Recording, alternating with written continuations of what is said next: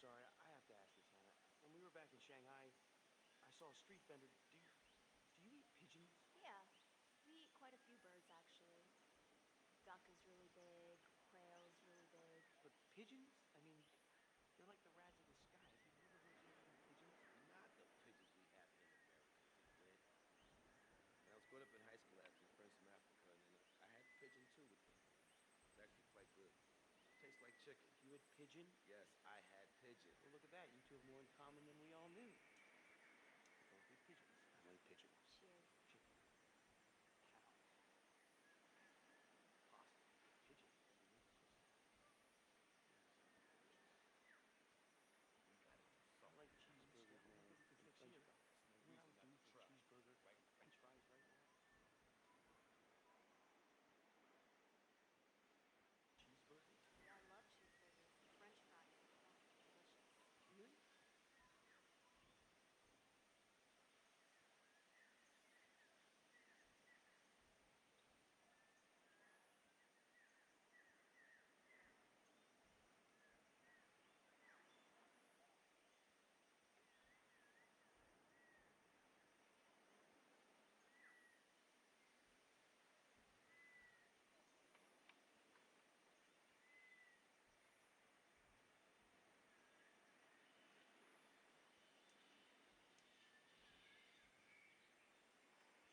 You ever open up a fortune cookie and add in bed? No. What? You never heard of it? The hell is that? Oh, come on. Like, you open up a fortune cookie and it says, tomorrow you will be reborn in bed. What's the in-bed shit about? Oh, come on, man. You get it. You were gonna have a eye-opening experience that'll change your life in bed. Already had that. What? No, you gotta add the in bed. It's comedy, man. It's humor. It lightens the mood. Dude, I had a threesome in bed. You've had a threesome? In bed. What? Where else would you have a threesome? I don't know. No, stagecoach? What are you talking about? Of course it's gonna be in bed. Maybe in a car. Could you fit? Maybe in your caddy you could fit 3 people in a car, because that's the only car that I know that you could have threesome in. The only thing I want my fortune cookie to say is, you will be going home tomorrow in one piece. In bed. In bed. That doesn't work. That doesn't work, Irish. You gotta, You said it's my fortune. I can say what the fucking... Fortune cookies now? I know that they would never say it's Right, Hannah? ridiculous. He knows. Oh, so you're the authority No on one fortune else. cookies. Well, the fortune cookies weren't made for us. You're not gonna say you're gonna be home safe in bed. That doesn't make any sense. The in-bed thing always works with legit fortune cookies. My fortune says Pac will shut the fuck up in the fucking bed. Whatever, man. Whatever.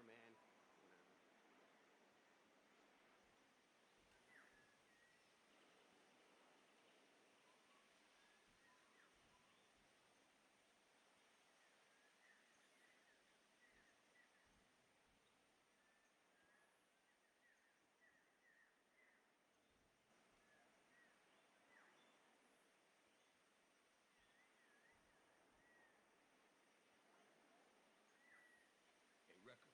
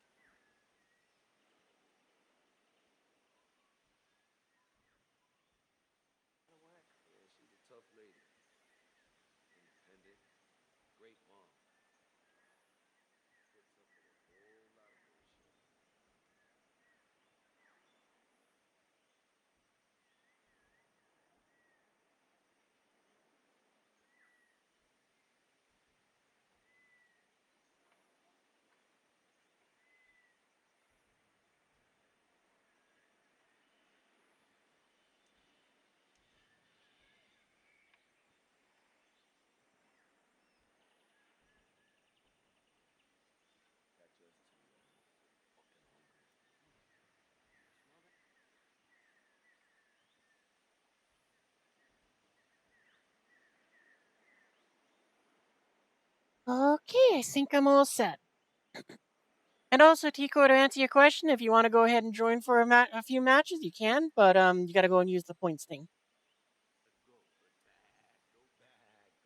But yeah, anyway, welcome to the stream. And kind of like I answered in text, but I'll go and say it again here just because I can. In the video.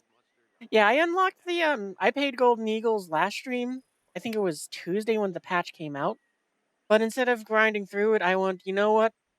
I only need to spend like $15 to go and get the Golden Eagles to get the Nighthawk. So let's grab that. We did a whole stream for it as like a little bonus one. Off stream, I've gone ahead and did a fair amount of grinding. And what you call it? I got it some new bombs. So I figure what we might do is we might take it into ground battles and see how well it fares. But I gotta be honest, I'm expecting it to kind of be something where it's like everyone with a Sam is gonna see this thing and slap it out of the skies.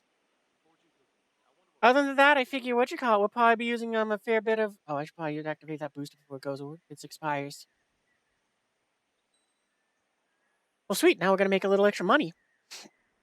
But yeah, I figure we're gonna go and be grinding mostly towards the eagle, because again, getting closer, almost to the halfway mark. That's only if you don't have enough. Yeah, exactly. Thankfully, the Nighthawk is very good at climbing, so it does do that pretty well. I'm not sure how well it'll be for ground battles since from air battles, what I'm finding is the two bombs it has, you're basically running back and forth from between the target and your airfield. So the climbs are constant. It's like you were going to spend like I want to say like 2/3 of the gameplay. No, probably more than that because I mean it's probably like 80% of the time you're flying this thing. It's like you're either climbing or descending to leave or return to the airfield because all you have is the two bombs.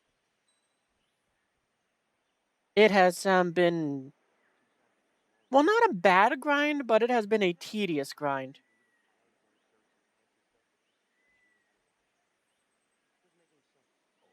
Yeah, that's kind of what I've been aiming for, but I do it in feet, so that's like what? Well, I basically have been aiming for roughly 20,000 feet. A song. But as I've been finding, it's a case of it's like in air battles, you usually can't climb that high. And it's not because you can't climb that high, and it's because of the fact that it's like, yeah, you spend so much time climbing to just get everywhere, and it gets very tiresome. Also, a song, play next.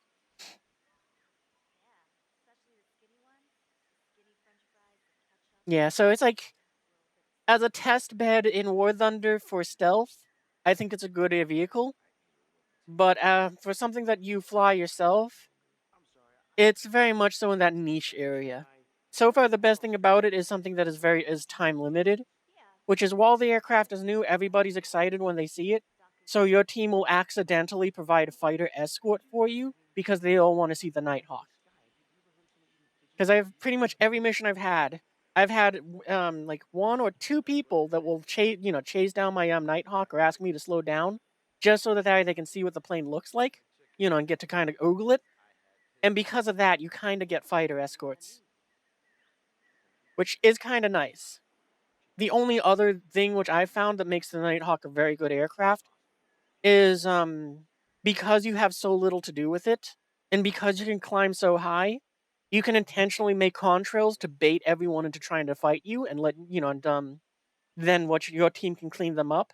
And at the same time, you can also act as an AWACS to kind of try to help your team, just saying check your six. Because if so long as it can render the models out far enough and you can see them, then and just see those like 4 little pixels, you can go and just say, hey, whatever plane, check behind you. You'll bring your F3H as a fighter escort. Yeah, if you get into a game like that, you can. But yeah, that's kind of the biggest advantage that I've found for the Nighthawk. Because if you're trying to be a team player, then you're gonna find different ways to help the team. which is essentially being another pair of eyes to help watch out for whomever you can see. But other than that, you basically don't do a whole lot. Also, the paint jobs are pretty nice. Like, I really like how these eyes look on this paint. They really fit the aircraft very well. So yeah, I think we'll start with this. We'll go into oh, we got a membership application. Approve.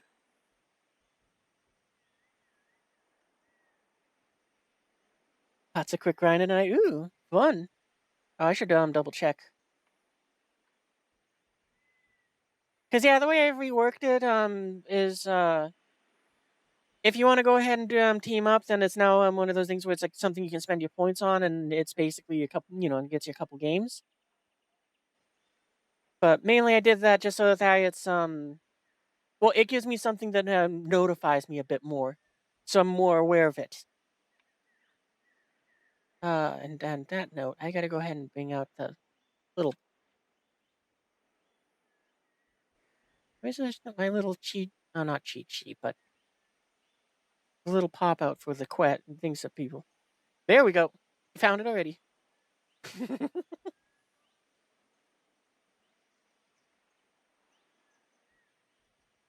Oh man, I've been forgetting to keep up with this thing. I'm just like checking off when people get things.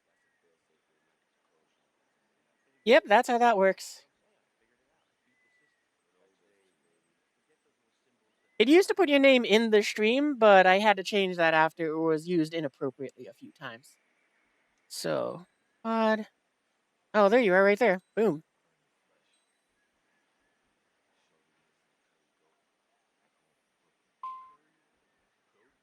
So yeah, and it's intentionally vague for the sake of it's like, yeah, you'll get a few games. It can be anywhere from 1 to a few games depending on how what I'm doing. Because if I'm in like full tilt grind mode, it's probably not as good of a use of points, since it's like I'm going to be trying to just get in and out of games as fast as I can. But if I'm doing something slower and more casual or something like that, as in I just forget to go and just evict you from the party, then it's like you get a few more. 9.0. Oh man, that's such an up tier. We're so screwed.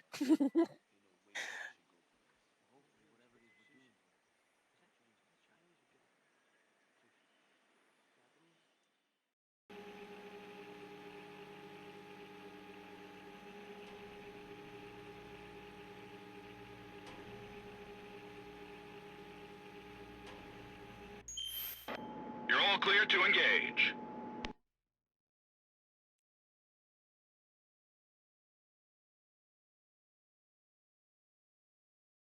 Oh, I'm not going to use the laser guided bombs on this because JDAMs are better for this thing grinding.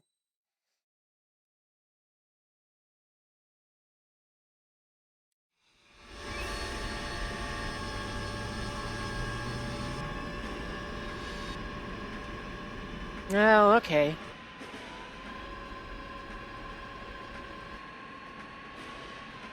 Been a while since I've seen one of those Z-tards in the sky.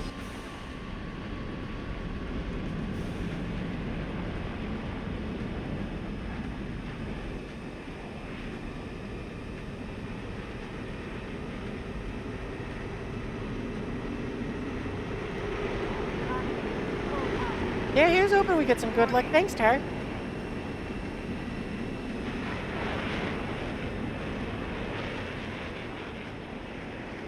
We do any sort of fancy flying while the song's going? Oh, the other thing which I found is this thing very much so benefits from being high altitude as well. Because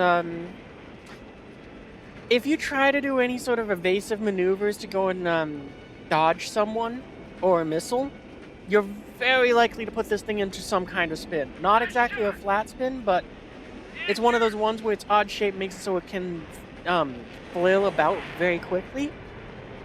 But if you got the altitude, then it's like you got the time to go and keep calm and correct yourself from crashing.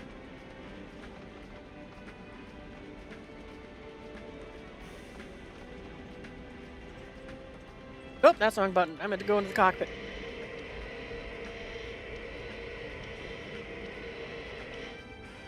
Exactly, it is aerodynamically unstable.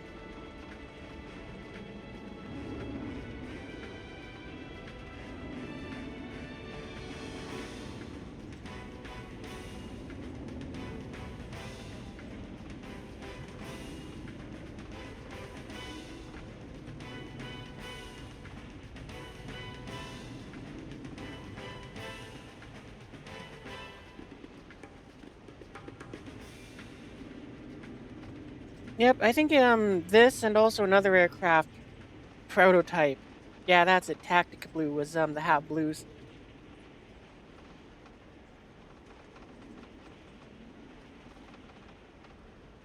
But you know, kind of neat that this came out from it. And also, it opens the door for future stealth aircraft, which honestly is one of those good bad things. Yeah, because the B2 is another. Well, the B2 is one of those ones which I am excited for that coming into the game, but it's gonna be just this thing but better, except bigger. But that's okay.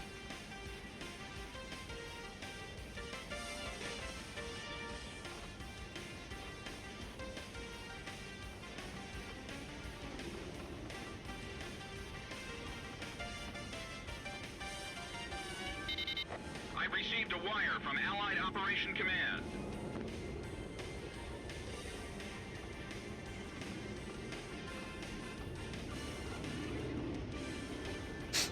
But yeah, it's kind of it's very much so in that area of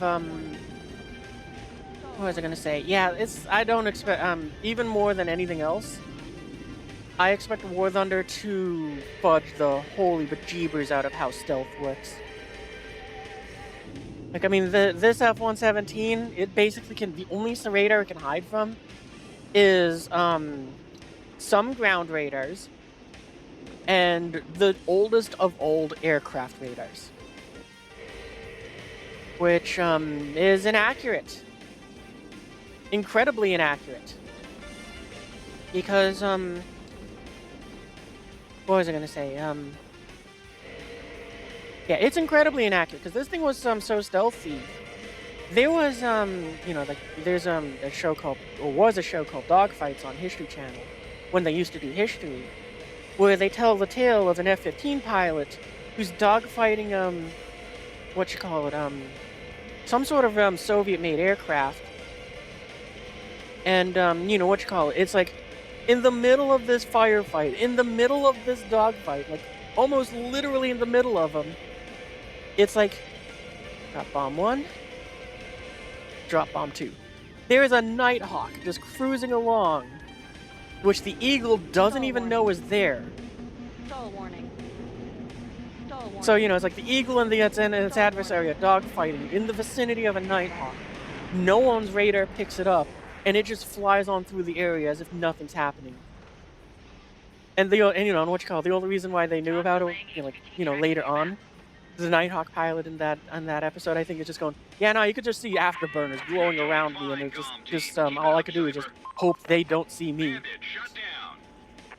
You know, and he just kind of has to cruise on through there, and it's like, yeah, that's how powerful this thing's stealth actually is. A modern F-15 from like, well, I'm gonna just say 2006 and above, just to simplify, because I don't remember which conflict it was exactly. But it's like, you know, it's just as simple as that. It flew in, the F-15 didn't see it, it's its powerful radar, then it just flew on through and did its mission. And in War Thunder, if you're in an F-15, you can absolutely see this thing from miles away.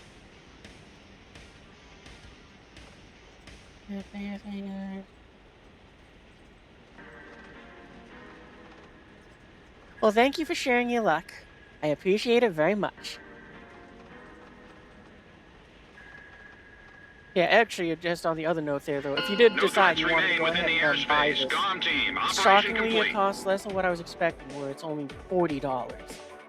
So I just don't think it's really worth it. But, you know, it could be worse. Oh, what is my mission for today? Oh, okay. Oh, well, we're probably going to use this a little bit more, or the, what you call it? Or the, I already forgot what it's called, the AV-8. Alright, for tonight, I think what I'll do is I'll say that you'll get 3 matches for each redemption. And after that, then what you call it, I go back to flying solo.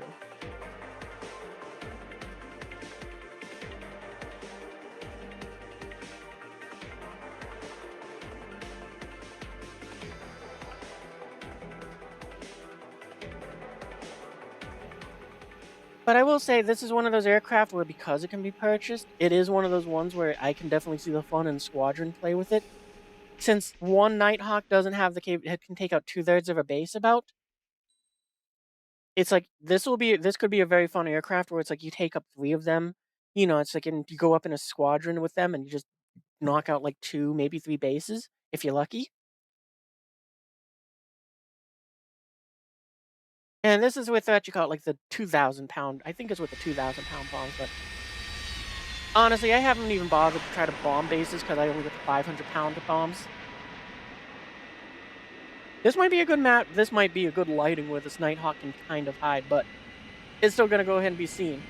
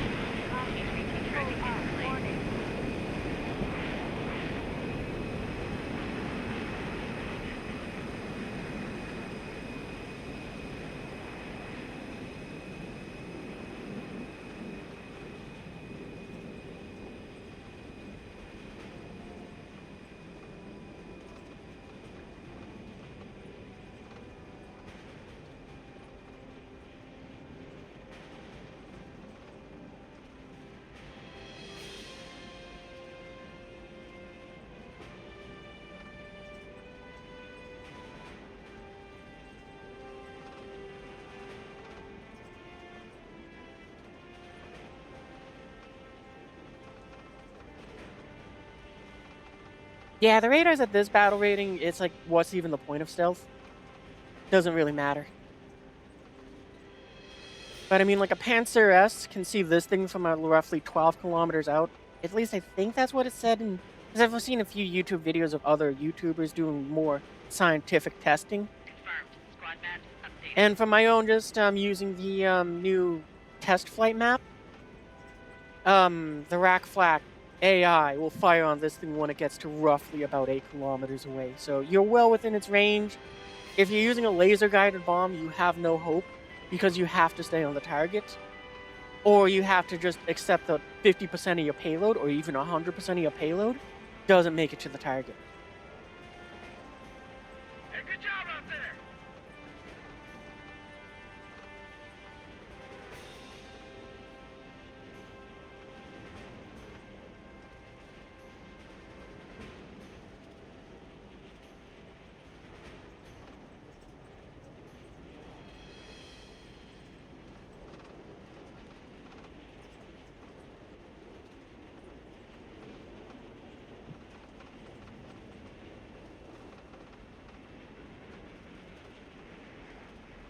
You got wrecked by a VTuber?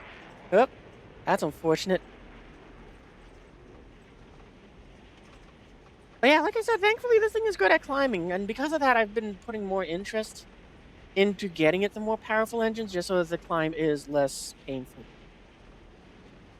Stand by. We're analyzing the situation.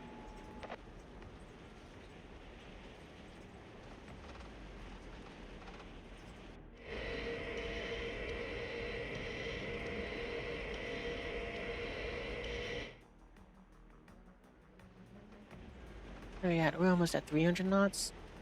Almost fast enough to toss a bomb.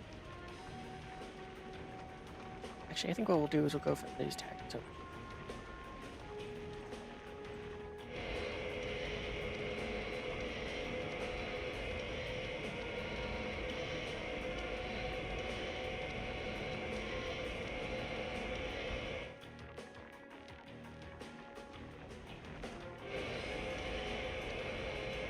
Bomb 1, bomb 2. Dull warning. Dull warning. Dull warning. Dull warning. But yeah, also at what you call it, it being so aerodynamically it basically being not meant to fly means that what you call it, when you do put this thing into a flat spin, if you get good at recovering from those flat spins or those spins, then what you call it, because people see you go into that and they just see you tumbling through the sky, they go, oh, it's dead, I don't need to do anything more, and they'll leave you alone sometimes. So there's that slim chance that you have that someone will just be like, I don't need a kill secure, that one's going down. And they might leave you alone. And also a song. Bandits down. Nice shooting. Ooh, that's a good one. I'm taking a lot of heat! Yeah, I think Gaijin has just simplified the stealth of this thing to its smallest return is nose on, and its highest return is from the tail.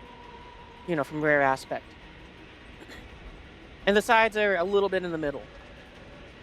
It doesn't seem like being above or below the thing gives any sort of impact to it.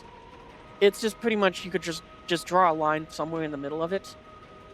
And when you're either in front or behind that line, you get one of those two returns. Continue on with your duties. Does notching increase the stealth factor? Technically, yes, but no, it doesn't. Not from what I understand, anyway.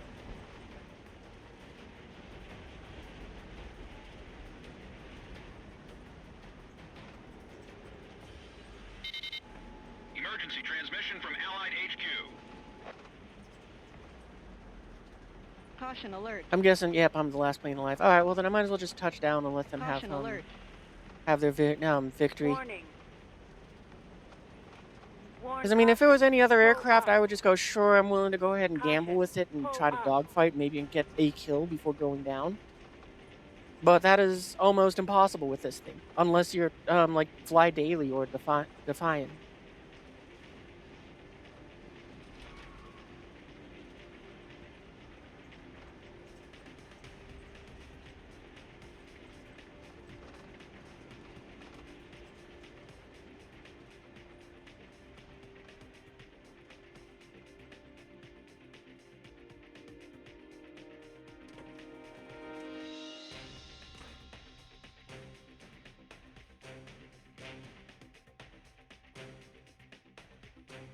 So better than DCS fan stealth, but worse than VTOL VR stealth.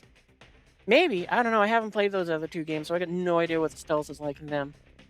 For me, the next closest comparison is Ace Combat, where it's like the stealth in Ace Combat is basically, is it in front of you or behind you? If behind you, it is stealth. If it is in front of you, it is not stealth. And, well, we're gonna let them farm. I mean, I see no reason to zoom out of here. So we'll be courteous to the enemy team here. We'll go ahead and let them go and farm up some kills, just sitting on the end of the runway. We'll also get our money for it in 20 seconds. So, oh, nope, someone's trying to go and gun, get us. So we'll just do that.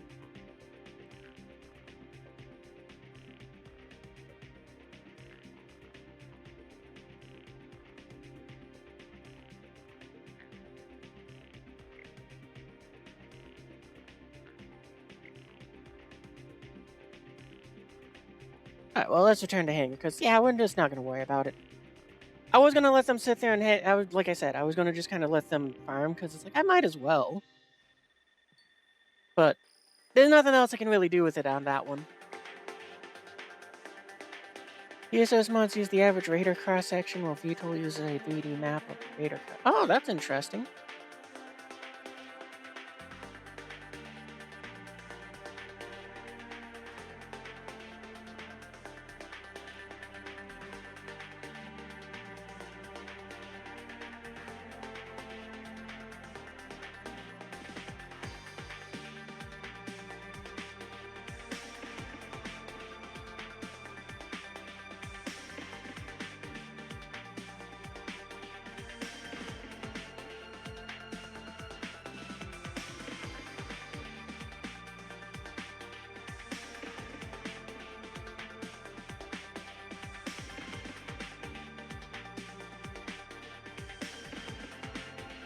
Going is being really high than dive bombing more. You definitely could do that.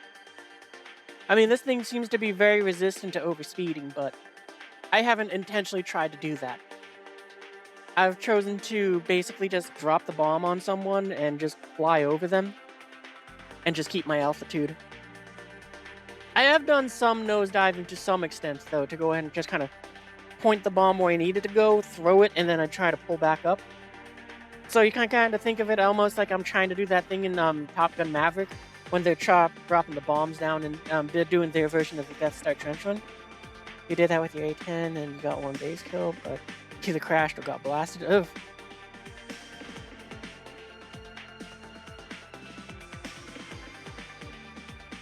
Yeah, I find diving in it doesn't help too much, but there are situations where it's honestly sometimes the best option since you kind of gotta throw the bomb straight down to get between buildings. Because I had, well, thankfully I moved out of the buildings, but it was one of those it was on, well, it's on stream, and I've got a double kill with, the one and only bomb we've been able to drop on the enemy players. How many more of these do we gotta do? Gotta get another 4. Well, let's see if we can get those with the Nighthawk. Actually, I could just get them very quickly with the, Harrier. And that will grind faster. I think we're going to switch over to that. Because really, the Nighthawk is, I think the only place it's going to do good is in ground RB. Or ground battles, because simulator battles exist too. So, you know. I do plan to take that thing out to fly. My biggest complaint about the aircraft as a whole is the fact that they made it a strike aircraft, classification-wise. Because it annoys me to no end that it wasn't designated a bomber. And it's because it would have been nice if it was a bomber, so that it could have been used to do the bomber missions in the game at a higher tier. It would have been nice as a bomber in Air Realistic, because I think it would have gotten an air spawn. Because I know at 8.3 you get an air spawn. So, I mean, would it be that bad if this one also gets to do that? I mean, hell, this thing at... Oh no, this is an air. Everyone spawns in the air. But, you know, it's like those two things would have been nice. But the one that annoys me the most is the fact that it's like they made it an attacker, and I think that they did this on purpose. So that way, if you paired this thing up, the A-10, the Nighthawk with the A-10, it would double the points of the A-10 or whatever other aircraft you gone ahead and sent out into a ground air battle, or I mean a ground battle.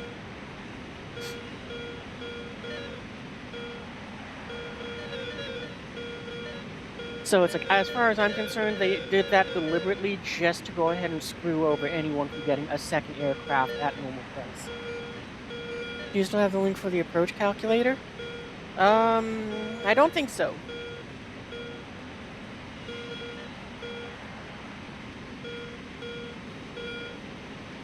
If I do, it might be lost somewhere in the War Thunder channel of my Discord.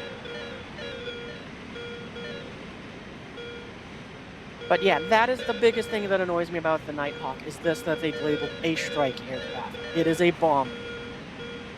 I understand that it's confusing because the U.S. Air Force intentionally mislabeled it as an F for fighter instead of a B. But they were basically throwing as much misconception as they could out there. But this is a plane that's like 40 years old, and everyone knows it's a stealth bomber. It's not a strike aircraft. So I think War Thunder did that on purpose, just so that it would be like, you send out the Nighthawk, you get shot down, you can't send in the Harrier or an A-10 or any other actual strike aircraft to go ahead and get your things. So. And I do not like that. Missile! Right! Chaff. Chaff. Chaff. Chaff. Chaff. Chaff. Chaff. Chaff. Chaff. Chaff. Chaff. Chaff. Chaff. Chaff. Chaff. Missile! So, you know, in short, only thing I would change about the Nighthawk with what I've seen in War Thunder is I would make it so that the thing is reclassified as a bomber.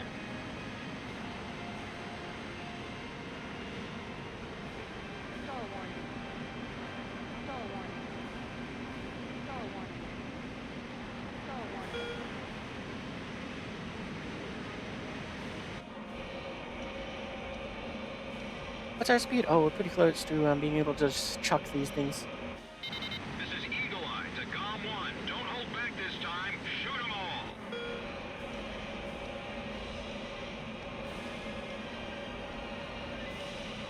1, 2, 3, 4. Missile! Great! Missile!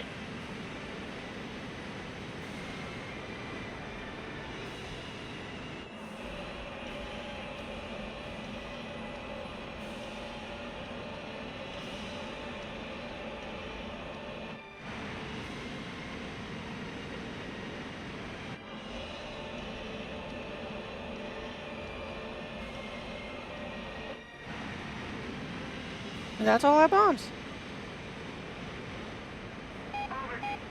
Missile! Alert. We'll kind of sit up here and we'll go ahead and loiter a bit. We do get some missiles, so we can just kind of survey to see if somebody maybe needs a hand. Alright, let's go and add that song first, and then we'll go ahead and, then we'll go and zoom out a little bit of cap. Nice kill!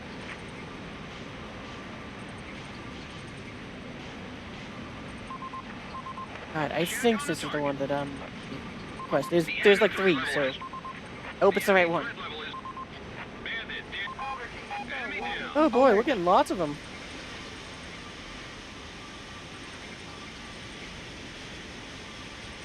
Oh man, I was hoping that we'd go and be able to get to that guy before we got and shot him down.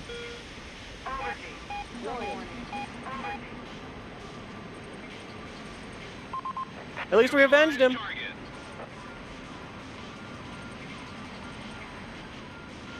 Alert. Nice kill! Alert. Alert.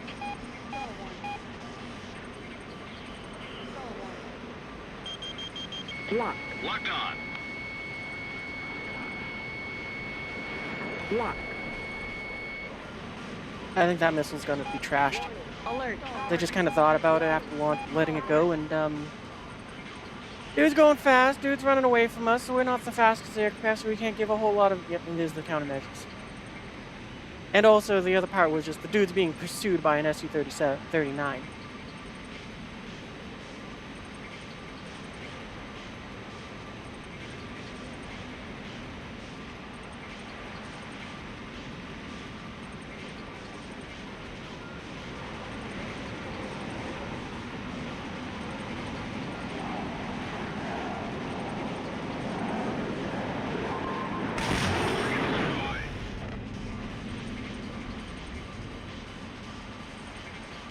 You know what, we'll go and turn around. We'll help out that Su-39. Just kind of force that F5 into a worse situation.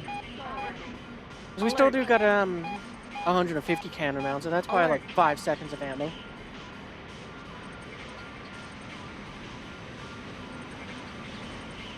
Oh, never mind. There's someone else, a MiG-23, going after them. It looks like. So, let's go after this bot. I just lost track of it. Where did it go? There it is. Alert. Thank you. Alert. Stand by. We're analyzing the situation. Alert. Alert.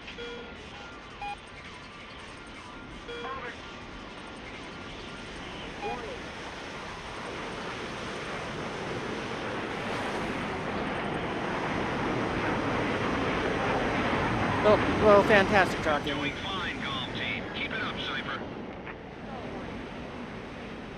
Phenomenal aim. Put the shots everywhere except for in the aircraft. I just checked the calculator for the answer stats, and it says at 20,000 feet is too low. It's saying you're going to need to go closer. Yeah, that's kind of what you got to do in that game. I mean, while it's never going to go ahead and well, the Nighthawk is never going to encounter a Panzer unless it's deliberately up-tiered to fight it. Honestly, my plan is, if I ever do decide to go and have, like, the Strike Eagle fight that thing, its payload is basically going to be, you know what you call it, it's going to have the 6 Mavericks, as many of the glide bombs as it can hold. It's going to skyrocket up to 30,000 feet, and then from 25 kilometers away, it's just going to go and toss all those bombs in the general vicinity of where that thing is. And the entire objective of those 20 bombs is just kind of overwhelm it. It's like you have like 12 missiles.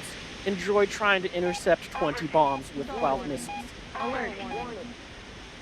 And, it's just gonna be, they're gonna kind of scream my thing. The other thing which I thought about was I might also make it so that, to save bombs, I could also just, toss the bombs out there and just keep deploying chaff.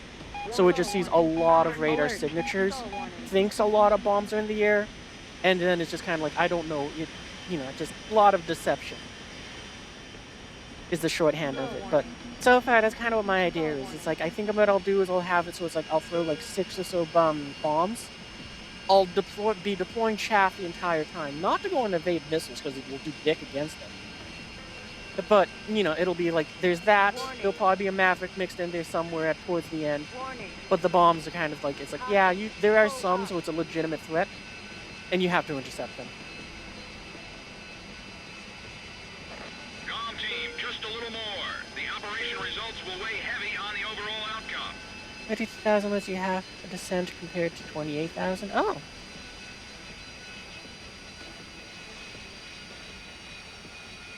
Half the distance. I don't know why I said descent. My brain just said the wrong word. Well, my mouth did. My brain read the right word.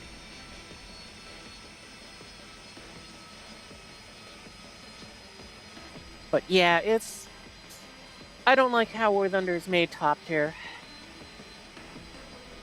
Like, it's cool that they made it so that, you can go ahead and engage from so far out and all of that, but it's like, why?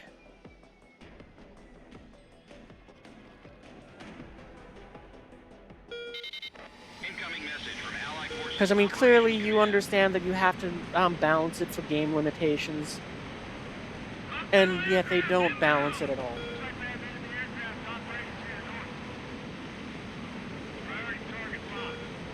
Lock. Chaff. Chaff. Chaff. Caution. Pull up. Warning. Now, which way are you turning? And also, Sams, where the hell are you guys? Why aren't you firing? Chaff. Chaff. Chaff. Chaff. Chaff. Chaff. Missile warning. Chaff.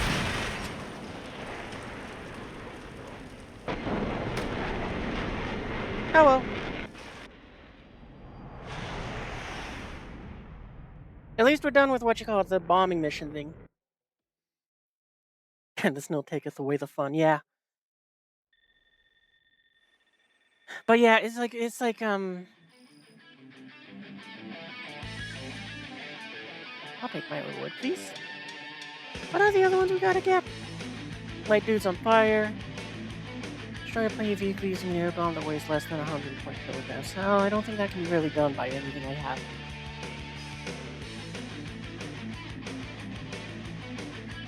Yeah, because that's 500 kilograms.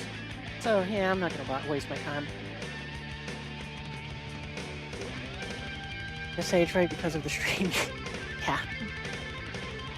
But, anyway. Yeah. I mean, unless you're gonna go... It's like, I would have gamified much more of it while trying to still be authentic.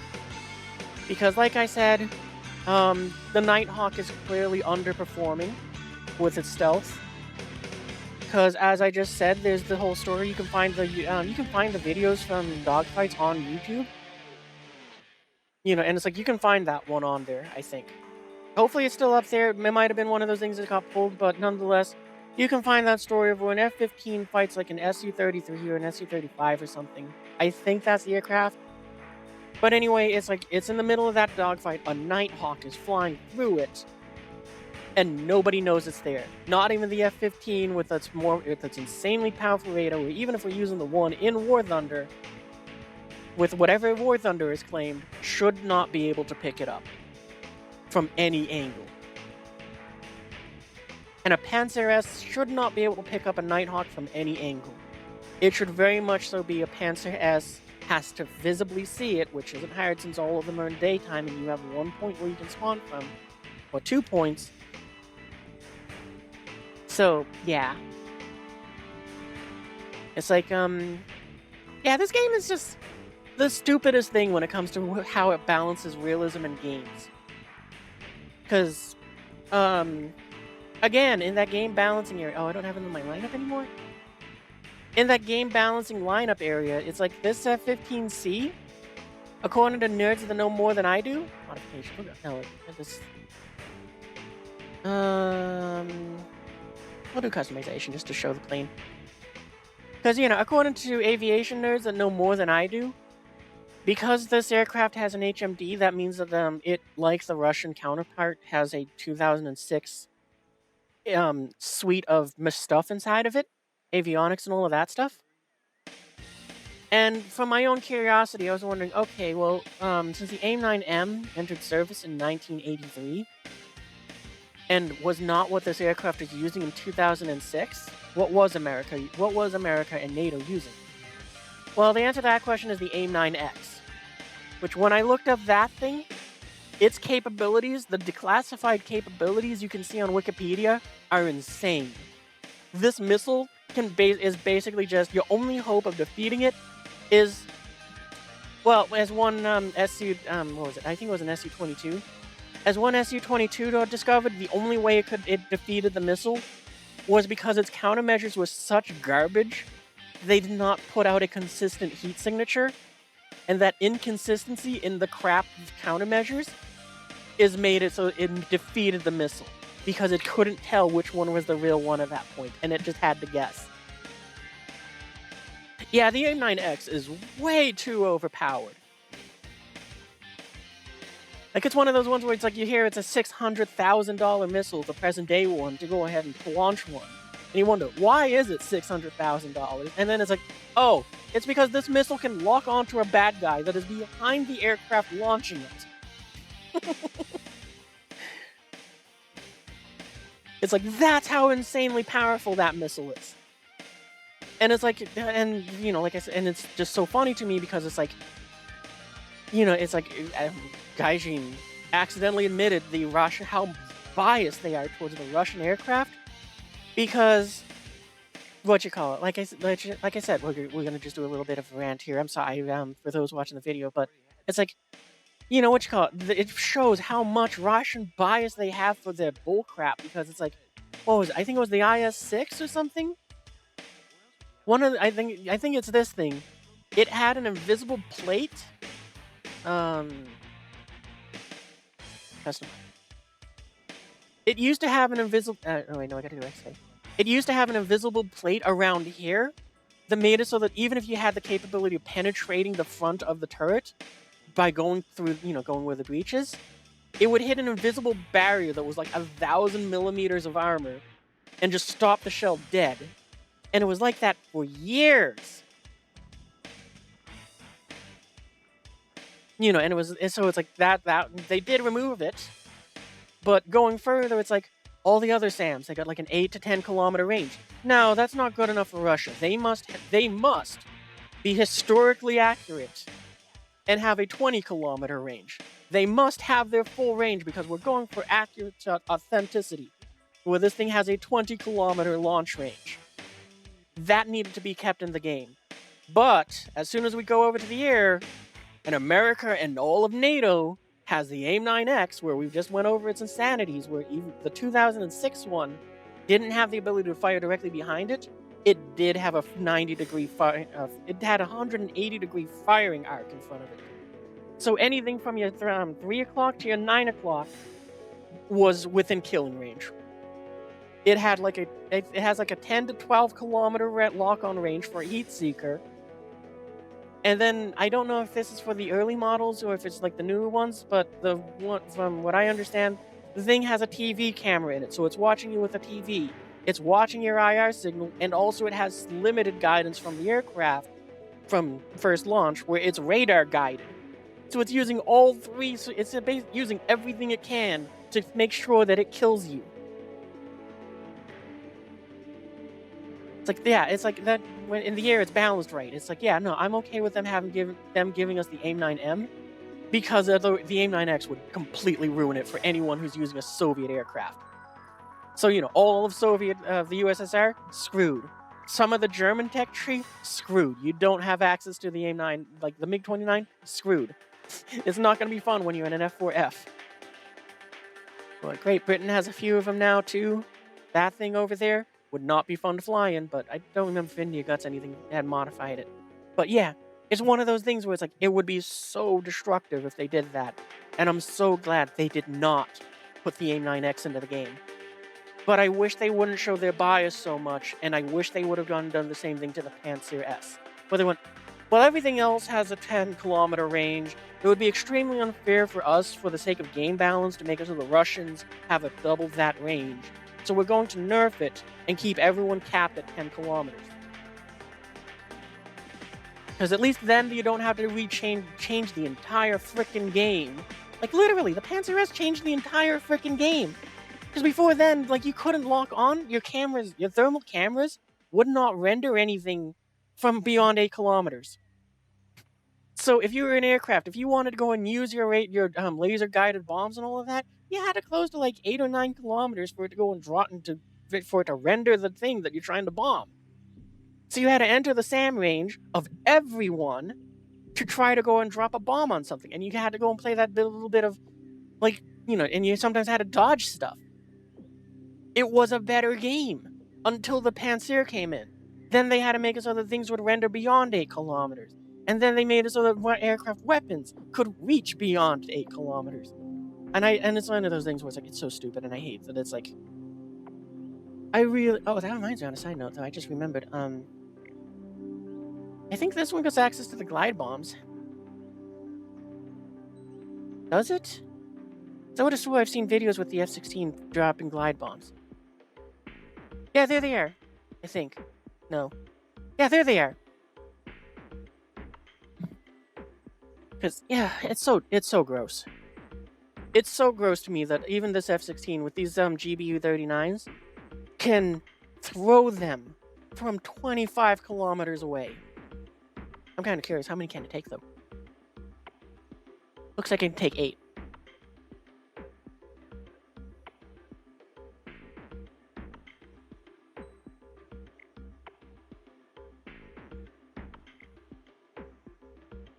Huh, that's weird that it can only take them on that one slot.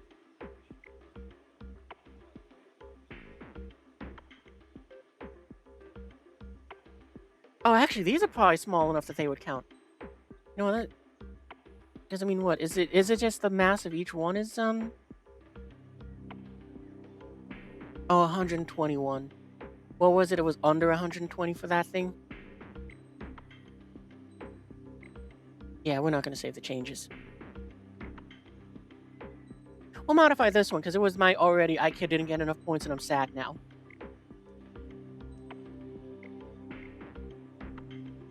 I really wish I could put more glide bombs on these ones, but I get whatever. That doesn't really bother me.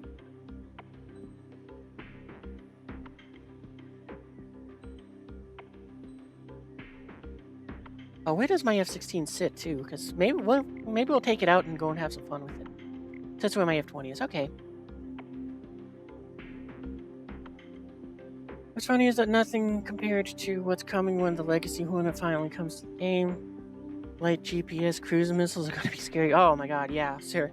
It's gonna be ridiculous. Yeah, it's like one of those things where it's like I'm sure War Thunder has nerfed the hell out of what an F-15 any of them actually can do. Like, I figured that I'm gonna be generous here, and I'm gonna say that it's running at half capacity of what the actual things can actually do. And even with that, it's like this is how insane the Eagle is. They can just dominate the skies.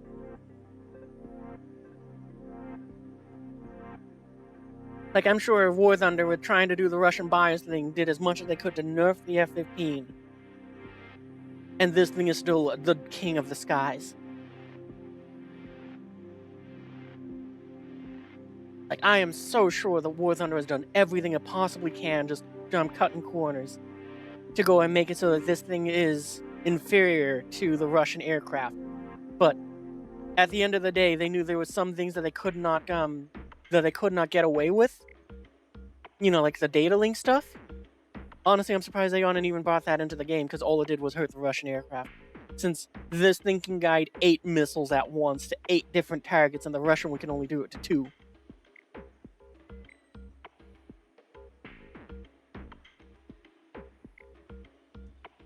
I'm thinking that maybe what we'll do is we will take this thing out with the glide bombs and do a little bit of grinding with it. Oh, which one is better? Is it the Eagle or this one? With the grind. Yeah, they're the same. You know, we're gonna adjust. Oh, actually, it's already in there. Okay, we're good. But you know, we're gonna take a break from the ground from that. We're gonna go and try to get this Nighthawk in the air. Which, as you can see, this lineup is very thin. The reason why is because of the fact that I've decided when I'm trying to get the Nighthawk in the air, this honestly is the best loadout for it, because I'm not gonna want to send out a second or even third vehicle. So it's like, I got this one where it's like, if I can, I'll get some scouts in and hope to just reduce the price to where I can use it. Or if it gets destroyed, I can just leave. But if I'm feeling like it, I can also just use this thing, because it's like, it's pretty destructive, because, you know, it's grunts and crafts slap everything onto your amphibious AA gun. So it can do pretty decently.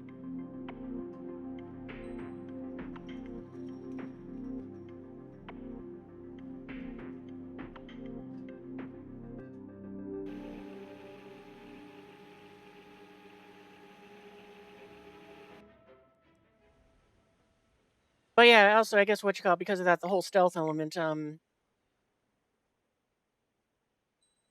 you know, I don't consider it actual stealth. I consider it Russian stealth. So they had to base that thing off of information Russia had on how stealth technology works. So instead of having something that is invisible to radar and like, for example, I'm just going to use the F-22 because I know it a little bit better, just from being a nerd. You know, it's like, and also from air shows, but well-known fact, the F-22's radar cross-section makes it a Mach 2 Bumblebee. And, well, this is one of those things where it's like, it's well-known. I have no doubt in my mind that if War Thunder got this and put the F-22 into the game, that thing would be seen by the Panzer S. I'm gonna guess 14 kilometers out. Did we accidentally do smoke or did someone else? Okay, somebody else did. So, you know, and the Su-57, which, because of the ongoing war, we now know that thing has been picked up by raiders and that information relayed to Ukraine, where, you know, they said, hey, we've spotted 6 Su-57s escorting about a... Hey, 11 o'clock, near. Oh, I really hope we can go ahead and, fire off with a missile here.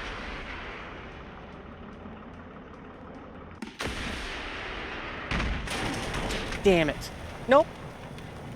Anyway, as I was saying, it's like, yeah, so during the conflict, and we're done with this fight. We're not gonna, we'll send this. No.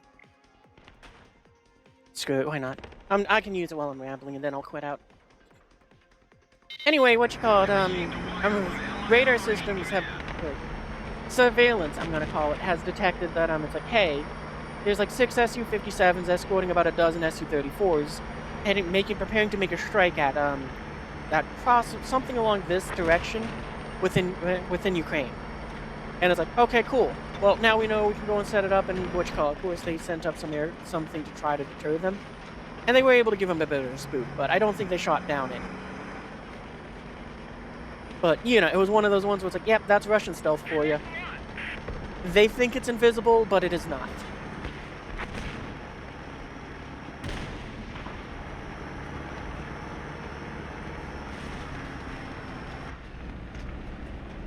And that's exactly what I'm expecting in War Thunder. You think it is invisible, but everybody sees you from a country mile away. And you just go ahead and be like, but what gives? I shouldn't be showing up on radars, and then that's the end of you. Oh, dude, that was alive. I thought it was a Serac in front of me. Well, whatever.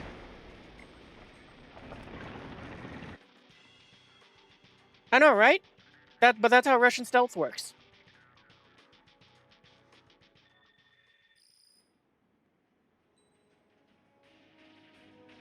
I don't expect stealth in War Thunder to be any different from that. It kind of works.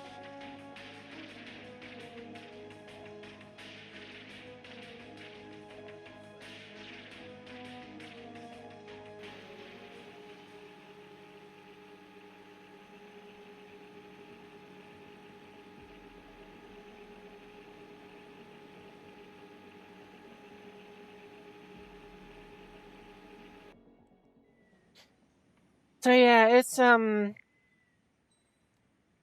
really, just kind of to summarize that whole rant for anybody who just kind of muted me or just is catching it now, or whatever they did, because you probably might have done stuff with to skip over it in the VOD. Well, let's pick our spawn. In short, I'd expect that what you call the stealth is to be garbage in this game. It's going to be a gimmick that is an excuse to get people to get vehicles they shouldn't, and to make it so that it's not going to change anything. I mean, the only way I will see it changing things is if it's going to have to break the game, and it's going to ruin it for anyone using Soviet-made technology, which isn't going to be fun for anyone who's doing the Russian tech tree and anyone who has who's like the Germans. You're just going to be stuck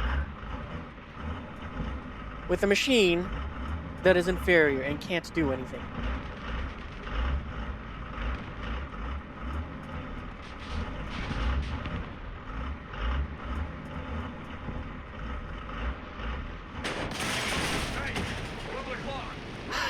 Damn, I should have aimed a little higher. Oh well.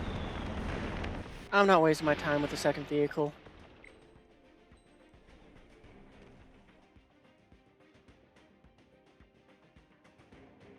Because on top of that, too, it would mean that if they did make it so the stealth was modeled correctly and the F-22 was basically impossible to see on radar, because you're looking for a Mach 2 Bumblebee, I'm very much so. It would also mean that at that point, radars are worthless, so you're not going to turn them on.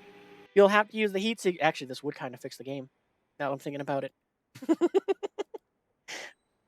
And comically enough, if this was the case, if they made it so that the radar was modeled correctly, then what you got? You get air battles where everybody's hoping that they have the more F-22s. Because anything that isn't an F-22 is going to be unable to go ahead and survive the AMRAAM onslaught that they are about to unleash. So it's like, first off, you got that. That's the first thing. Afterwards, if anything does survive the AMRAAM onslaught that the Raptors have unleashed, if they're lucky, they can try to outturn them in a dogfight. But which is where the Raptor does have a bit of a problem, because it doesn't turn as sharp as like the Su-57, because it doesn't have the same thrust factor. But it's like, yeah, no, it wouldn't happen though, because it just has too much insane technology behind it, where it's just going to just fire missiles that don't miss.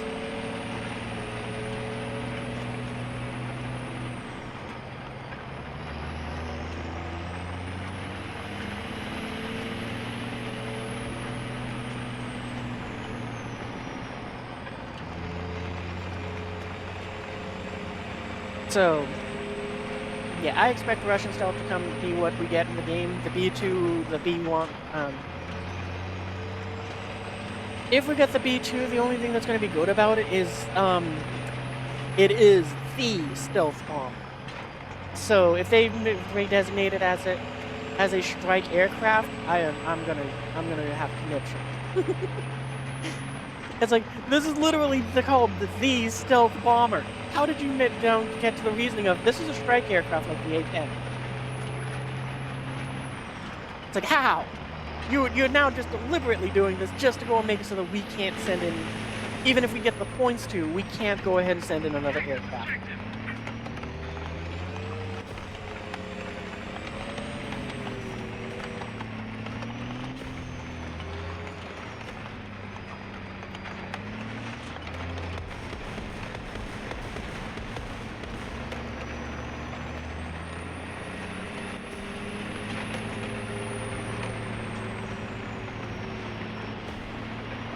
Oh, shoot! Please, please, please, please, please! Oh, I'm pushing the wrong button. Well, that was very lucky. I don't understand how we're alive, but I'm happy that we are. Especially with us pushing the wrong button. We were shooting him with a machine gun. It's like what is it, like a 7.62 or something like that for a machine gun, instead of firing tow missiles?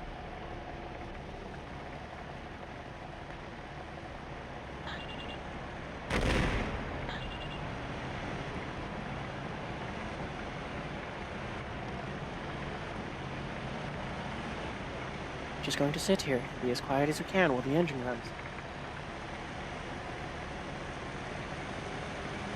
Oh wait, I think. Oh no! It's. Oh god! I couldn't. I pushed the wrong button again. I was machine gunning him instead of missiling him.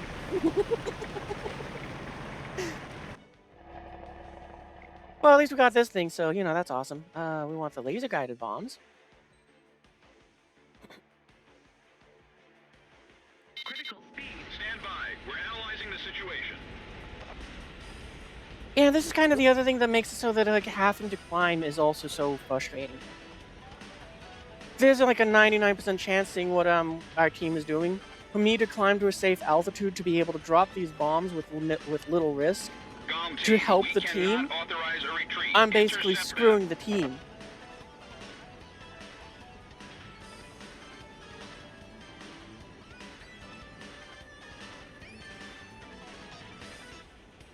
On another note, you just looked up the stats for the AGM 84H and...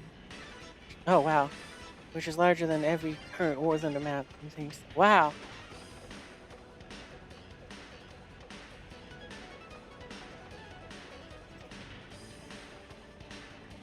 Okay, let's... Roger, HPT mark updated. That's close enough for me to be able to go ahead and try to guide bombs in on spawns. And this, again, is another thing that I hate about how this is set up. I have to prioritize this AA guns because I'm the only one that can do it. So, I mean, it's just frustrating that it's kind of, that's what this gameplay is. I don't get to do close air support like I do at World War II tears. I have to do siege suppression. Stall warning. Stall warning. Priority target locked.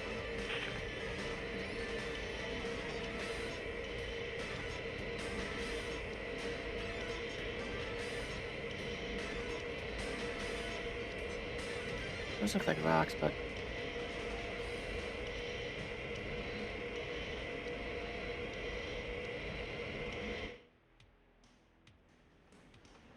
Yeah, we'll drop this bomb there, and hope for the best.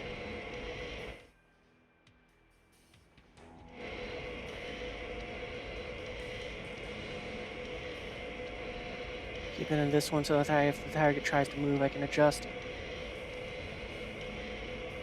Game? What's up with this? Why do I now have the laser not where my cursor is?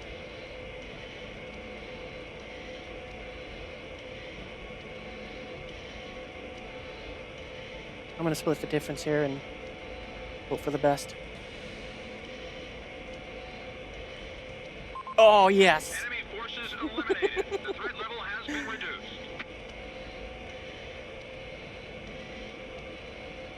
Oh, that was so sweet and Multiple satisfying. transport planes have been shot down. The operation isn't progressing. Just seeing that fast guy enough on the ground. just kind of being like, oh, I am strong Soviet tank. Nothing can defeat me.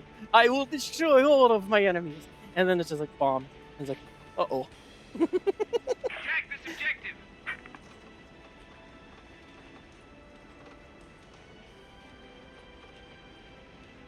Yeah, that's all you missed. I think the only other thing you might have missed was just me saying that I don't like the gameplay at top tier close air support from 25,000 feet Stall up. warning. Because, Stall warning. what you call it, you warning. spend, your Stall warning. first objective is you gotta hunt SAMs, and I don't like doing that. Stall I warning. like your close air support at lower Stall tiers more. Stall warning. Oh, I'm gonna just ruin my markers.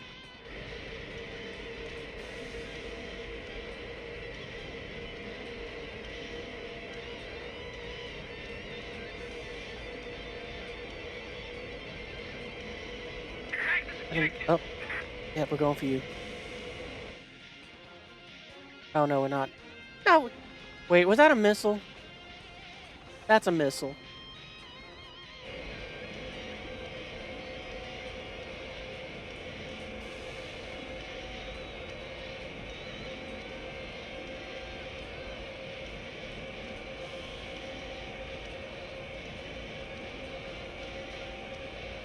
We'll set ourselves up for there. We're gonna go and do a bit of a dive. Stall warning. Stall warning. Stall warning. Stall warning. And we're gonna intentionally try to fly towards their spawn, so hopefully I can aim at what I need to. Oh no. Okay, we're good. Unfortunately, that did make me lose the target.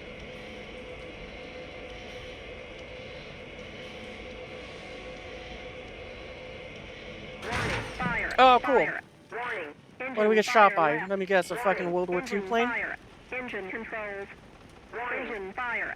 Engine controls. Alright, well, let's eject. Find out what it was. Yeah, an SU-25. Big surprise. Because, you know, this thing stealth doesn't do anything. Alright, well, we're done. We're out to the next game.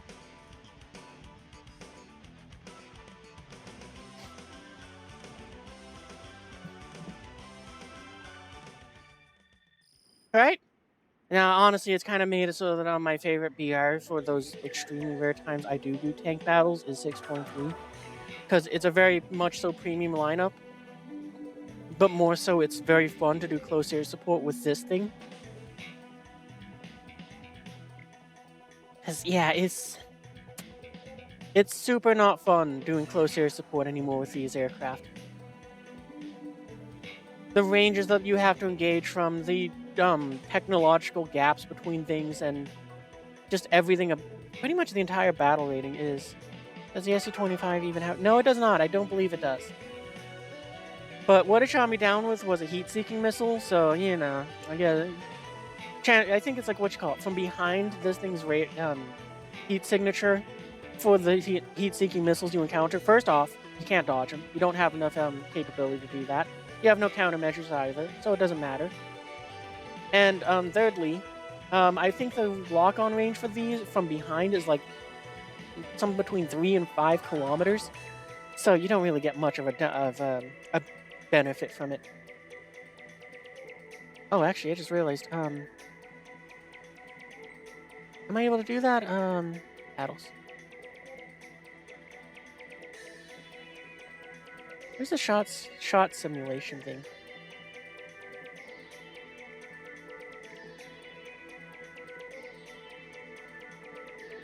I guess I can't do it this way. I was kind of curious where the missile came from, because that's one of the cool new things that they introduced in the game. But yeah... With the current condition of the game, I don't think high-tier close air support is any fun. Even with them introducing cool vehicles to do it with. It's like, I don't think, I can't really in good conscience encourage anyone to grind for any of the close air support aircraft at type tier. Even the A-10, or even building a premium lineup, I don't think it's worth it. I just do not. I just do not think you're going to get any sort of joy or satisfaction out of it. I think the only reason you should, if you're going to want to do close air support like I do, go and assemble a lineup around like the Thunderbolt, something in like the 5 to 6. I'm going to say like 5 to 7 bracket. That's where you should aim to try to close air support. Anything else and the technology becomes so absurd and so frustrating, it ruins any and all fun.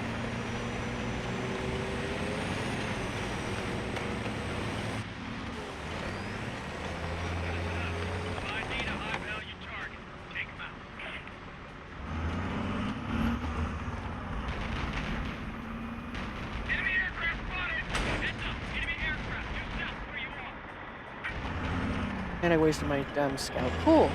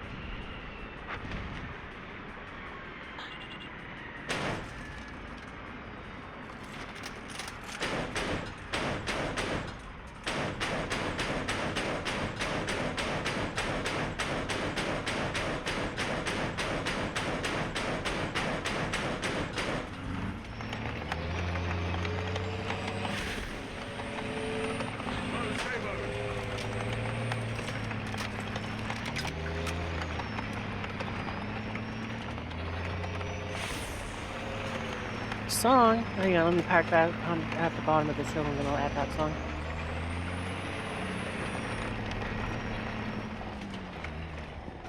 Nope, that's right, I forgot to do that. The operation is proceeding smoothly. Eliminate the remaining forces. Playing HVT track to your map. Okay, next.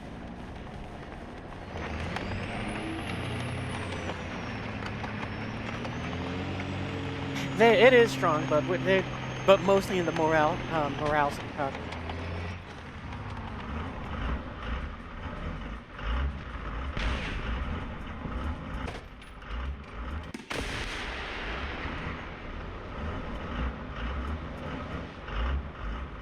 I was really hoping that maybe I could hit it with a bomb, or since these are the top-down ones.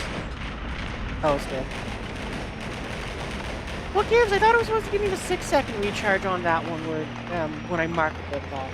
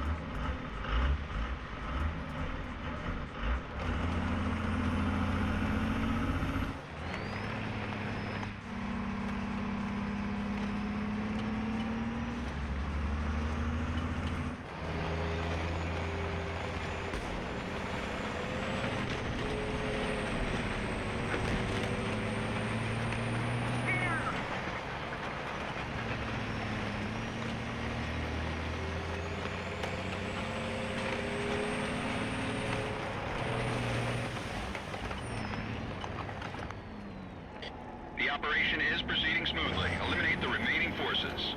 I wonder if this will reload my missile, The which I enemy threat tried level earlier. has dropped off even more.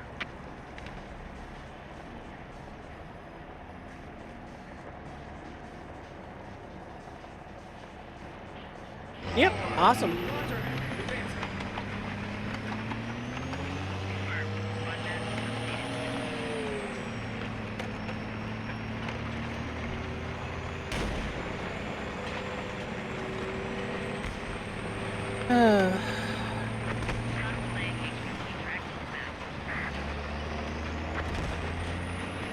But yeah, honestly, if you did want to do close air support at this battle rating, I think you're probably better off getting, waiting for things to go on sale.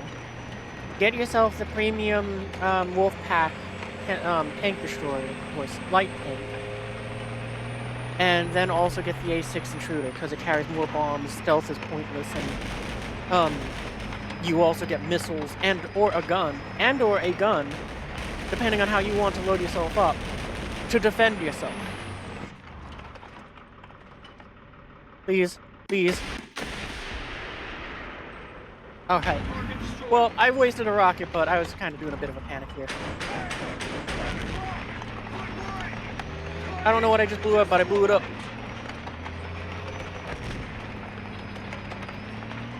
Oh, got one more in front of us.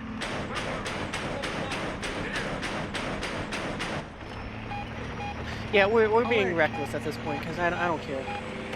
Alert. Alert. Alert. Alert. Alert. Oh. I thought it was the other thing that should destroy me, the AA gun.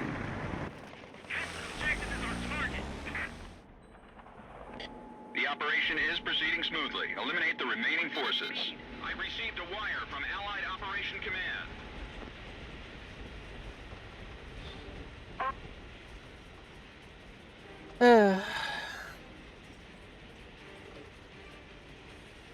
Got it? Nice, yeah. Like that's all I can say if you wanted to just have some sort of high-tier, close air support gameplay. Get the, just bump yourself up to 10.7 with the A6E. You got, like, what you call it, way more bombs, way more countermeasures, if you choose to take. You got way more options than what this thing has. And you're technically just as stealthy as this thing is. Because the reason this thing is stealthy is because it climbs so high. And at this battle rating, on average, you're probably running into things that are using heat-seeking missiles that have a maximum lock-on range of like between like 2 and 6 kilometers.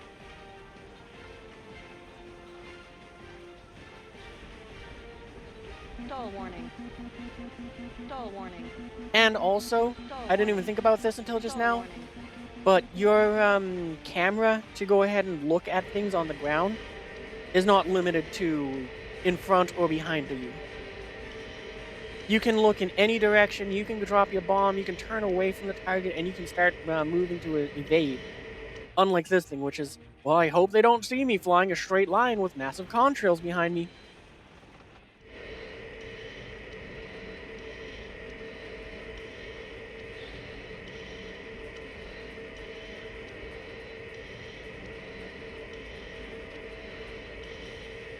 That alive, or is it on fire? I think that's alive. That looks alive. The enemy threat level I mean, is side down. note, if I was Continue to making stealth for this engage. game, the way I would have made it work is it would have been the bomb base. Bomb base shut, you are invisible, period. Bomb base open, you are like any normal plane outfit.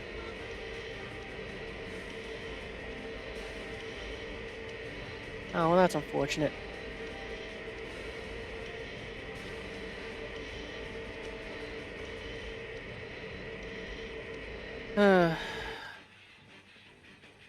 So, you know, it's like, if right now, it's like, oh yeah, the Sam's gonna see me. They know I'm up here. They can destroy me very easily. Shut the bomb bay doors. Oh, radar lost track. Good luck tracking that thing with your eyeballs. That's how I would have made it work. Stealth mode? Not stealth mode. Stealth mode? Not stealth mode. It would just be an on-off binary thing, video game logic sort of aspect. Beautiful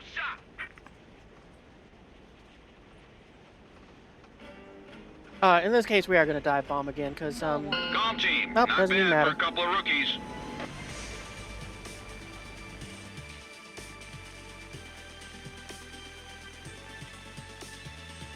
I wonder if the A6 got the glide bombs too, because I'm kind of curious on that. I didn't think about it until now.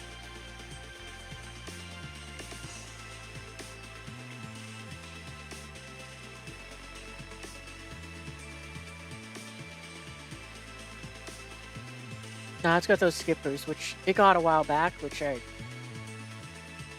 a unique weapon. Nah, it doesn't look like I got anything new here. Sad.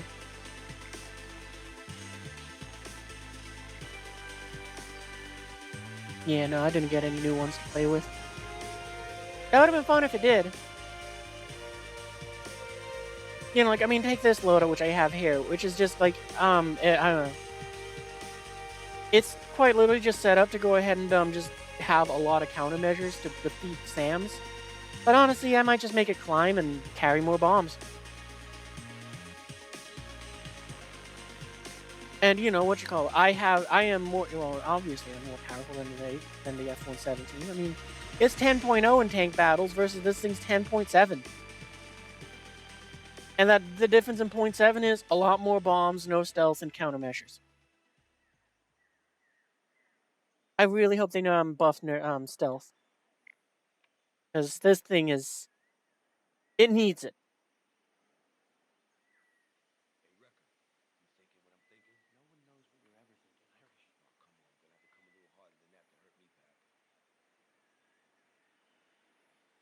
Like, I mean, seriously, I quite literally would have done that, where it's like, it's just stealth mode. Its radars don't work against it, period. A bomb bay open, radars work against it. But I just don't think it would be as broken. It would just mean for aircraft, it's much more difficult for them to engage it, but for a SAM, like this thing, it doesn't matter. It's using a heat-seeking guide. It's using a heat seeker. But, you know, what you call it, like this thing, the XM, this one, it's using radar guided missiles, and the way how you go, actually, I can just do a test.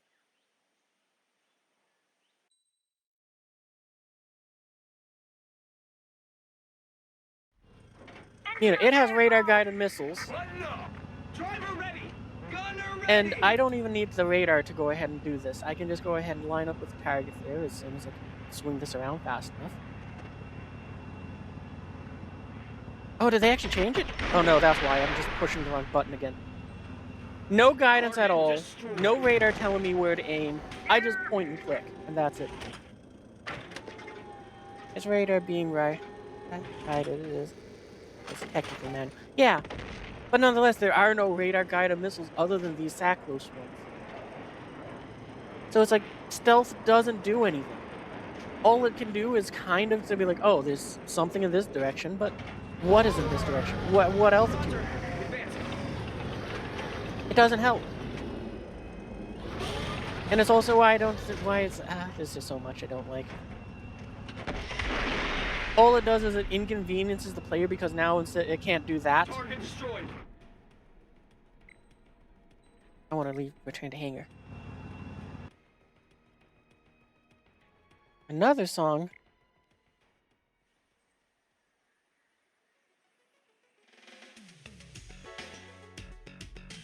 Play next. So yeah. I think that the F-117 for free is a fun aircraft to get.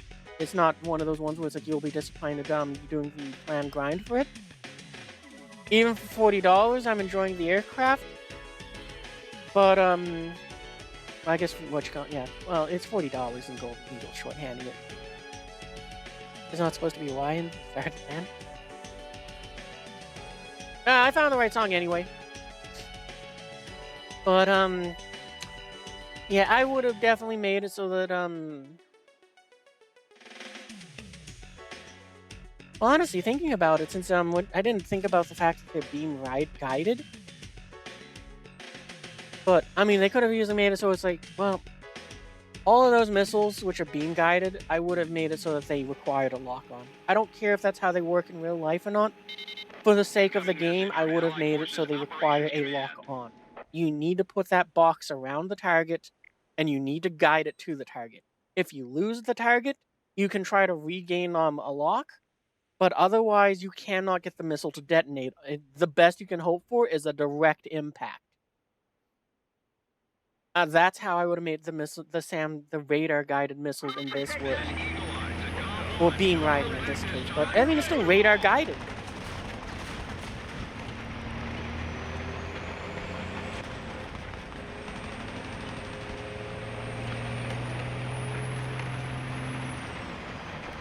So, you know, I mean, that's what I would have done, because I would have been thinking about stuff before that, the F-117 got here. Because right now, the only thing you can do is fly erratically. I was like, yeah, that's fun game challenging sort of thing, I guess, but it makes it so that any aircraft that can't do maneuvers, like the F-117, it doesn't matter.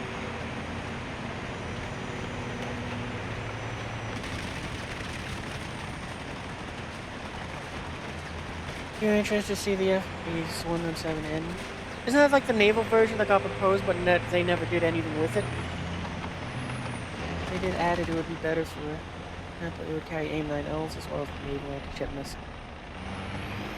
Yeah, that would be better. That's for sure. Just because of the AIM-9Ls. But I gotta be honest, I mean, if I was making this game, there's a whole lot of stuff that I would have done differently. The predominant thing being that I would have just said, no, it's a game. We're going to use game balancing. We will be accurate to a degree, but we are not going to be accurate as if we're making a simulator. So, you know, Panzer S would have been capped at 10 kilometers with all the other SAMs. The range of weapons would have been, for aircraft, would have been around the same area. I probably would have made it so that some aircraft, like the stealth bomb, well, I'd probably make it so that aircraft had to get to within 9 kilometers, you know, 9 to 8 to go and lock on and guide a weapon. Oh, we died. We're just gonna quit. We'll send this, and then we'll just YOLO it. But yeah, it's, you know, and stealth would have just been an on-off switch in a sense. bays, if you have stuff dangling off the ship or the bays are open, you're not stealth. If you are all buttoned up, you're stealth. You know, and instead of bringing a stealth fighter into the game, I would have brought jamming pods into the game. I mean, I've mentioned it a million times, but I would have been like, instead of bringing a whole new aircraft into the game, we're going to bring jamming pods into the game. We're going to give them several machines. It's something that's more used by multiple nations. We even got some prototypes in there with the SU-39. You know, and prototype in War Thunder terms, not prototype as in... Yep, I don't care, I'm just YOLOing. Oh, dang, I looked the wrong way. Oh no, I was turning the right way. We got a kill, so, you know, haha. Still not enough to go and send in the Nighthawk, so we're done. But, you know, and I would have just made it so the jamming pod just had, you know, as they upgrade, they'd have a higher percentage of making the missile detonate before it gets to the aircraft, with some amount of cooldown. So, you know, it's like, I don't know what the pods would be, but at top tier for gameplay mechanics, it'd be like, yeah, no, it's like, every 5 seconds, it has an 80% chance to just make the missile detonate before it gets to the aircraft. And it's like, probably, it's, and cut that in half, if it's a second missile within, like, you know, just kind of people ripple firing. I'd probably make it so it's like the first two, it's like, you know, it's like 80%, 50%, 0%.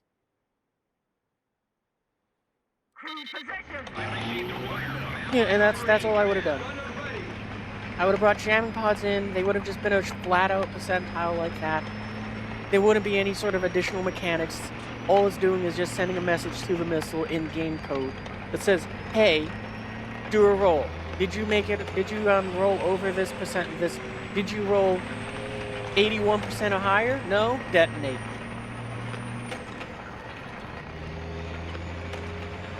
A night battle would be great.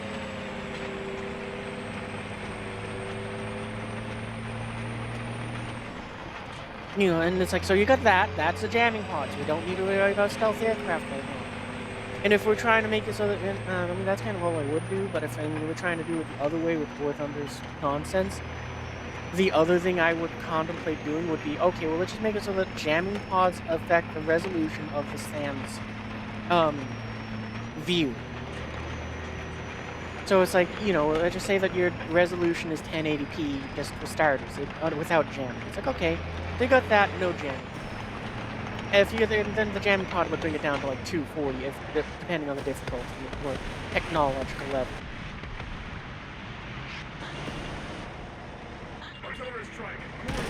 Ah, dang it. I had too much confidence in that friendly over there to not let me get blown up. So, suck. We're just gonna J out of this, actually. Return to hangar.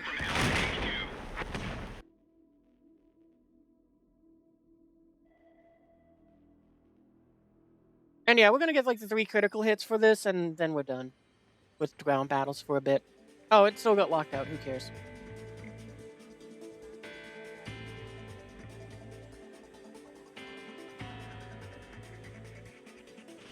If I'm getting really crazy, then what I would have made it so is the IFVs would have been able to capture bases way faster.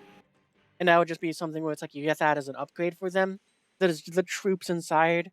And if I'm just having some fancy text in there, it would just be like troops inside the vehicle deploy and to clear buildings in the vicinity to capture the base faster. Maybe if I'm having a little bit of fun, you just go and be like, you stop for a few seconds, you see like the door at the back open up and like 4 little soldiers run out of the tank and just run in a direction.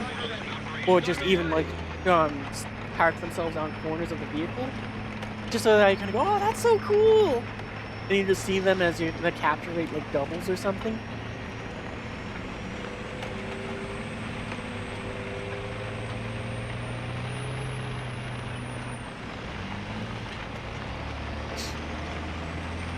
Yeah, and plus it's another one of those fun things that would make it so that these vehicles are a little bit more useful.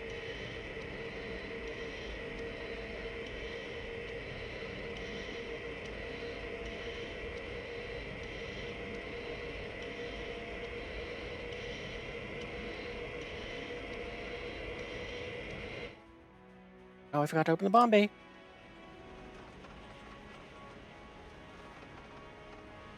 Oh, and of course it's gonna be through cloud cover again.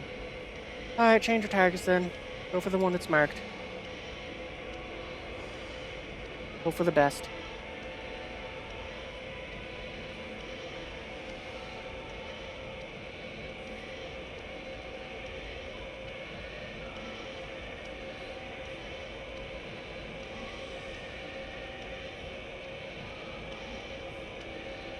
Oh, I so wish you would stick together just for a little bit longer. Back off suggesting maps with HVT track. But I see a little radar dish spinning, so you get the bomb.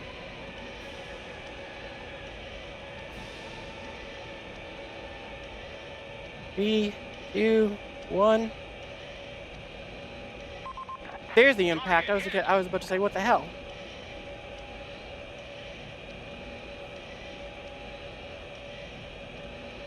I mean, like, seriously, what they should have made this aircraft should have been something where it's like, yeah, this is a bomber, so you get the points for it. And its job is to hunt the AA guns. So the A-10s can come in and go and secure it and provide close air support. And you're going, yeah, it sucks that I can't climb up to 22,000 feet, and I'm just kind of sitting up here looking for SAMs to blow them up so the A-10s can get through, but it's a living.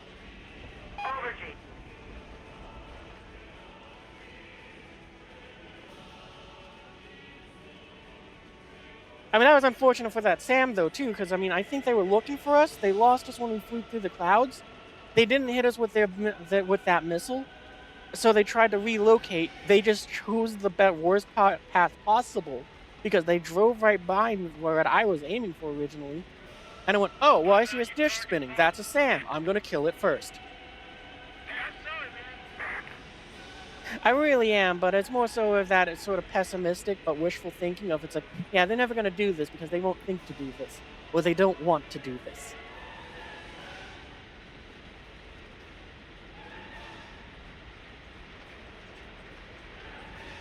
Altitude. Altitude.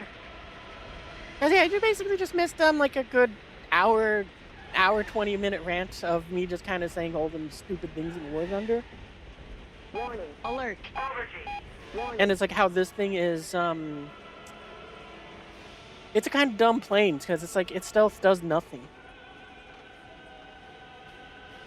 I mean, the only way that I think stealth with what is currently here in the game would work would be if, they made it so that the radar guide, the beam-riding radar-guided missiles were, they required a lock. So it's like, yeah, no, what's my speed? Okay, I think we can drop the air at this speed. It might be a little fast, actually. I usually wait till about 250, but apparently this thing is good at this speed. Okay. Warning. But yeah, I mean, I've said it long ago, where it's like, I think that the beam riding, SAMs should have require a radar lock to kill an aircraft with the missile. Which then, of course, makes it so that this thing has the benefit of it's extremely difficult to radar lock it. And it's like, oh yeah, no, there's this thing with the A-10. The A-10 can be spotted from like 12 kilometers out. This thing needs to get within 4.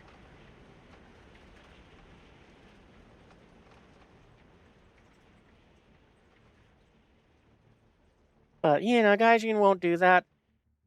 They want it to be how they have it.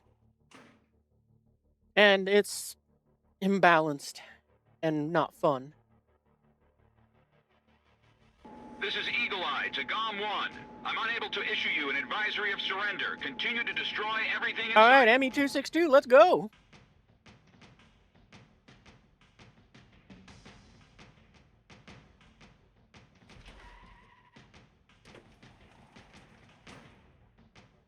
Side note, this is the first time this aircraft has been able to successfully bomb 2 targets and return home.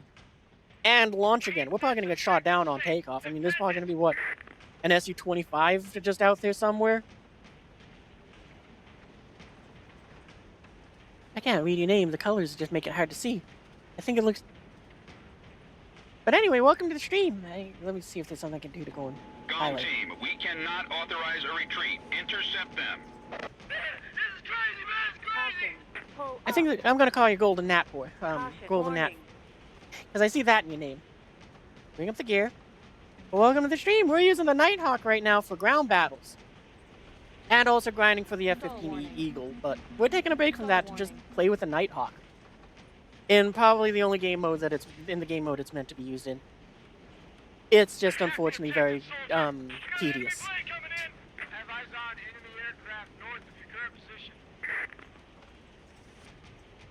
Because for the gimmick of stealth, you give up too much. You give up way too much for way too little in return.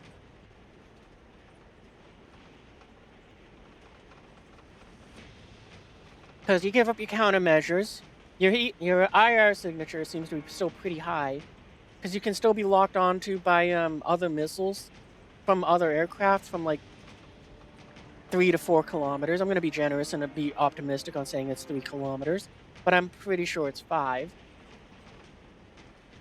But you know, it's like they got to get closer to you to do that. That's fair, but it doesn't matter. SAMs can just fire their missiles that are beam riding at you, so the radar that they don't use doesn't matter. Stall warning. And the heat-seeking ones, Stall warning. they still lock you up.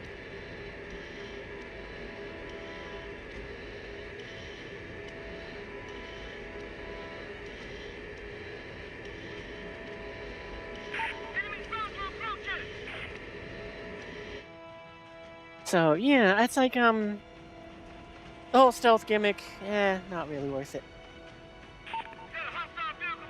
Still a cool plane though, and it's great to have just for the fun of it. Like its biggest the biggest thing about it is it can climb very well. Which is very helpful for it because that's what you have to do. You gotta climb to like 22,000 feet so you're outside of the range of the SAMs, so you can blow up the SAMs.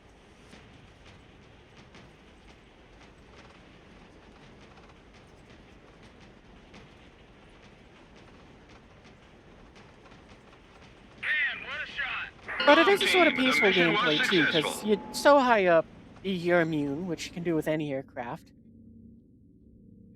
But you have 2 bombs, and you look cool. You can if you go and spend the points. Because, oh wow, I didn't realize we got the bullseye things. Cool! Because, yeah, the way how I have it set up is there's, a thing you can go and pay 500, points for, and that'll give you 3 games. But now, though, I'm going to switch back over to aviation, because I just like it more. I think we'll take out our F-16, and, I kind of want to play with these, glide bombs, because I recently, like yesterday, found out the thing has them, so... I'm thinking what we're going to do is we're going to kind of toss those at something. We'll swap these out for some... Actually, we'll take this one. Because the rockets no longer do good damage against them, and I'd rather go and drop these on... I'd rather use the glide bombs against some ground targets.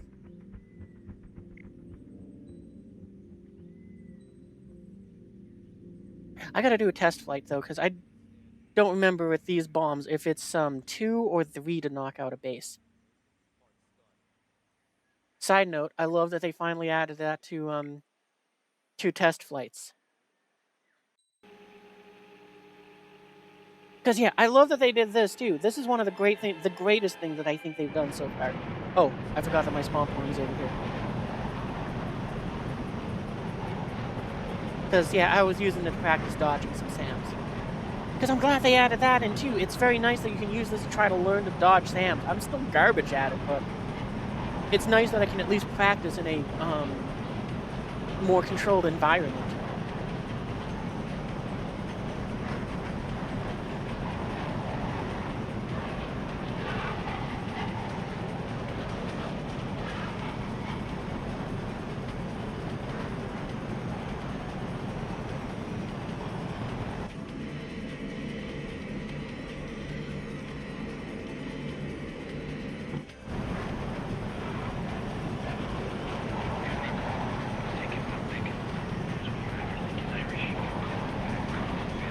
Yeah, probably close enough for this.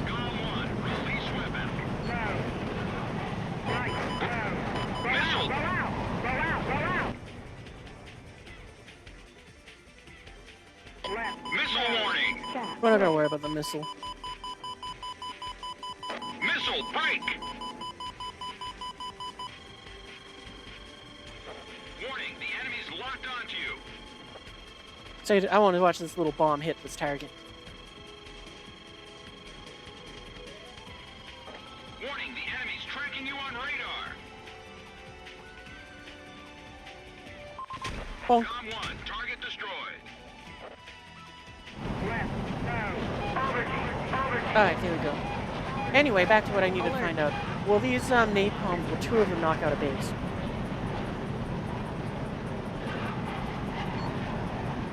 Because if so, I might just take 2 and not take the extra weight.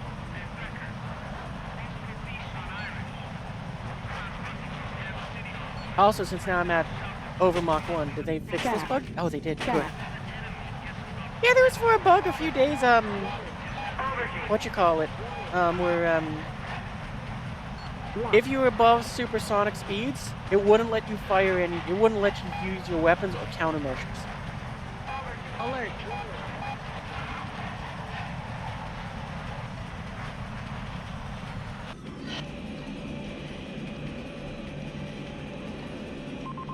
Target destroyed. Seems like I can use them though, so that's good. Oh, right, I don't want to have that active right now. I gotta start slowing down too. Air brake on.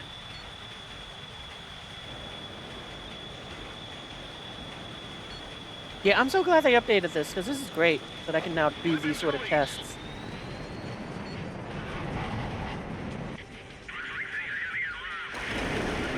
Oh yeah, 2 bombs will knock that out. Warning. Where did you come from? Left, low.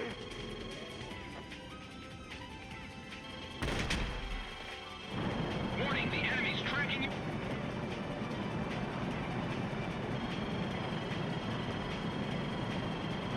It's also weird that this song is playing again. Eh, it doesn't matter. Okay, so now we know that. Okay, so we just need the 2 napalms to knock out a base. We'll probably keep them both because I'm lazy, but what other things can I replace them with? That's what I want to know.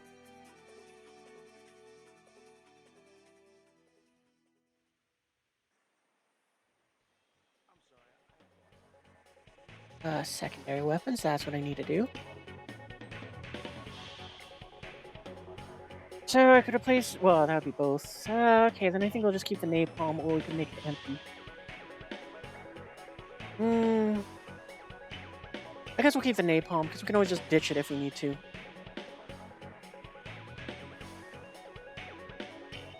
Alright, Viper, let's go out and grind.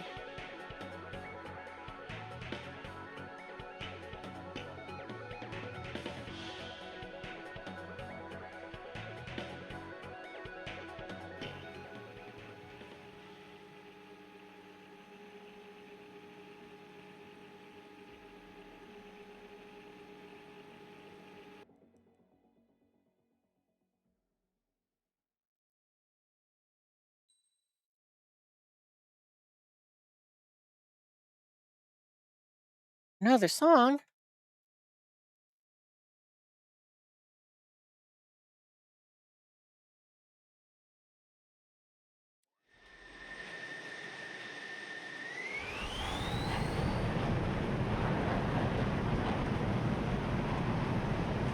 Oh, we're taking off. Add to playlist. Hey, next.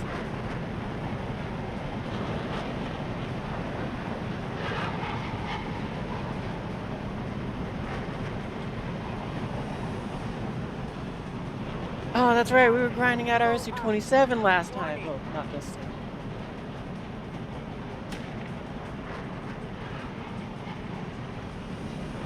Well, technically that's not how that's supposed to work. So, I don't know if I should have counted or not. Because, I don't know what, Golden Gnat's in-game name is, and that's what you gotta put in there. Not their, Discord. But not Discord. Their Twitch name.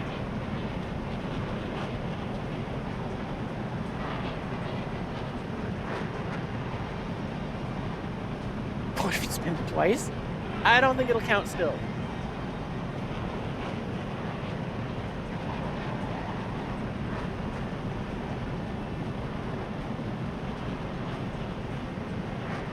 So I'll see if I can refund you points.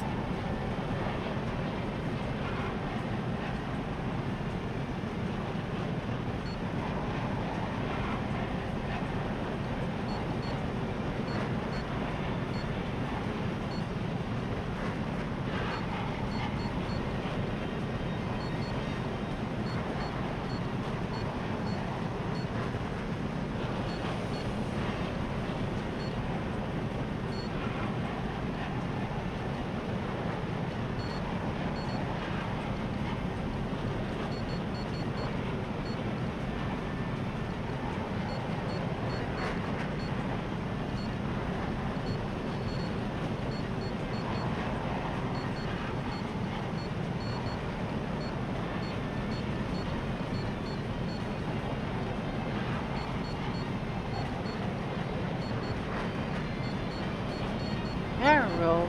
Alright, that we can do. Level off just real quick, build up some speed, because we want it to look cool. What are we at? 350 knots? Yeah, that's probably close enough. Good enough. Alright, 3, 2, 1, hit it! Oh boy. Viper doesn't want to recover from that, does it? There we go. Got some extra ones. Break! Missile! Missile! Missile warning! Break! Missile! Missile break! Emergency transmission from Allied HQ.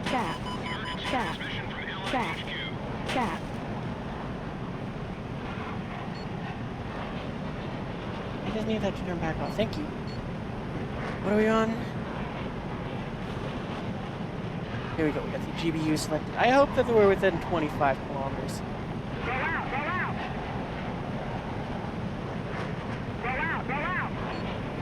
I mean, I think we need to build up our speed, unfortunately, though. The barrel killed it all.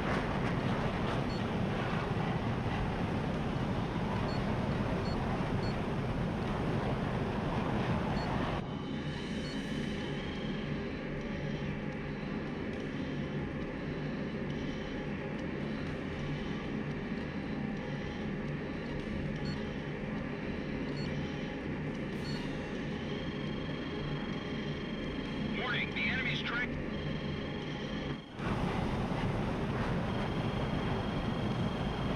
Warning, the enemy's locked. Missile warning. Not another missile. Come on. I'm trying to just drop a bomb here. Break, missile. Missile warning. Missile break. Missile warning. And we're out of chat. Fantastic. Hey, Break. okay, well that missile's off on 6, so we can turn back in now. Missile warning. 1, Dropping, 2, dropping. Break, 3, missile. 4. Weapons release. Missile break. 1, Dropping, 2, dropping. 3. Ah! Transport planes have been shut down. You suck. The operation isn't progressing fast enough on the ground. I think my team got wiped out, so I was probably like one of the last planes alive.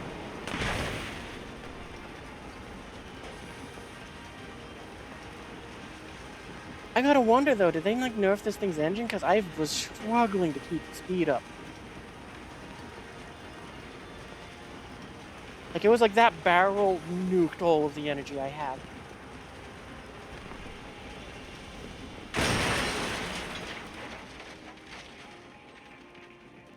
Oh, I was the last plane, so those bombs aren't even gonna hit. Okay, then let's just...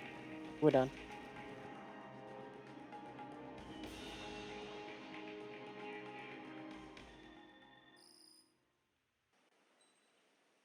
Oh, that was the first one? Play a battle... okay, no. It's just a reroll.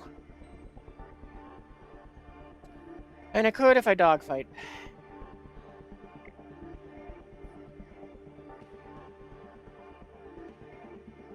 Which maybe we'll do that.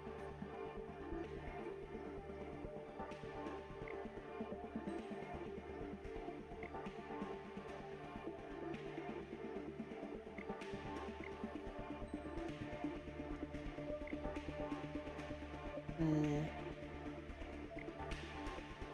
Oh, and only a drop tank can go there. Okay, then. Screw it. We'll try again, because I really want to use the glide bombs.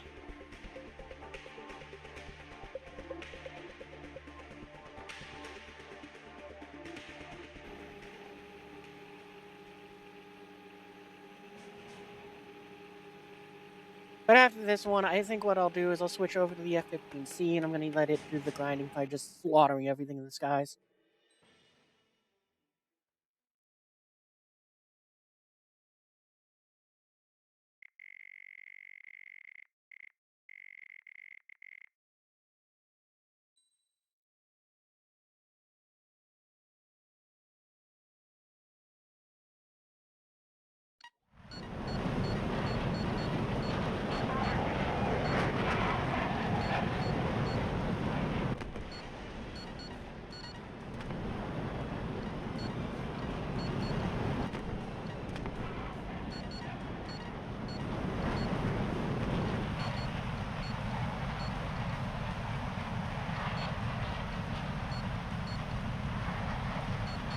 You thought the wings were going to come off in that spin?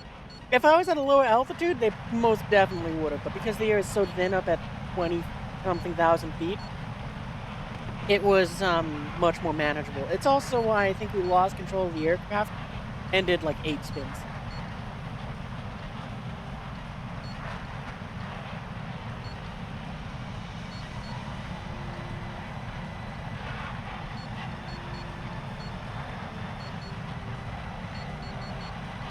I'll try to get up to 22,000 feet, and then we'll go ahead and start tossing out our AMRAAMs. I mean, we're only going to fire 2, but still. Wait till that gets to about, I'm going to say 65 seconds, and then we're going to fire the second one at the same guy. Or possibly the same guy.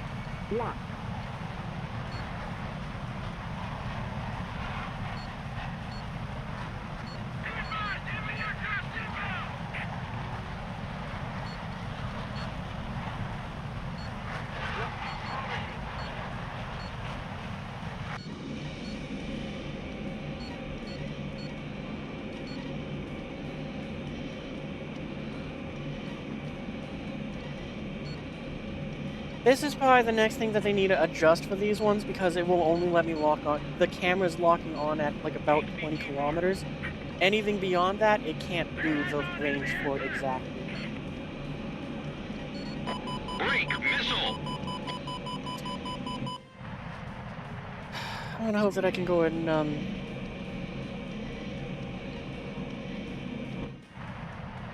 I'm Missile still. warning. I was hoping that maybe the higher altitude would let me get away with that. Missile break. Break missile. Missile.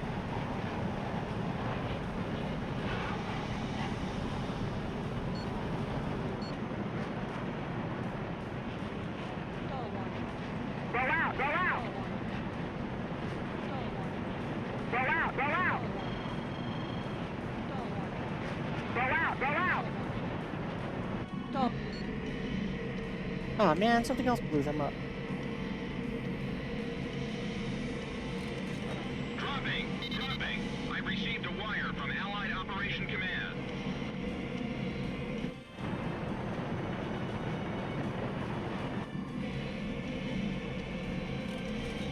Com 1, release weapon. Missile warning. Dropping. The operation is proceeding smoothly. Eliminate the remaining forces. Heck, I'm gonna bomb out the other base.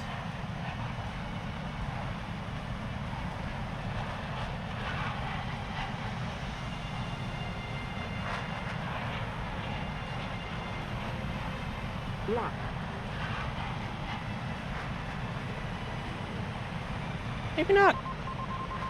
Enemy down. Break missile. Flare, Missile warning. flare.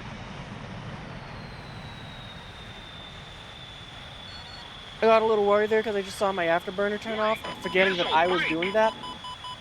And it was like, oh no, did I run out of gas? Flight control. Oh, come on, why didn't it? Oh, I was too fast, wasn't I? Pull up, pull up. Pull up, pull up. Roll out, roll out. I mean, seriously, game? This is something that I would like.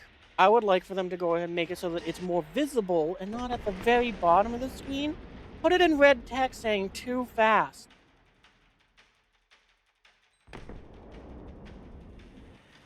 I mean, that's just change the color of the text. Make it red. Make it so it's noticeable that I see it and I go, oh, okay. Not this faded white that blends into, like, clouds, games in the sky. Or the ground, sometimes.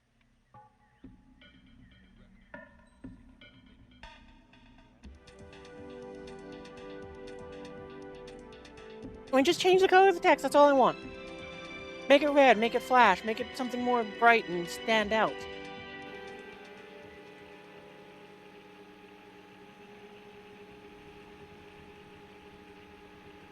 Make it so I can pick the colors. Then it even is something which is versatile for people that are colorblind.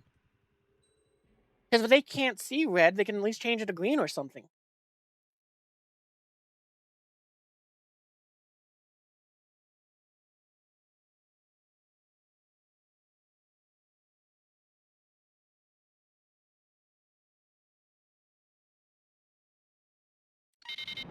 Stand by. We're analyzing the situation. Oh, I keep forgetting that, So one of the cool things now, what you can do in War Thunder, is you can preset your radar to what the ranges you want it to go at. So, you know, you can have it set to TWS, like how I have it right now is how I like it. That it's TWS at 150 kilometers. And, you know, it's very helpful. It's just one less thing you have to deal with at the beginning of a match.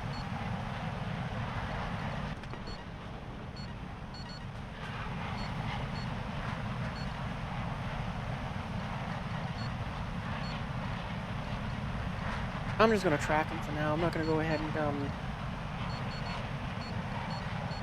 toss any missiles their way.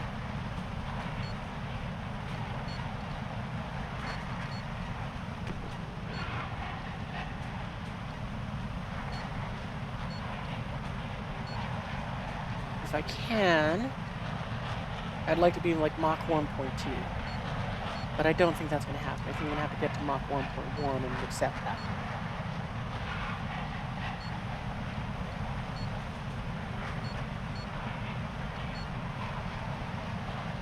Lock. Yeah, that's close enough. Lock.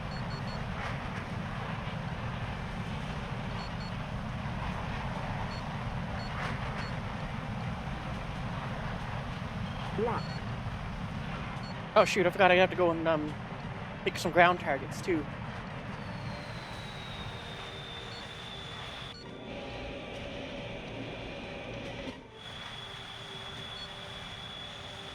Air brake on.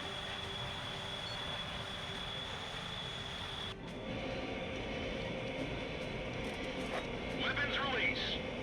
Air brake on. Dropping, dropping.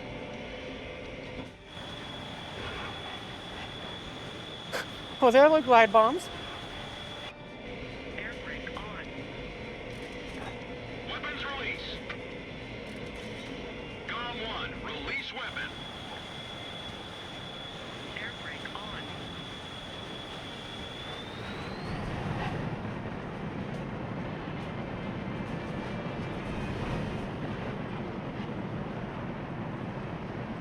Oh, stupid thing. The enemy threat level has dropped off even more. Dropping, dropping. Altitude. Warning, the enemy He's with you, Seeker.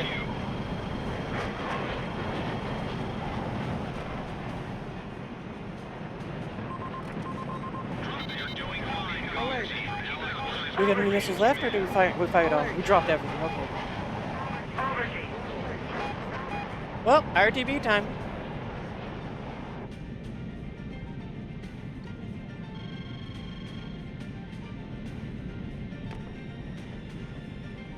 Well, that was a lot more fun, just kind of that bit of a panic of, oh no, I got too close trying to fire AMRAAMs. Missile break!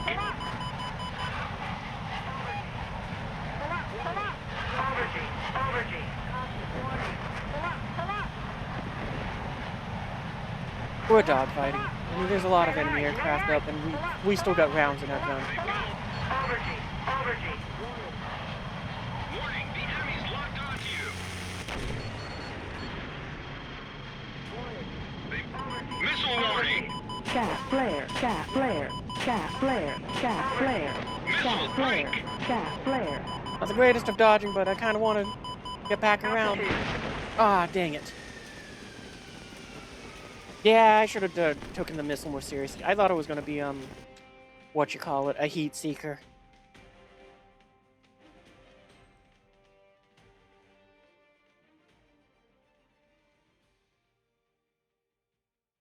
But yeah, I thought it was going to be a heat seeker, so I was thinking, okay, well, I'm just going to keep popping the countermeasures until I black out. Oh, this is something which I really like that they did. I meant to go and do this with the,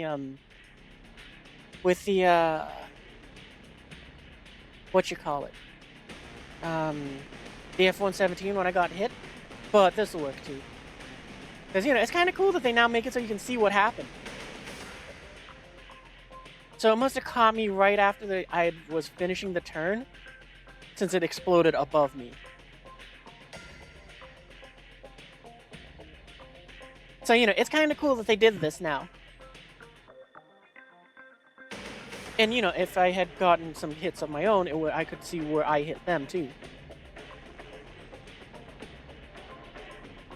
Honestly, Viper might be the best thing I have to grind right now, since it can go and carry so much.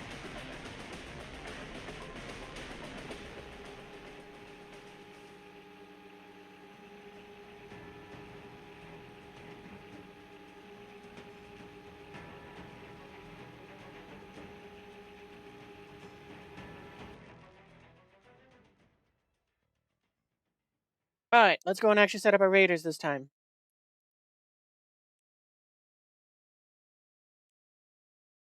Yeah, default is fine.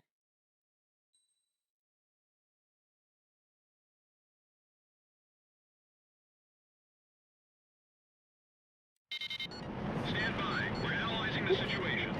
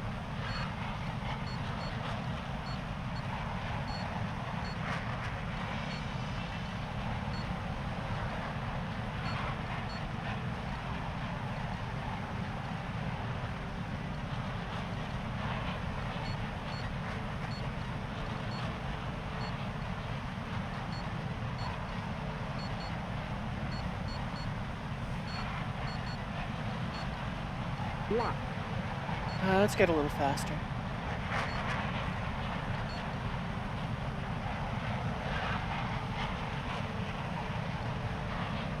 Try to get up to like Mach 1.15 or something.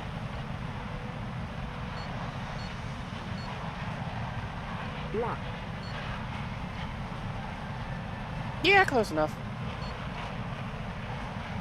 I kind of want to get one of the ones that's far lower down. I guess that one.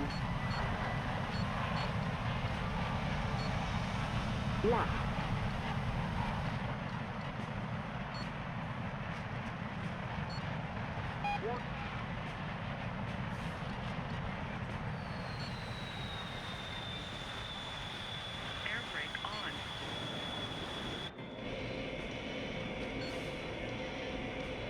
Missile warning!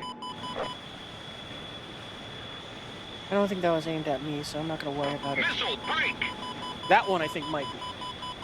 We're going to gamble, though. Missile warning! Dropping, dropping! Break missile! Dropping, dropping! Missile! Missile flare. Ah, dang it. Yep, I got in and was like, oh, I'll be fine. I'll go ahead and toss out the bombs and then I'll take evasive action. I waited too long.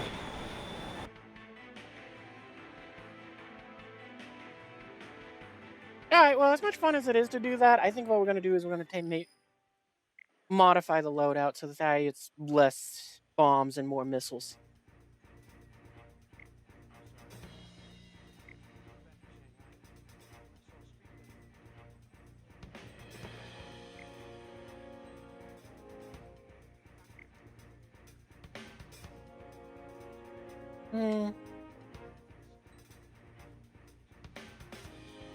Why does this one have the aim? Oh, aim 7s, that's why.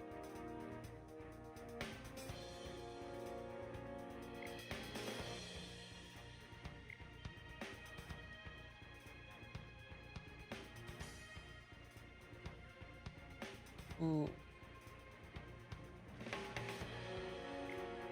gonna modify this one. It'll be out. Hit one base one. Or hit just bases, I mean.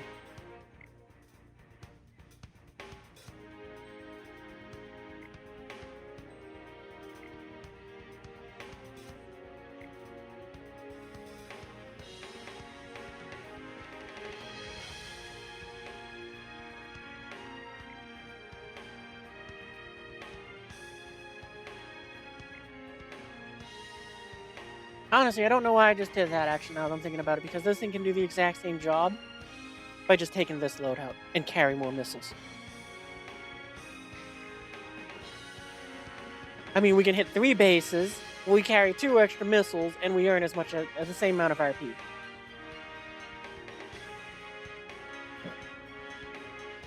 I'm now remembering why that F-16 sort of been sitting on the sidelines for so long.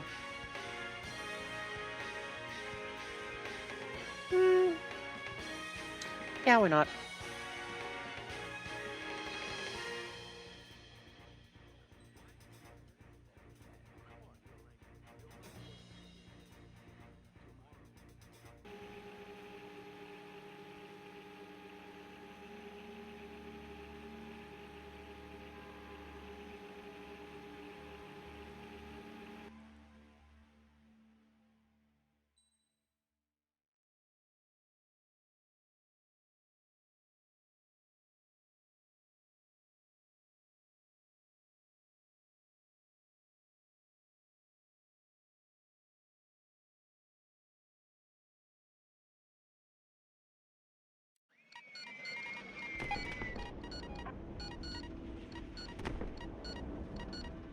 Yeah, those new afterburners look so cool. I forgot that the F-16 skin changed the afterburners to something custom, and this one doesn't. And tracking. Look at them. Beautiful.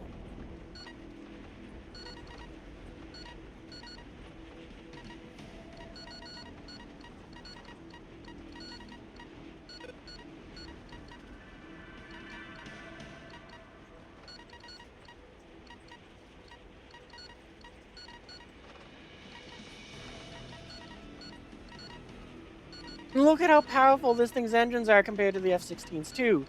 We're going near supersonic in a climb and we're already at 24,000 feet. We lost far less speed in that climb, and I gotta be honest, I kind of think I did a little more aggressively. But I think the search cone is bigger, so I'll give the F-16 that.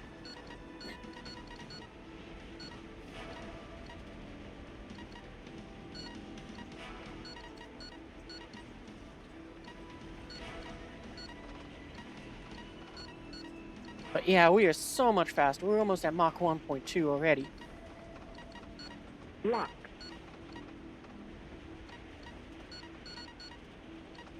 Lock.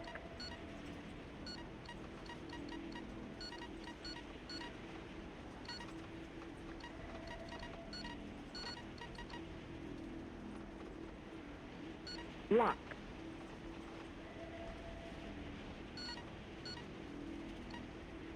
Lock. And I basically kind of just screwed those two because they can attempt to dodge both missiles, but it's going to be much harder than dodging one missile. Warning. Alert.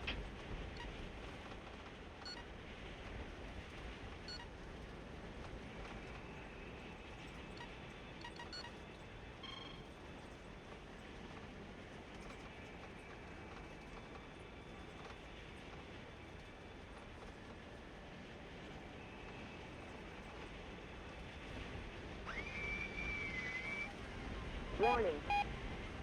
Air brake on. And we also have a lot more chaff. There's that too. Missile break! I'm gonna hope that's not going for me. On. Break missile! Missile break! Well, we'll help you finish that one off faster. Ah, dang it. Fire. Warning. Engine fire. Engine controls. Warning. Engine Do I have any fire. control over the Engine other controls. things? Critical Go on. speed. Critical speed. Roll out. Roll out. Warning. Engine fire. Engine controls. Roll Well, at out, least I did roll drop down on the base to go ahead and get some roll RP, out. but Roll out. Roll out. Critical speed. Roll out. Roll out. Roll out. Roll out. Critical speed.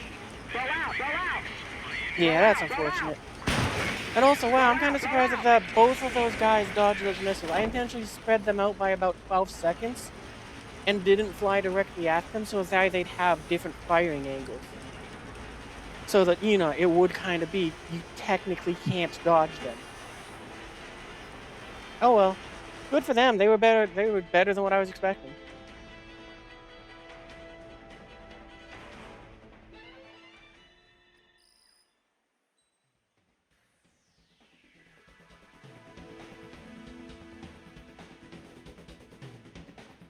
I think this time, though, what I'm going to do is, instead of just trying to continue on the path to engage the bases, I'm going to throw out the AMRAAMs, I'm going to turn around, you know, once they got their own guidance, and then I'm going to go ahead and dive, and that's when I'm going to set up to do my my base bombing. So instead of trying to do it all in one attack run and trying to go fast, I'm going to go ahead and spread it out and make it so each thing is its own separate act.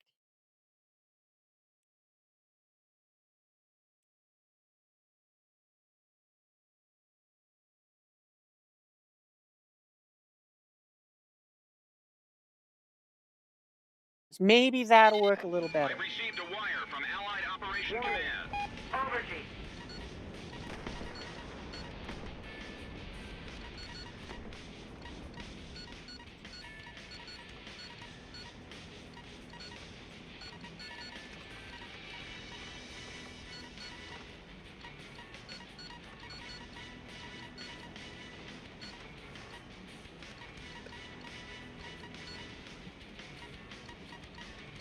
Because, yeah, and also this way, that pilot will let me keep my energy up so I can go ahead and evade missiles, too.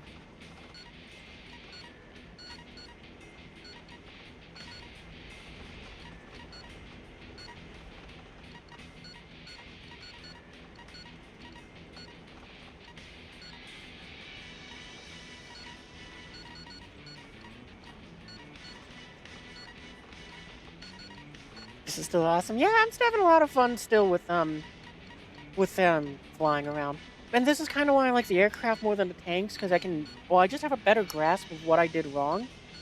So I can kind of break it down better and kind of go, okay, so what I should try doing instead here is this or that. Lock. Lock. Lock. Throw one more out. Lock. Alright, here's hoping for the best.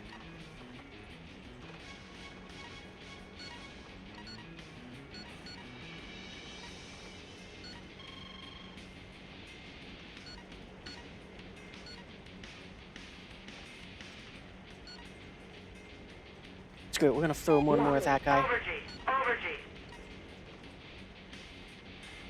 Actually, we might not have to break off. I'm not getting any RWR warnings. I'm not really seeing anything that's telling me I should be doing something evasive. Missile break! Oh, there we go. There it is. Chat. Chat. Alert. Chat. Break missile! Chat. Missile warning! Chat. Chat. Chat. Chat. Missile break! Chat. Chat. Chat.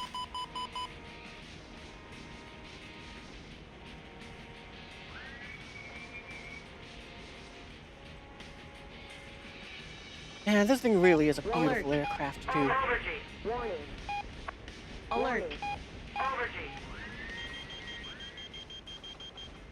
Lock. Box 3. Warning. Warning, the enemy's locked on. They've got a lock. Break. Altitude. Lock. Altitude. Lock. Altitude. Overgy. Emergency transmission from Allied HQ. Warning, the enemy's missile warning. Stall warning. Alert. Stall warning.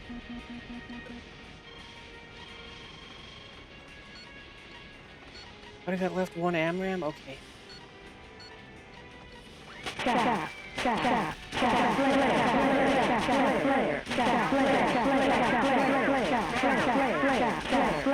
warning.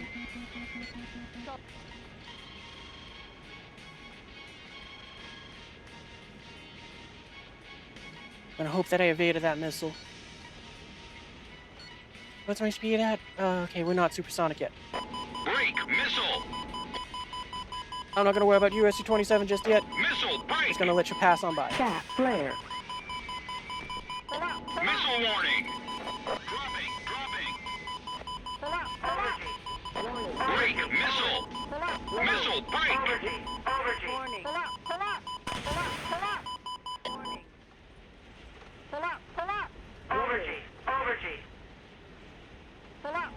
Side note, Mal, look at these trees. They look amazing with all this ray tracing. Warning. And the clouds, too. Side note, if anyone was really paying attention, then they also might have noticed that throughout all of these games, I've been locked at 60 FPS. That's because I turned on, I kind of went, screw it, you know what, I'm going to go and just not work my card as hard, and I'm going to just cap it at the VSync. Since I didn't know how to set it to something a little bit higher. Gom 1, release weapon.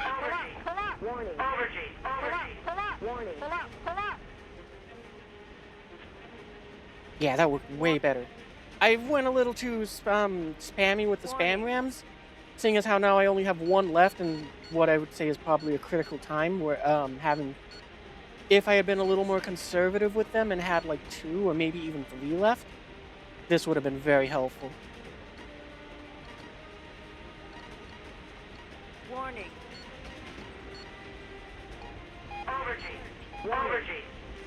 Lock. Missile warning. Yeah, we're gonna start. We're gonna have to go for the guns then.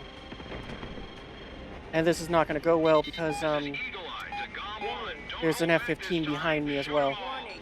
I didn't pull enough hard enough.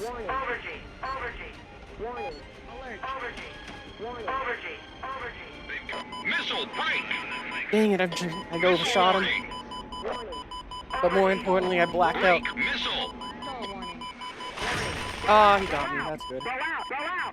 Missile. Well, rude.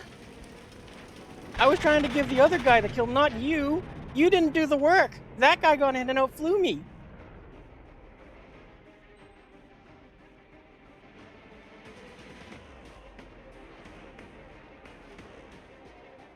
And a song.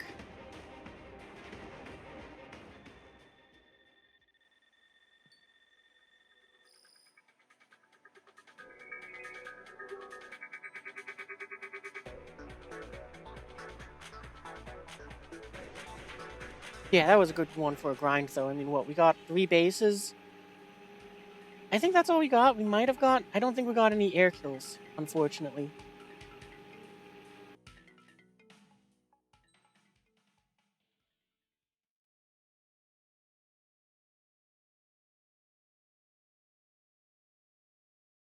On a side note, though, thank you to the Soviet Union for lying so much about what the F-31, the MiG-31 Foxbat could do. Because if you didn't lie so much saying how insane, how incredibly good it was, we wouldn't have the insanity that is the F-15 Eagle.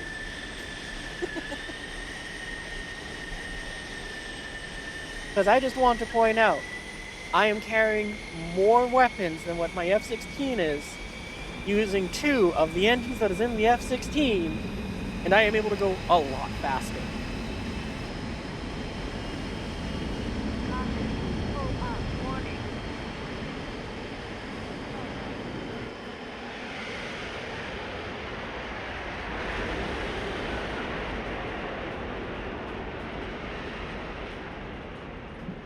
The only thing I got, which is a disappointment in War Thunder, is I cannot carry those new glide. Because it would have been great if I could trade off those napalms at the bottom there and just taken some little racks of, like, 8 of those glide bombs. Just for the fun of it.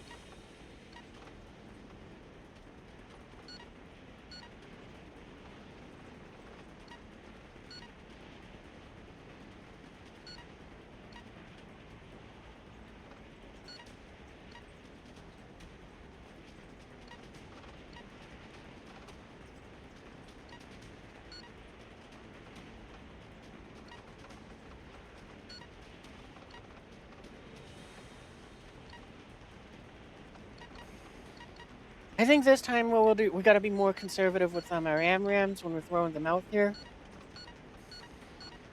So instead of trying to do what, I think I did 4 or maybe 5, we'll do like 3.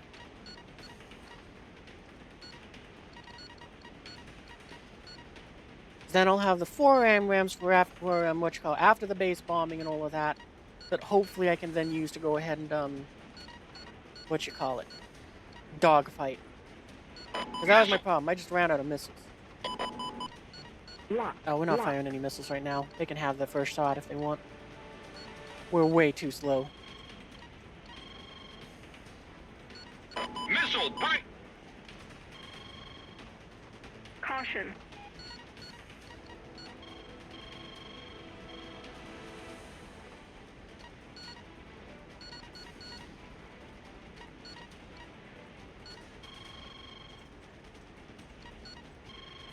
Missile warning!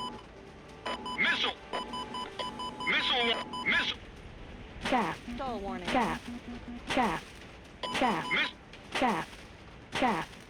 Chaff. Chaff. Chaff. Chaff. Chaff. And we have a buttload more Chaff. countermeasures. Chaff. Chaff. Chaff. Miss!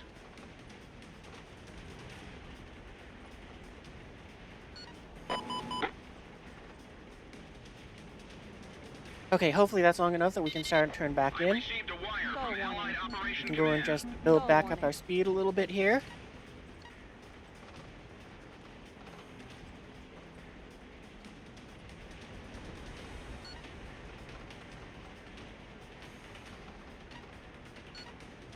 Lock. Lock. That one looks like it's going down. Lock. Lock.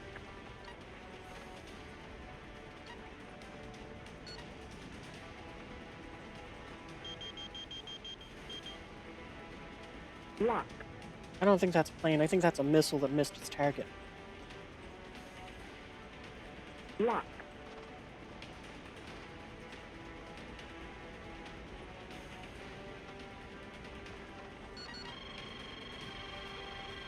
Warning, the enemy's locked onto you. I think that's a missile that the enemy fired. I'm just so fast, I'm gaining on it. Missile warning! Oh, Launch is man! down. How did that not give me a warning sooner? It must have came from below. That's what I'm betting.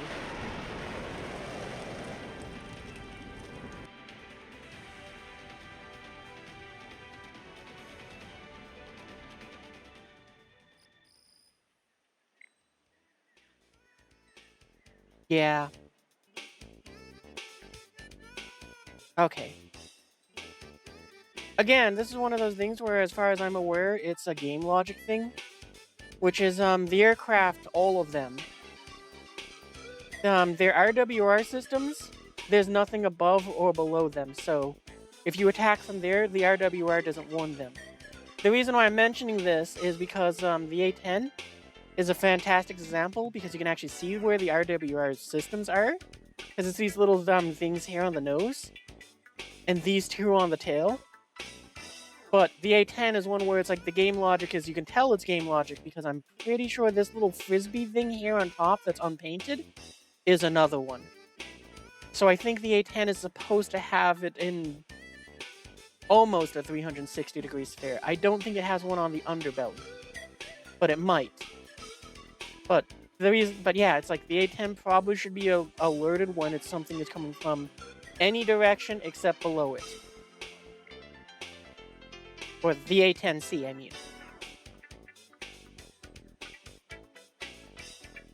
So, you know, again, Gaijin goes and provides game balance and nerfs towards non-Soviet-made machinery.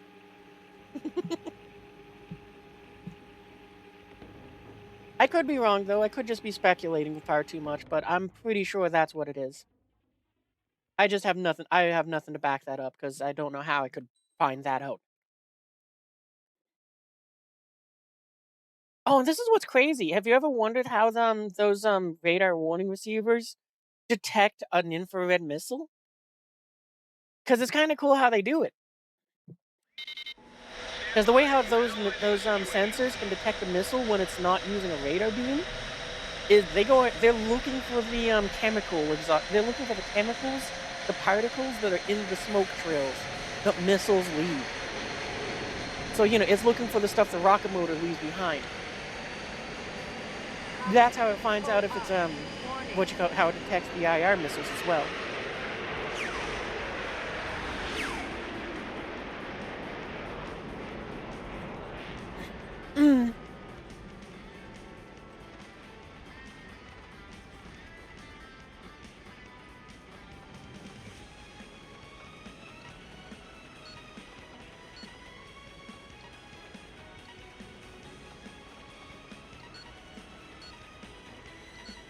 Like, if you join the Discord, you can go and look in War Thunder and kind of scroll up a fair amount, probably at this point. But, you know, you can find a little video that I found that explains how that works in far more detail than what I just did. It's kind of cool.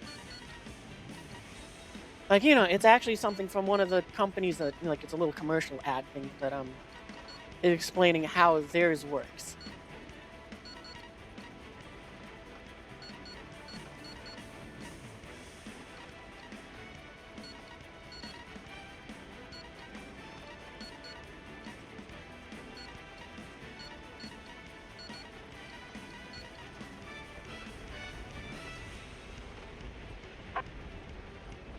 Stall warning.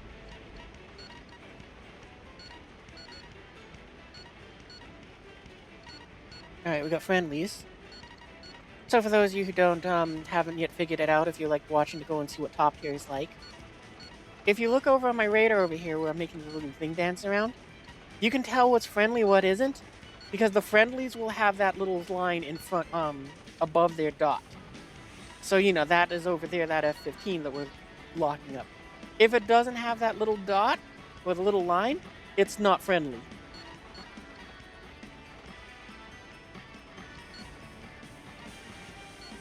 Lock.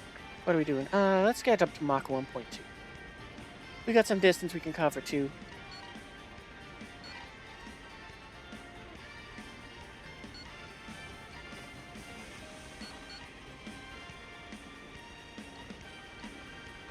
Lock. Lock.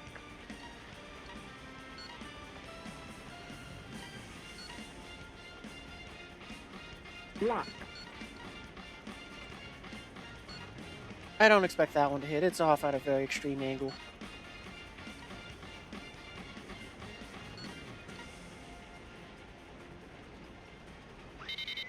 Incoming message from Allied Forces Operations Command.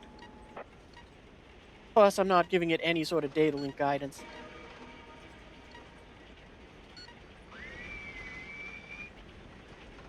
Lock. Break. Warning. Overgy. Warning.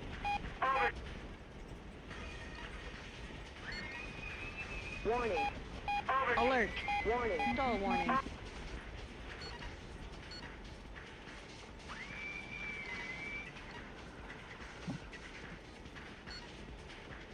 Second I thought I saw a bug. Nope, it was just a figment of my imagination. You know, we're gonna try high altitude bombing, because what's the worst that happens? I go ahead and teammates take my bases.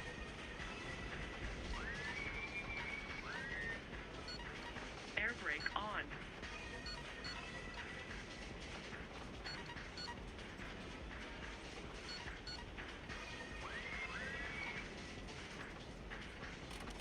Oh, I dropped too late. Alright, hang on, wait, we gotta drop back down a bit.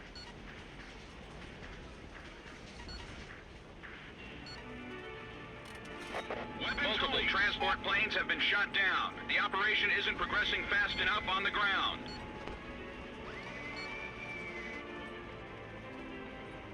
Well, that didn't do anything. Good job, game. Dropping. Missile. Oh, wait, I think it did. Oh, no, this is the right amount of bombs. Alert.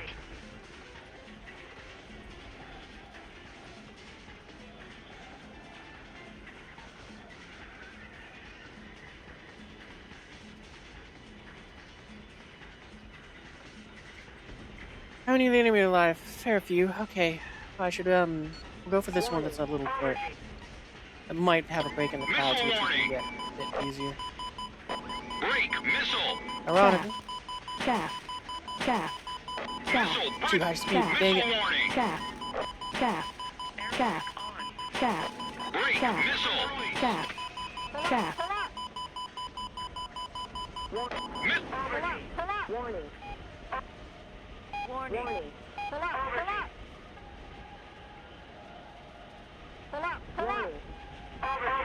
Warning.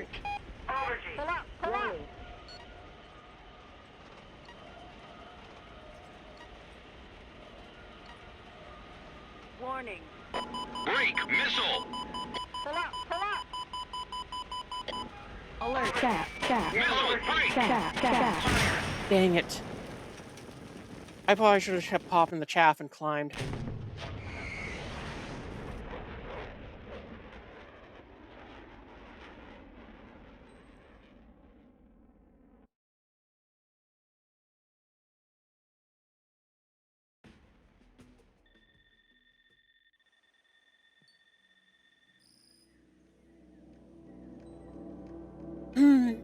Oh, that's right. I forgot we had to go and get, Oh, no, it's not the Thunderer one.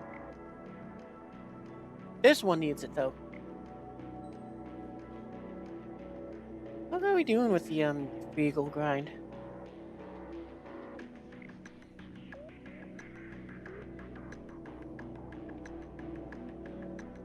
Oh, this is the wrong thing. I'm looking at the wrong part. I want to look at its modifications. Because what can we unlock first? Oh, we get the GBUs first. That's... Like, I'm going to be honest. I'm probably going to use Golden Eagles to get these two things first, just to make the grind easier.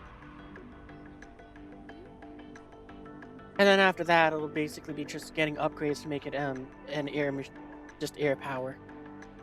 So, you know, we'll grab those AIM-9. We'll just work our way through that one.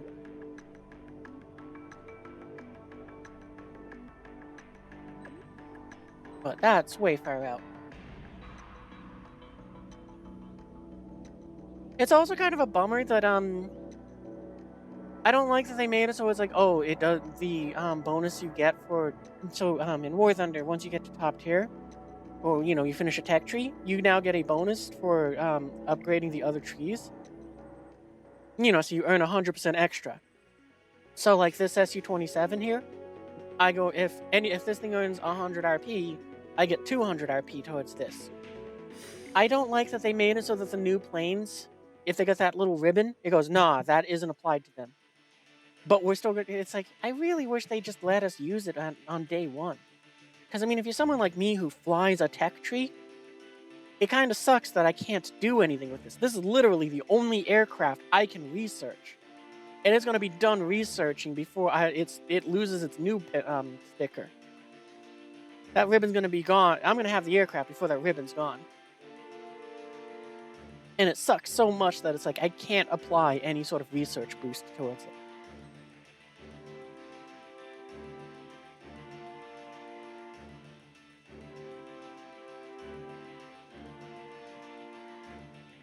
It does make me think, honestly, probably the better thing for me to do right now is probably to switch over to my Soviet tech tree and keep grinding my SU-27. But I want my Strike Eagle.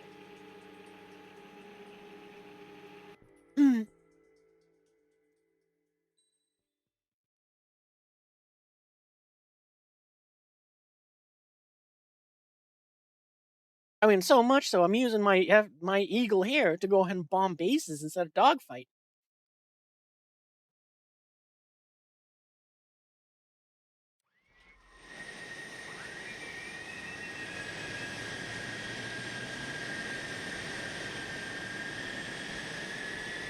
Man, look at those afterburners. Look how beautiful they are.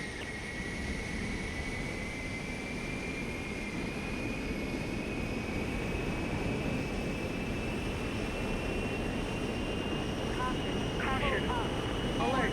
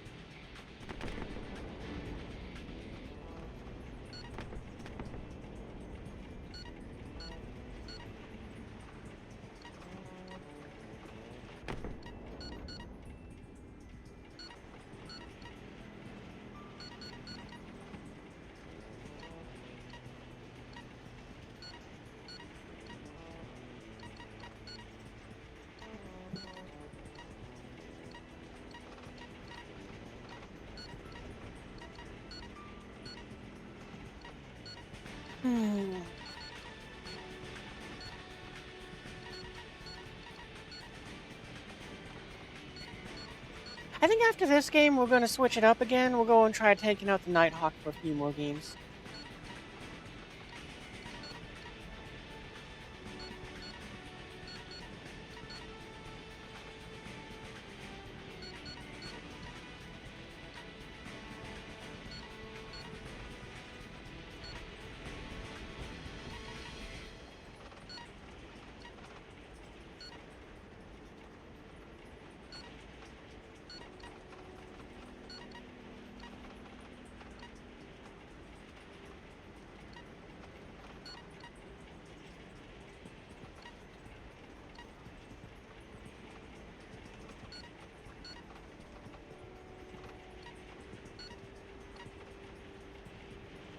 Lock. Lock.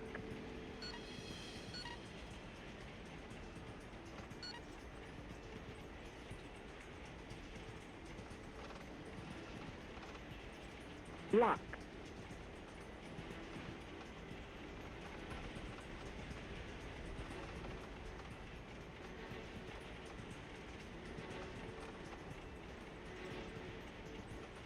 Hopefully that's enough of an angle that it's going to make it so that SU-34 is going to be screwed. Because I would like to get an aerial victory. Chaff. Chaff. Alert. Chaff. Chaff. Chaff. Emergency transmission from Chaff. Allied HQ. Chaff. Chaff. Chaff. Chaff. Chaff.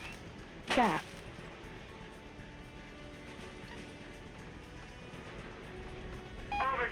Stall warning. Oh, looks like somebody else shot him down before my missiles made contact. Stall warning. Stall.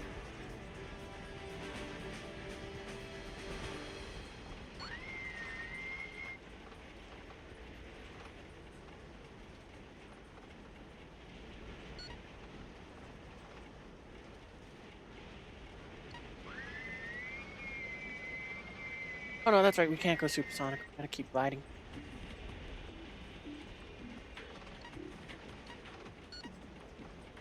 Close enough. Dropping. Dropping.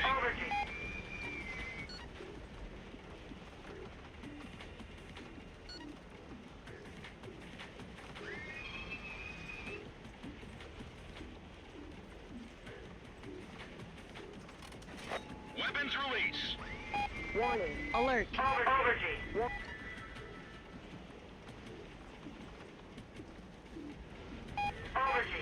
Warning. Lock. Lock. Warning. Lock. Warning. Our allied support operation is going as planned. Continue on with your duties. Break. Missile. Please don't go for the friendly. Please don't go for the friendly. Missile warning. Warning. Lock. We're dead. I shouldn't have gone and tried her down. Missile Chaff. break. Chaff. Chaff. Missile Yep. warning. Break. Missile break. Missile warning. Break.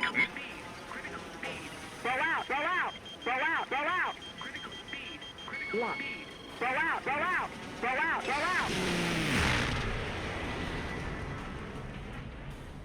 Yeah, that was my mistake.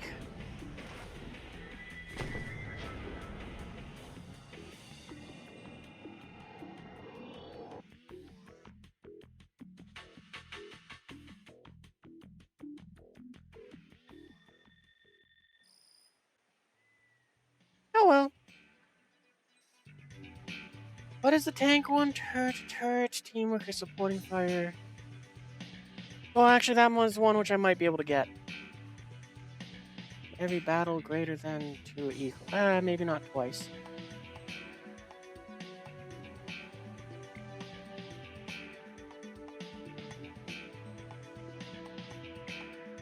You know, this is just another thing which makes me a little sad, but, oh no, never mind. It does, I think it does count as, does it? No. It would have been kind of nice if they had made it so that this is considered a premium, but I understand why they didn't. Because then it feels like they might have given too much to, squadron vehicles. But still, it would have been nice.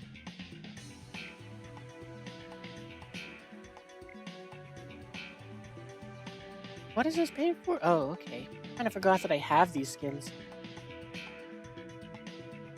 I mean, I just haven't used them because I don't have the aircraft. So I was like, yeah, I'll use it when I unlock the aircraft. Some of these, though, I kind of am looking at them and I'm like, oh, I'm probably never going to unlock these. Oh, that one I own. I should use it then. It's a nice looking skin. Alright, let's do it. I want to fly. I want to go and use a skin on a plane I don't want to fly right now.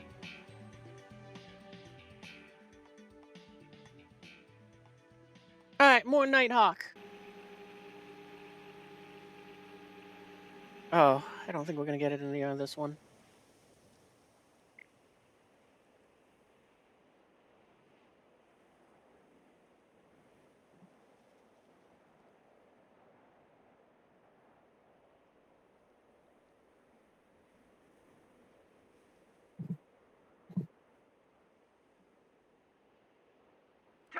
This is Eagle Eye. Go on, run. Don't hold back this time. Shoot them all.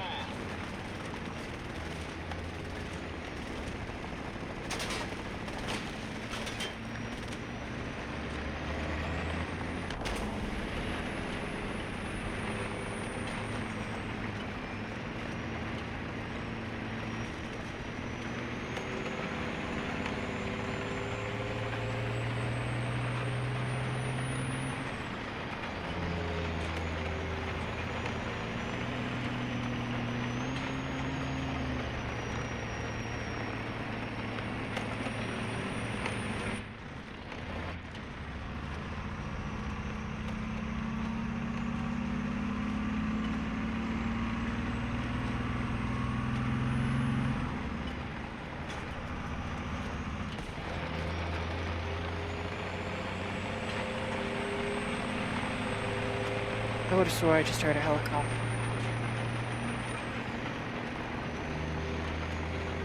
We've been hit. Cool. There goes our commander.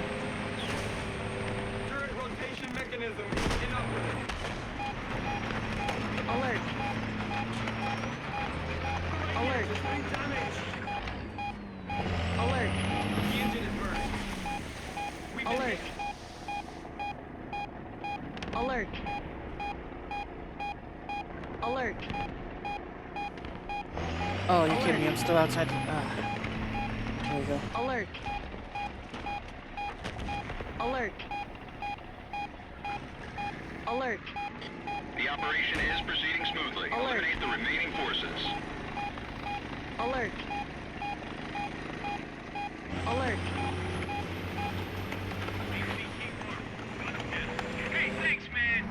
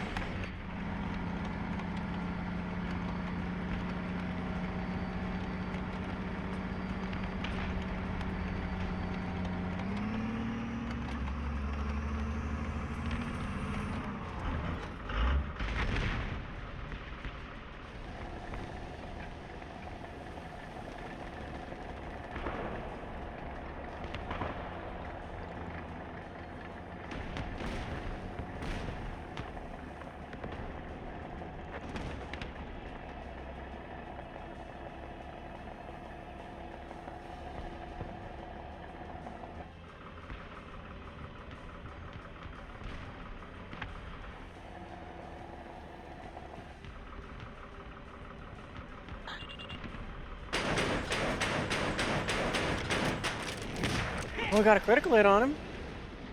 What we got, I have no idea, though. It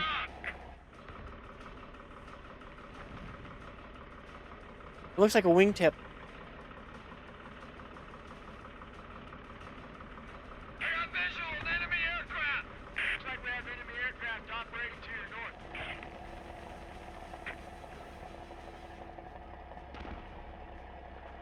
Boy, it'd be great if he went down.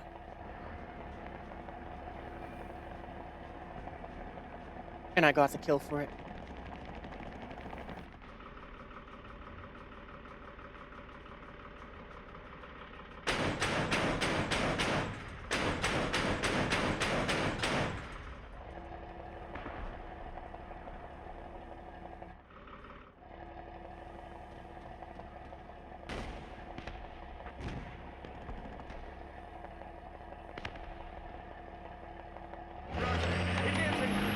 Kill assist, I guess it's good enough. But seriously, he couldn't give it to me on an AA gun shot it down.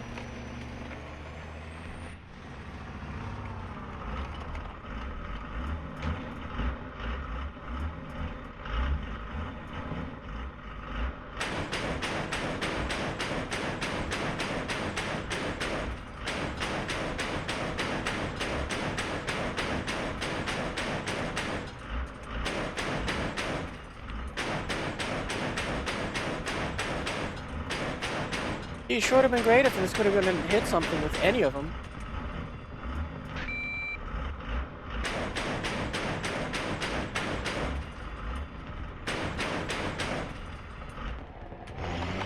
Alright, whatever.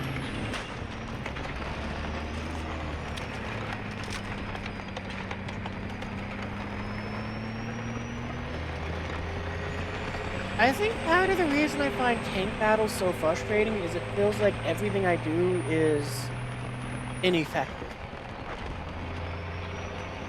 Our allies' support operation is going as planned. Nothing Continue feels on with your exciting. duties. It just feels like I am either missing my shots or exploding.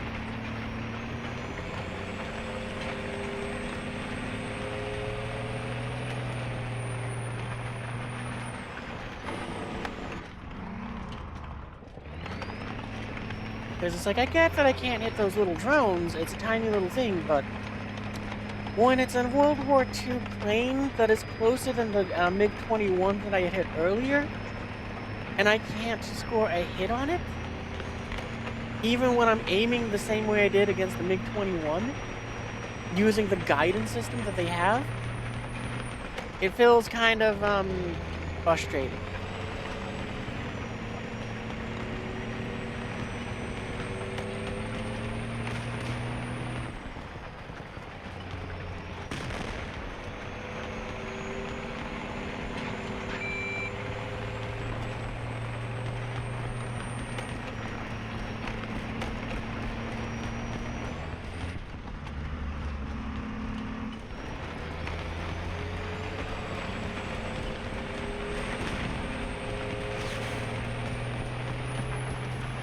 Yeah, I can help you repair. I'm not doing anything else.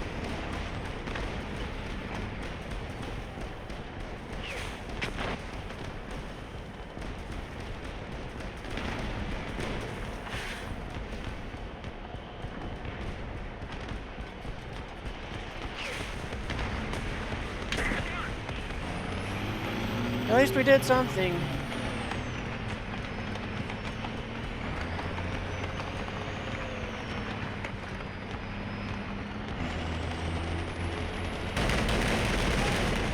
Alert. The enemy threat level has dropped off even more. Alert. Alert.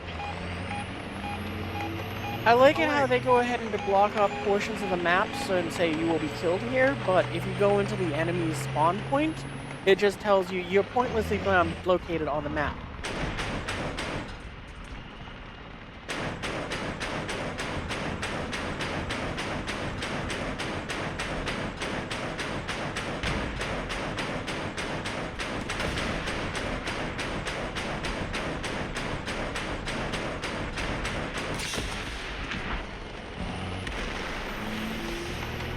Like, seriously, it should be if you go within a certain range of it, where it's like, go within firing range of the spawn point like this, it should be telling you got 20 seconds to go on before you die.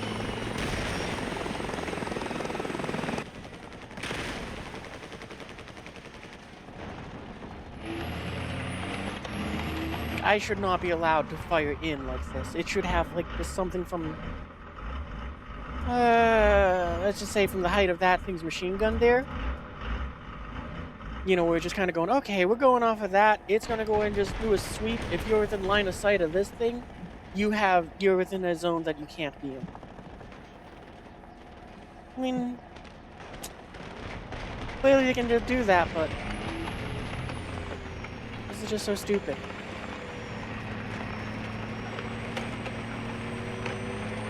Alert. I don't even care. They can know I'm here. I'm gonna be behind them. Alert. Alert. Oh, they can tell me that I'm going to die over here because I'm going outside the map, but they can't go ahead and make it so that this is Alert. Alert.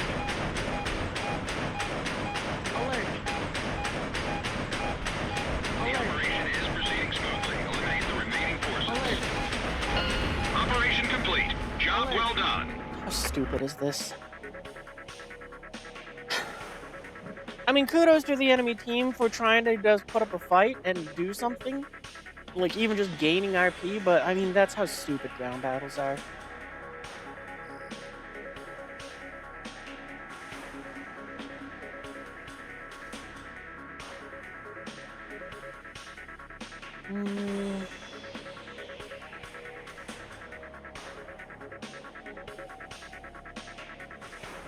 What's that?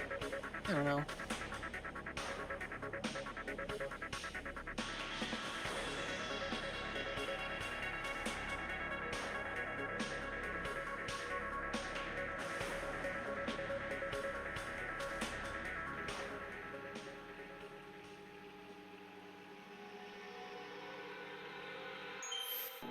COM team, this is Eagle Eye. Penetrate B7R and get a feel for the surroundings.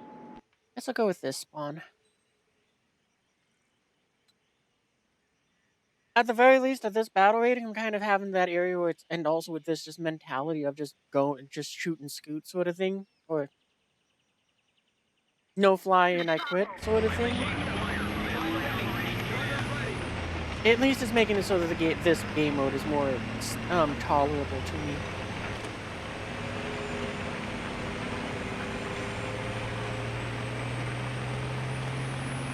But I'm already feeling like I'm getting bored. Cause see it's either frustrating or boring.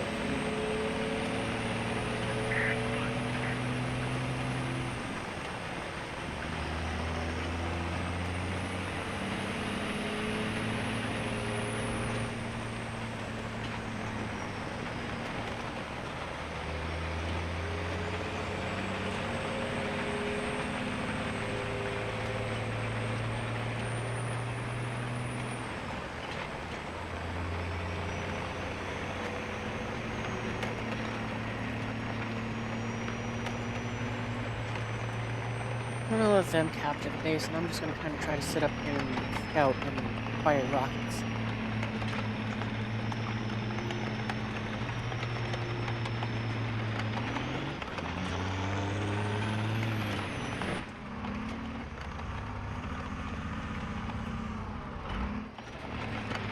Well, I thought I was gonna have a better line of sight from here than what I actually have, so that's saddening. But that just is me not knowing the map.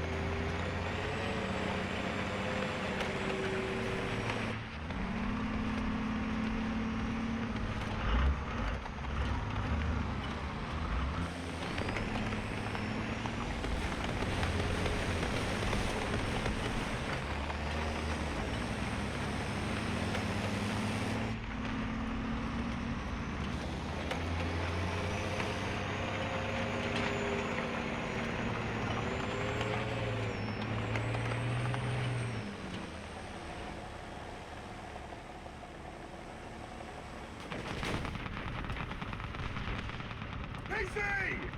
11 o'clock! Point blank! I gotta wonder, can I hit him with this missile if I fire over here? No. Well, it was worth a shot. Artillery strike! Coordinates! Oh, it detonated over the friendly. Ugh.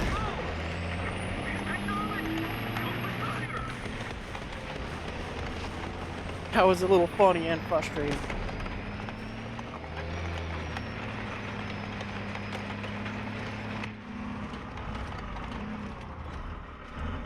I'm gonna just put everyone's attention over here.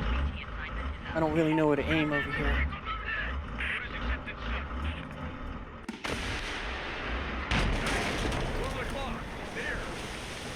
Well, at least I scouted it, I guess. Our allies' support operation is going as planned. Continue on with your Hey, we got a duties. plane, so all's worth it. Critical speed. Emergency transmission from Allied HQ. We got a hostile vehicle inbound! HVT assignment is updated. The funny thing is, I doubt we'd be able to do this, but with the pathing I've taken, if I'm lucky, I get to drop a bomb somewhere over here, then drop a bomb somewhere over here, and then fly home.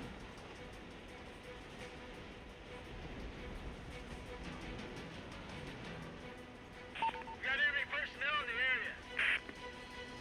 Now.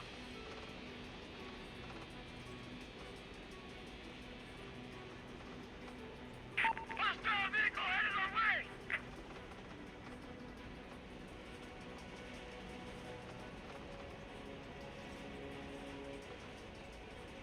I'm identified an enemy vehicle!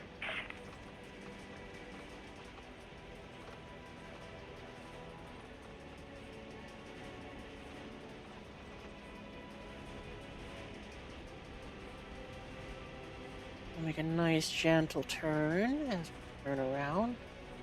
Try not to bleed off too much airspeed. And we'll climb.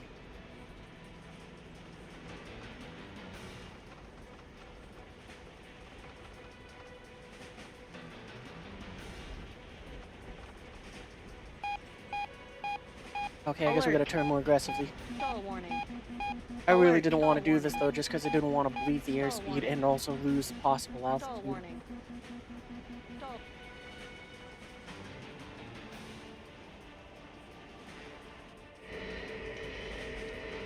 The enemy threat level has dropped off even more.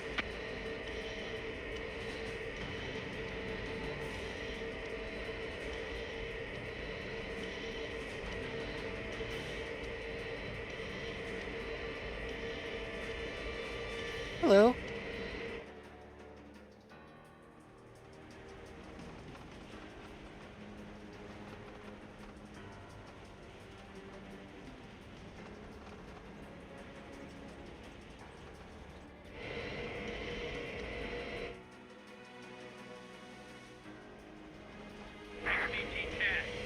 Push on him and take him out. Sorry, sir, these orders cannot be Looks like you might know I'm up here. Doesn't matter though, because I should be too high up to be hit.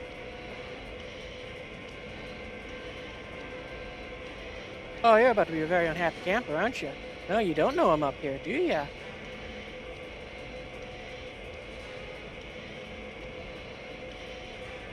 I'm gonna be so upset if in these last 5 seconds we just get hit by a missile. Bonk. The Boom. enemy threat level is down. Continue to engage.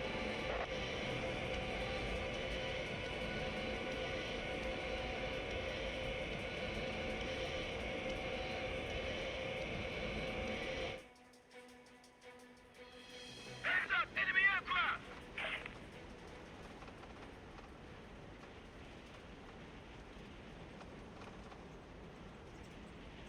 Oh, you did.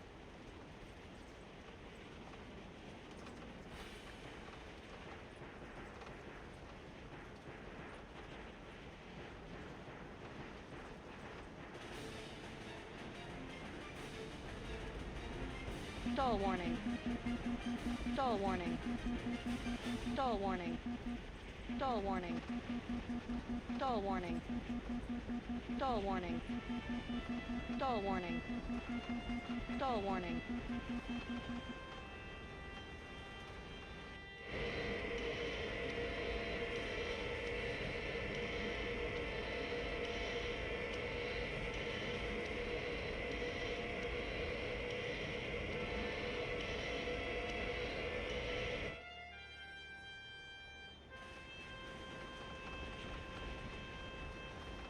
Alright, I forgot I closed the bomb base. Oh, well, that's unfortunate that kind of went through me. Hopefully it still has the energy to go and hit that tank.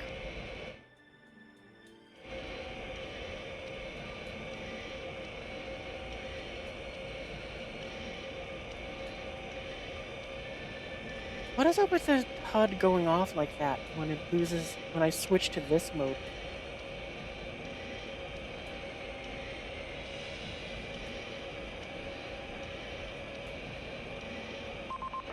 Got him. Nice!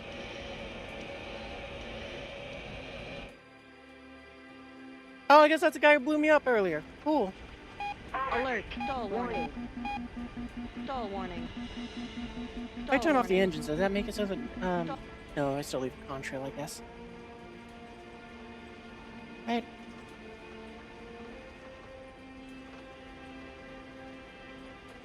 Oh, I'm lower down, so that's why.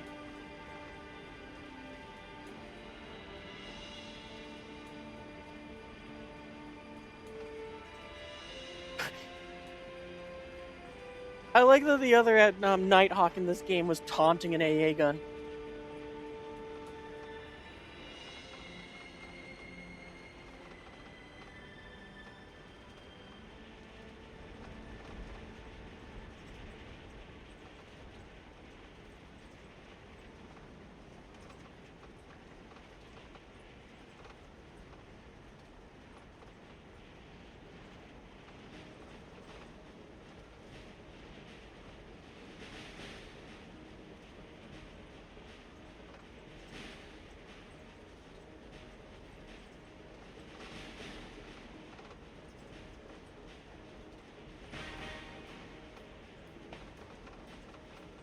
I'm glad we bombed our Tagans and got out of there before that jet showed up. Roger, Actual. HVT assignment is up.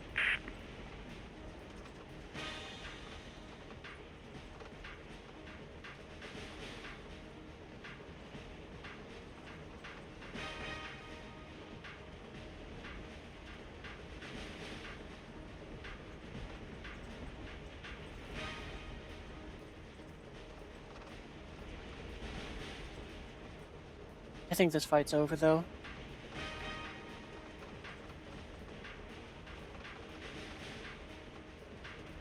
Ah, they got, Lloyd. They got the other guy.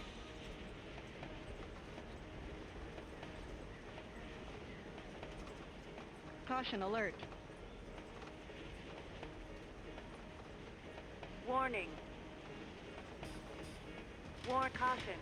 Pull up. Caution. Pull up. Oh, we're fine.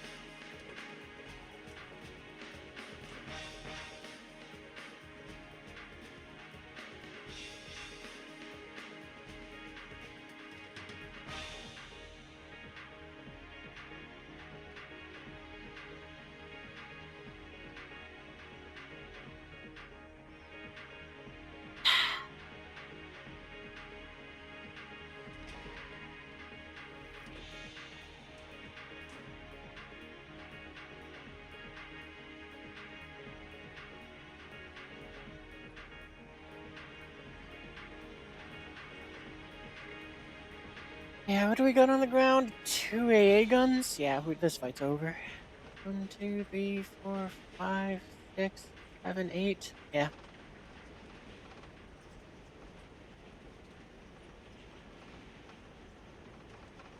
Caution. Pull up. Warning.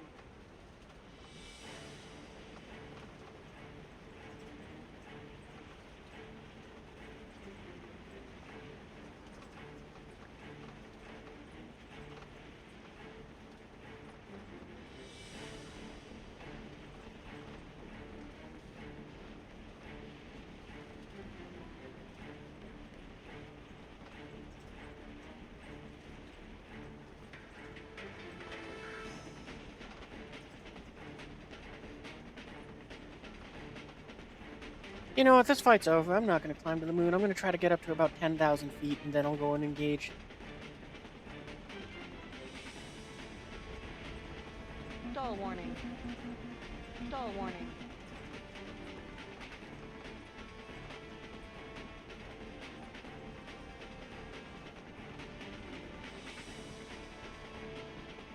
Hopefully 10,000 feet will be enough that it's like it's not going to take forever for a bomb to fall on a target, but it will be high enough that it will give me some protection against some aircraft. Stall warning.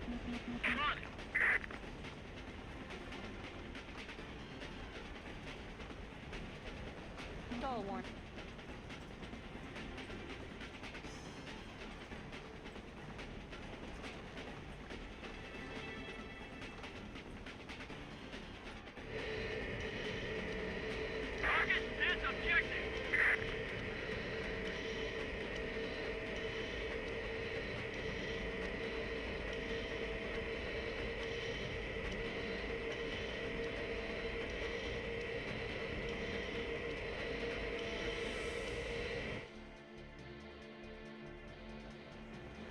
On bay open. Oh man, we got so many SAMs. It's kind of nice for a change. And release.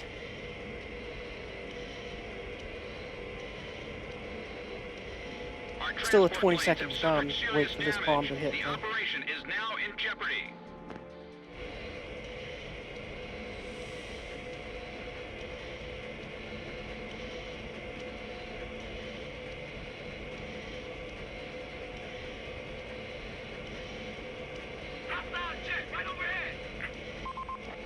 All right.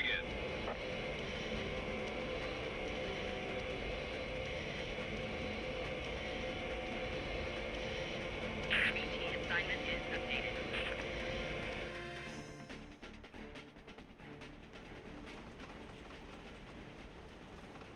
Okay, well, final blow. We got 3 kills. failed. Return Literally to all 3 of our base. kills were once we got airborne. Not a surprise to me.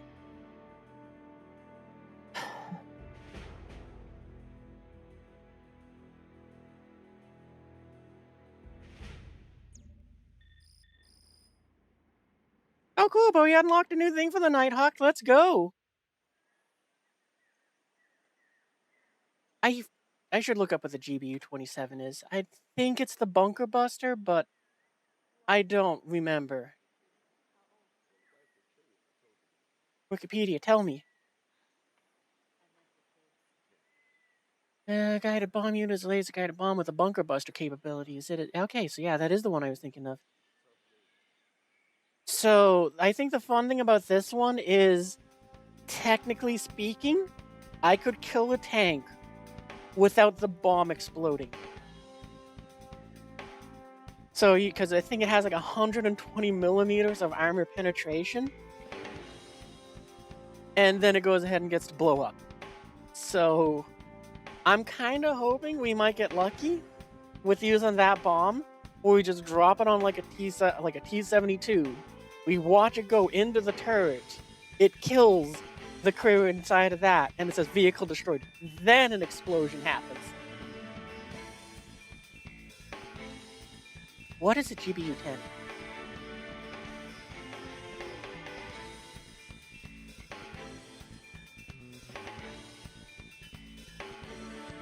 There's got a band based off of the... Oh, okay, so...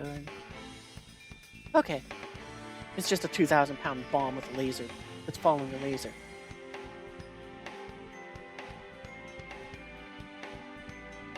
Which one will give us more speed? This one will give us more speed. How big of an... Okay, well, we're done now. Secondary weapons.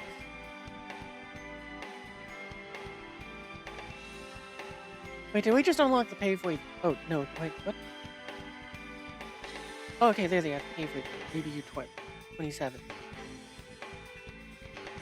Much bigger bomb.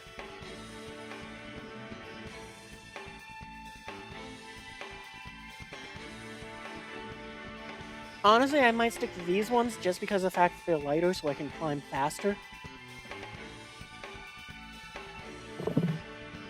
But also, I just don't find that you usually, with precision weapons, you don't need as big of a bomb.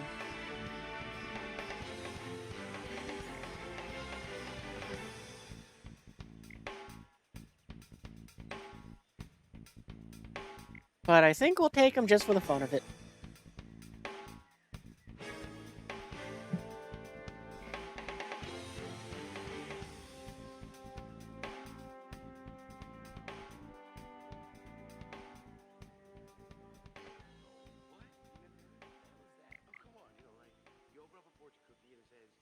Well, I'm happy we unlocked a new thing for this. That's pretty awesome. What am I gonna... Well, I'm probably gonna get this next, and then we finally get the engines.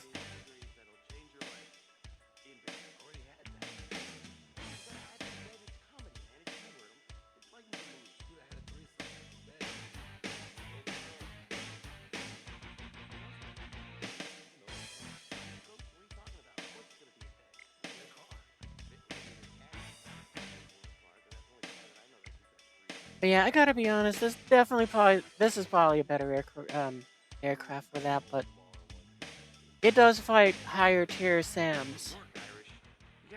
You said it's my fortune. I can say what the fuck I want. But I gotta, I don't think anything can, that's, How do you know? Did you make fortune? what is it, 10.7 I could face this, which is 10 kilometers. What is this thing's range? You're not gonna say you're gonna be home safe in bed. That doesn't make any sense. The in-bed thing always works with legit fortune cookies. My fortune says. Does it say here? Shut the fuck up in the fucking bed. Whatever, man.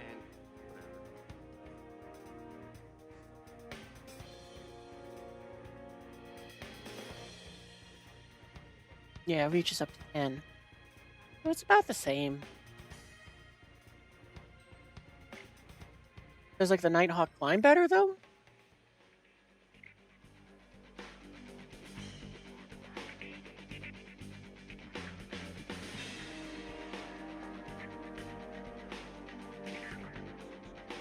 Okay, so it's like 540 knots. We're just going to round up for the sake of it.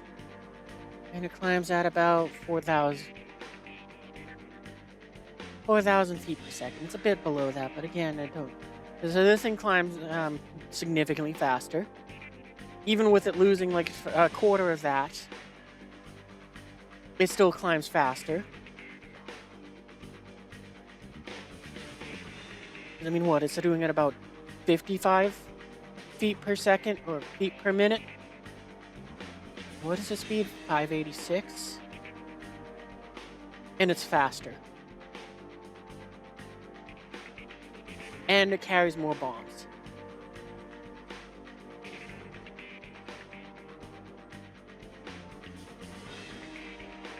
And it has countermeasures, and in this loadout that I have, it has a missile to defend itself. Surprised I don't have a loadout where it's just no missiles.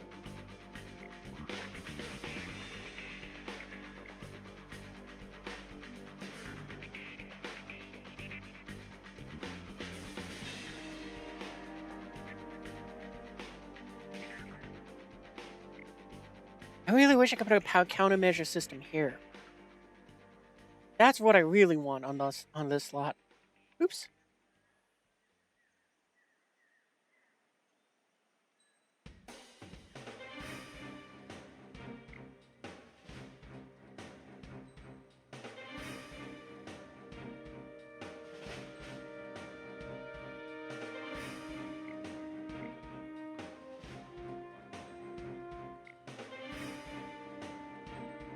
We're just gonna do that because, I mean, then it's just less weight for this thing, right? Because the big bomb is just a big bomb. Doesn't matter if we're dropping the thing right next to him like that. Oh yeah, and I forgot, this one also has the camera that it can just track from every direction.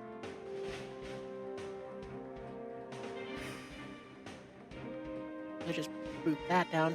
Yeah, it has the camera that just can see everything under the vehicle, more or less. So, I mean, I'm gonna shorthand this. If you're gonna wait for a sale. Oh, do they even sell this anymore? I forget if they made it so that this is for sale or not anymore. If it's still for sale, though, what you call it? Wait for like May when they go and have the next sale, half off deal. Buy that if you need a close air support tank. I mean aircraft. Because I mean, I wouldn't probably. Well, I'm not very good at tanks, so I don't like to up-tier them.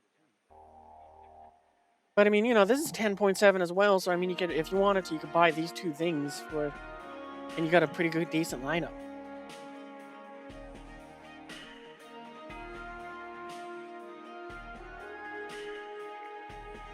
How are we doing for the grind on, Oh man, I was really hoping we'd go a little faster, but I mean, then again, we've been getting distracted and just goofing around. For now, though, chat, I will be right back. I'm gonna go use the bathroom. Be right back.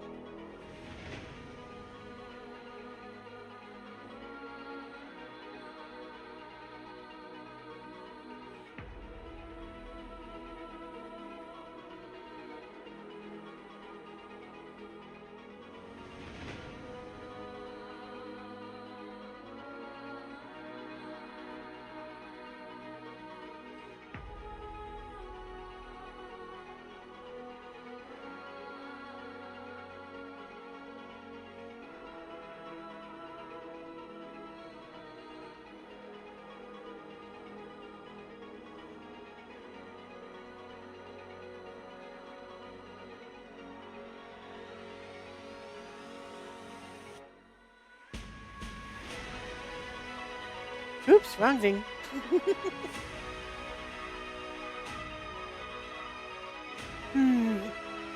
What do I want to send out?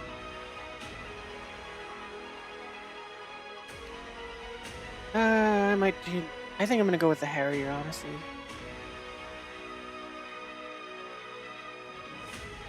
Yeah, let's do that. I think what I'll do is I'll use this. I'll do a couple matches more with it. I think maybe once the booster expires, that might be where I call it a night.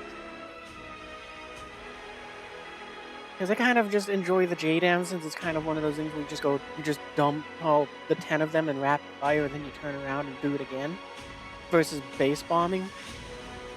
So what might end up happening is, instead of just trying to base bomb with this thing, we might just just go full fighter mode for a change, for like I normally would fly this thing.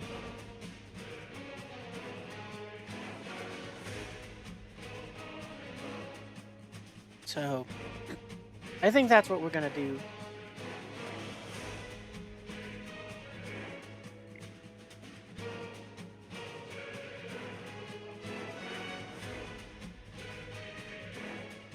%, booster, that's the one we want to activate.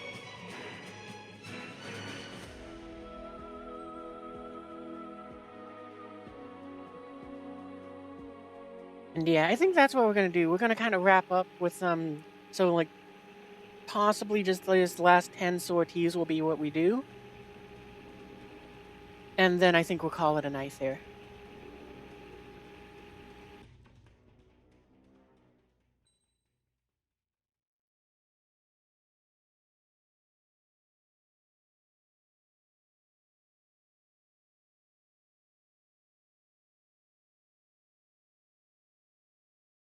I will say though, I mean, it's one of those things where it's like I really wish this game had some sort of PvE mode where I could go ahead and have more fun doing close air support. Because like there's the Wave Defender mode. I don't care about the RP games or anything from it. I just wanted to have it so I can have fun. Because I mean, if there was a mode like if I could just take out these attack aircraft, the A-10, this Harrier, and the Nighthawk, into like those tank Wave Defender battles, and just being providing close air support to them. I don't care win or lose. I just wanna fly my planes and have a fun time with them doing that.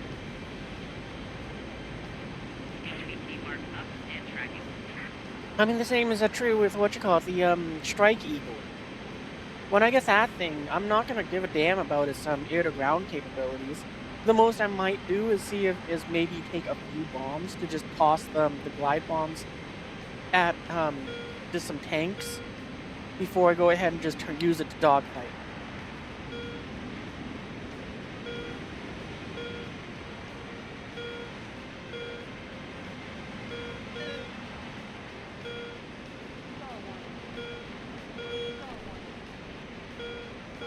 Yeah. It's like, that's really all I want to do, and it would be fun to be able to have that with, just just any number of matches.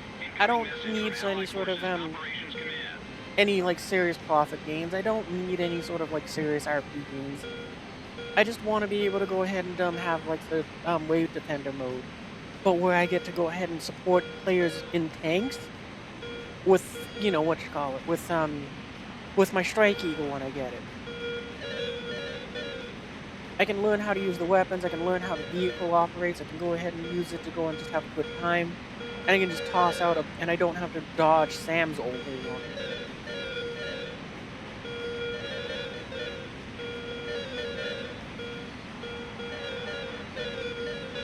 I really hope 12 minutes of fuel was enough to get over to those guys. Because that's really what I want to do right now. I would do the Wave Defender arcade thing and shoot down the bombers. But they capped it off for some weird reason where it used to be like, oh, okay, well this is for 8.7 and up or something, whatever they did there. And it's like, now it goes up to like 12.7 and it just caps you off there. So I was like, why did they do that? All they did is make it so that it's like I can't have fun with the new aircraft in that environment. I can't take an F-15 Eagle in there and throw out 8 admirals. Instead, I'm in an F-14, which actually is probably better, using the 6 Phoenix missiles it has. And I say it's probably better because you're shooting at bombers, which is what the Phoenix missile is designed for. More accurately, you're shooting at a formation of bombers, which this missile is designed to go in there, be a gigantic, like, basically just a flying telephone pole. It's basically a flying Samsung. And, you know, this thing goes out there, and it's like, you can quite easily get, like, 2 or maybe even 3 bombers with one bomb of those Phoenix missiles.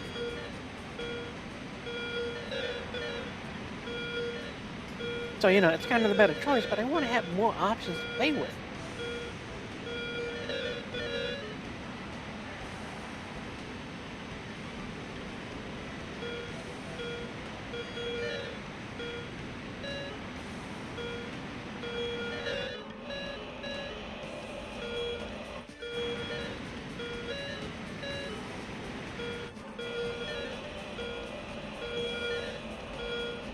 I'm really hoping this cloud cover breaks before I get into range to bomb these guys, but I think we're in range already.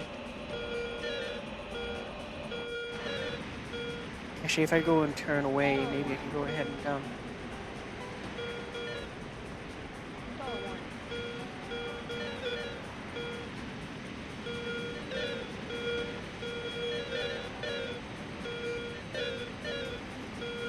Alright, I guess we'll curve back around and J-dam them from this way and head home.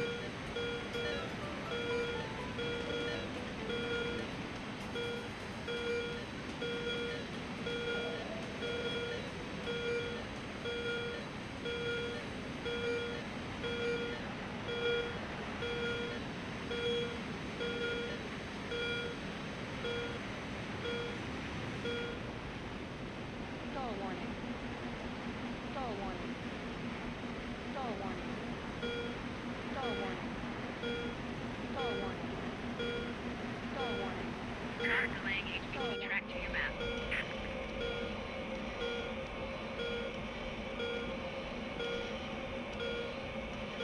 Hey, I appreciate that. Thanks, man.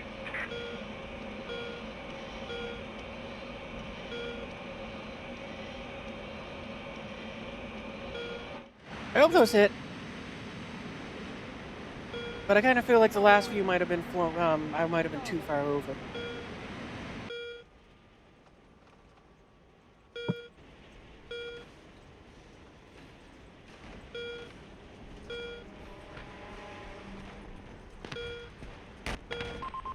Com 1, target destroyed. Oh, I'm gonna be so disappointed if only one dropped? What? Oh, that's even more frustrating than what I thought.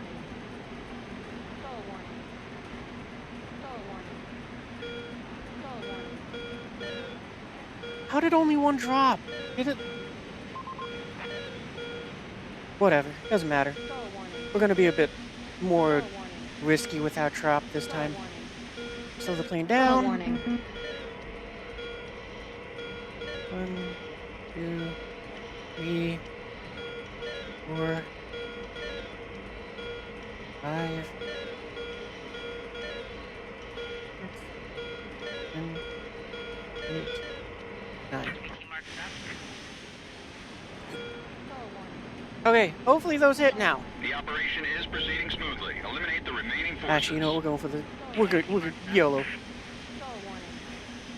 I think a Su-24 is a fighter, but...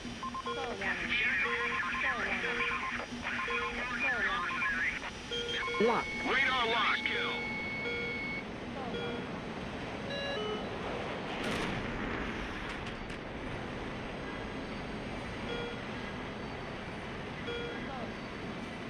Alright, A10C, it's all yours. I'm gonna bug out.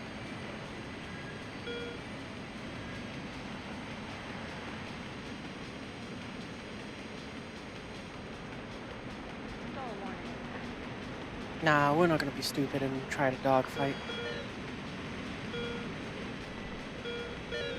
What's up with that runway there? Why is it white? Is it something that can be captured?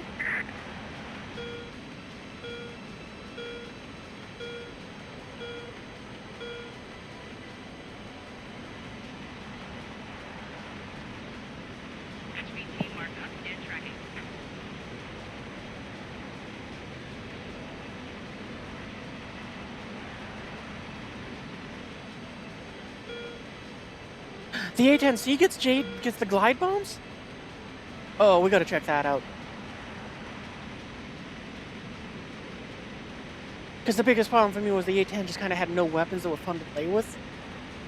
So having the glide bombs might be something that makes me want to go and jump back into it.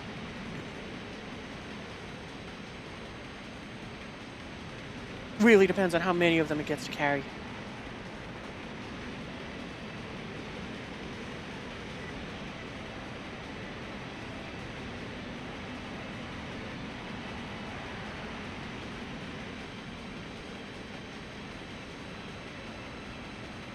Comm team, just a little more. The operation results will weigh heavy on the overall outcome.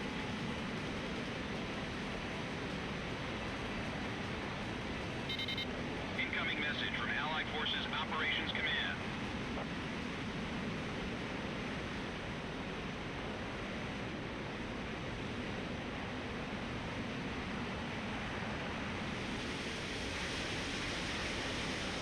I mean, I'm going to say this, though. It will have to hold a lot of JDAMs, though, because otherwise it's going to be a case of...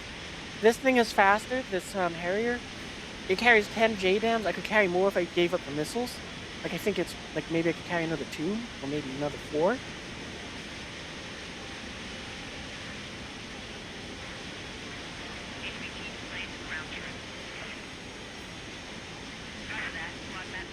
Alert. But it's faster and it carries 10, so it's going to have to carry, like, at least... I want to say 16 for me to say, okay, I'll take the slower A10 and use it over this.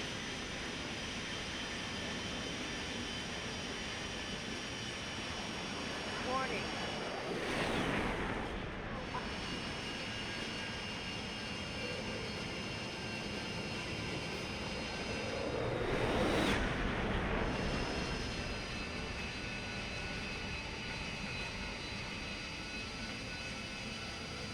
This is one thing I do like about the Nighthawk, though. It does have that little parachute to go ahead and, so you don't have to run down the entire runway to go and slow down.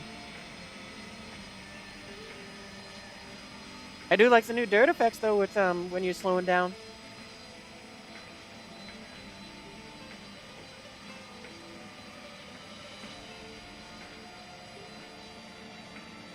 Okay, and we're on damage. We can just do this to go and speed up the drop Our allies' support rearm operation is process. going as planned. Continue on with your duties. Emergency transmission from Allied HQ. Yeah, the enemy's got 1 plane left. So this is just, bombing pest.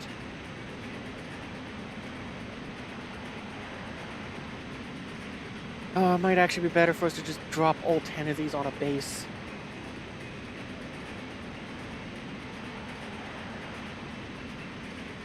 Cosmic.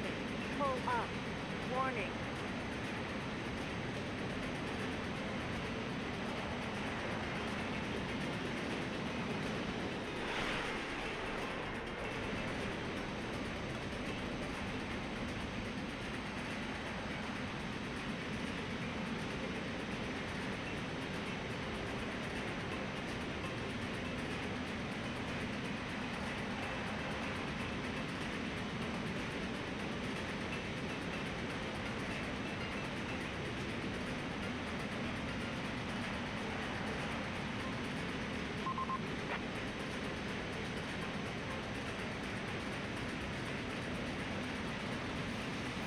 Yeah, we're gonna go for one of these bases, I guess, because, I mean, we gotta fly further for what I actually want to go for.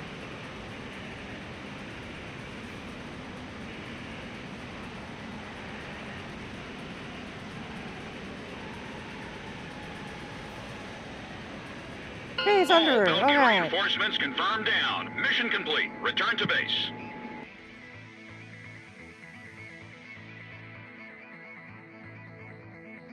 So I think that helps my other mission, which is to get different trophies like that. And there was a lot of RP for that, honestly. I'm pretty happy about that. Alright, you, what can you bring into this? Oh, I gotta unlock them? But 24 is pretty nice. Where are they? Modifications.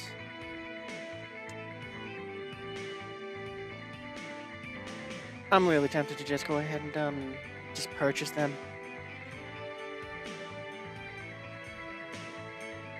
Yeah, we're just gonna buy them. Screw it. I'd rather not. I'd rather just have them and try them than trying to go ahead and do anything else with them.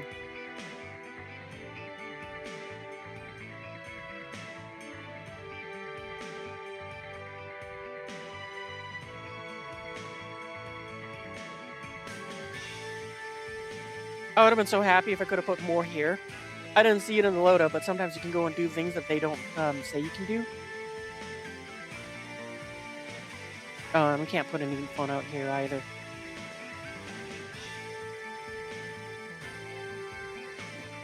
So what is that? 4, 8, 12, 16, 20 bombs and 3 Mavericks? Yeah, that's good to me.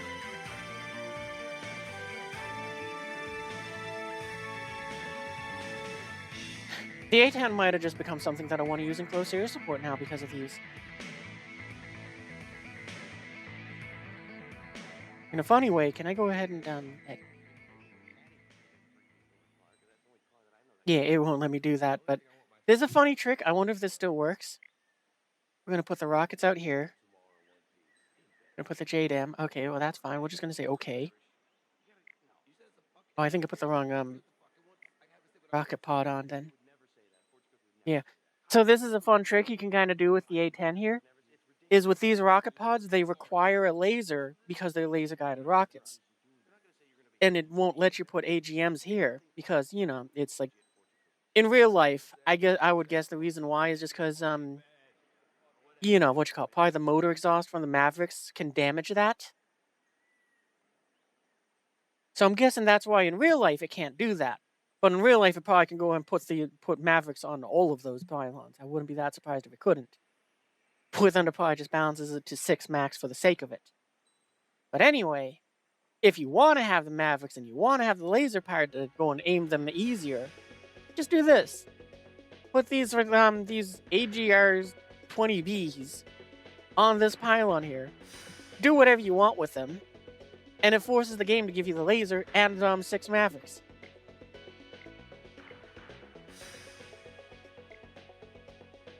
I'm going to leave it empty, though, so I can just save a little bit of weight.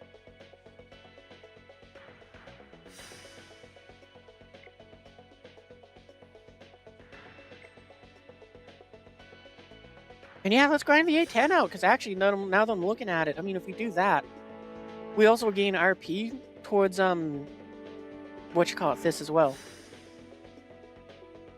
I'm curious, though. I didn't even think about this until now, but do we get an RP boost for... Oh, we do! Oh, that's very nice! Okay, back to the A10.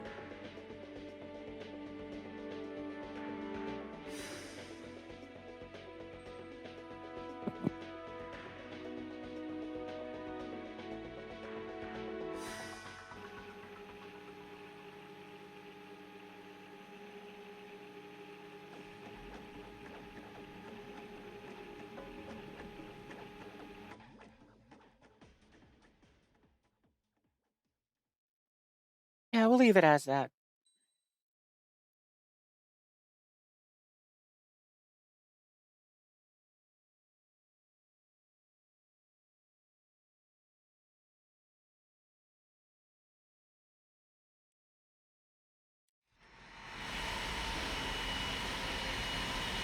I am so excited to do this now, because I got 20 of those little bombs on me.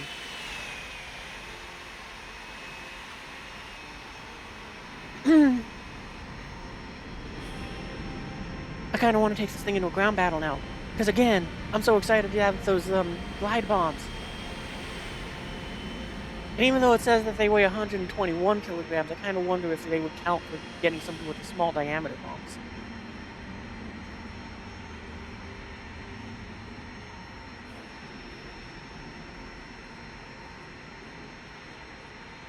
Caution. Pull up. Warning.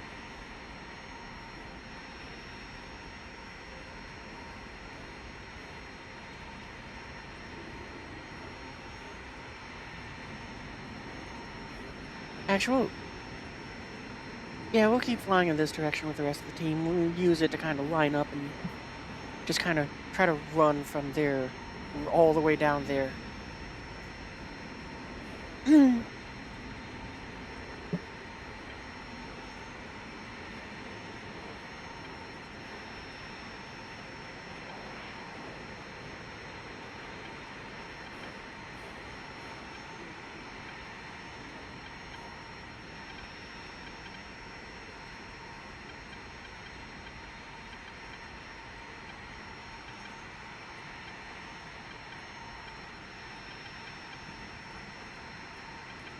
Again, another thing that I wish they would do with the Maw. I mean, it's not on a lot of aircraft, but I really wish it would respect the when you have it set for interval countermeasures, and it released them in that method instead of spamming a ton of them all at once. Or I wish it, or even if they wanted to go a step further, make it so we can choose how it works. How many does it dump with each activation?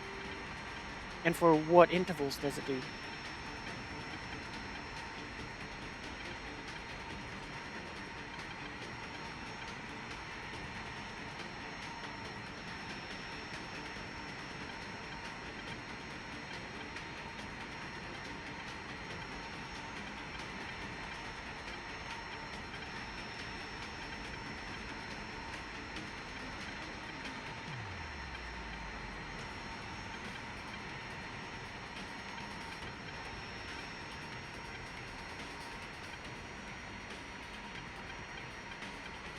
Missile!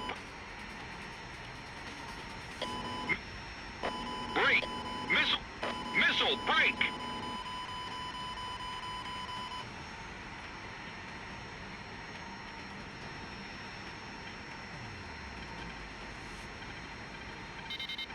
Stand by. Warning, we're analyzing the situation.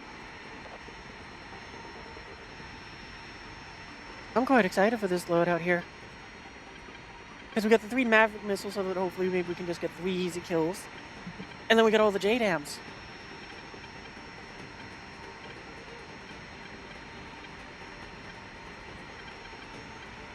Or, not JDAMs, the glide bombs. Look at them all!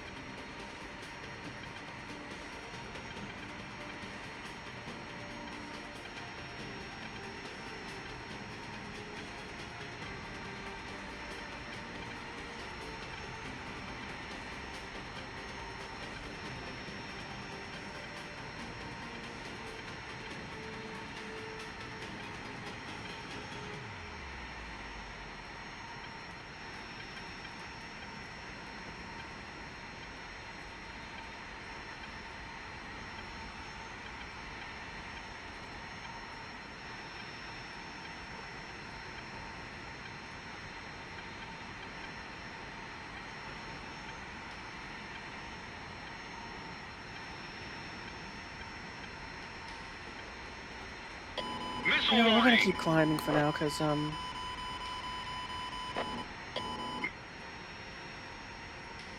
there are 2 advantages I can think of here. The first one is the obvious one, that it gives the glide bombs more time to engage, or to, glide. And the second one is, maybe people won't look up.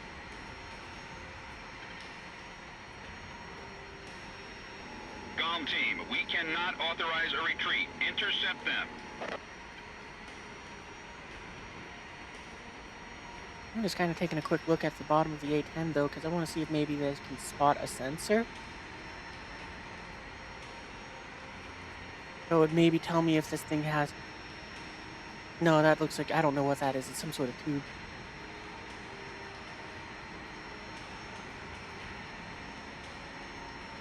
See, I'm kind of looking to see if maybe there's another sensor out there that is, that would let me know if this thing does have, it's supposed to have like an RWR above or below it. Stall warning. Stall warning.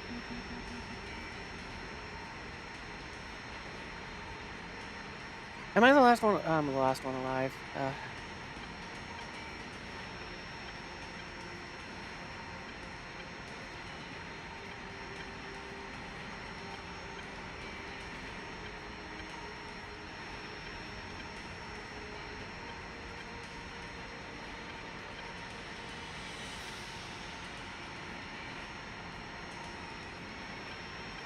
Yeah, we'll just activate this as a This is smoke Eagle screen. Eye to GOM 1. Don't hold back this time. Shoot 'em all.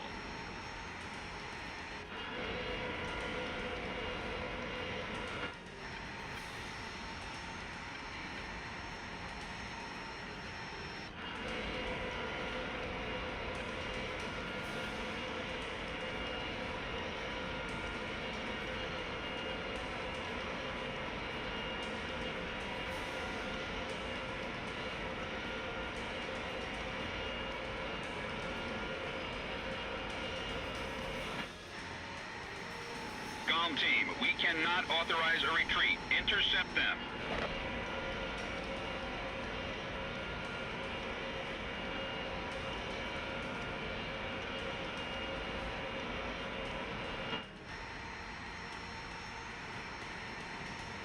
Of course, they're all under cloud cover.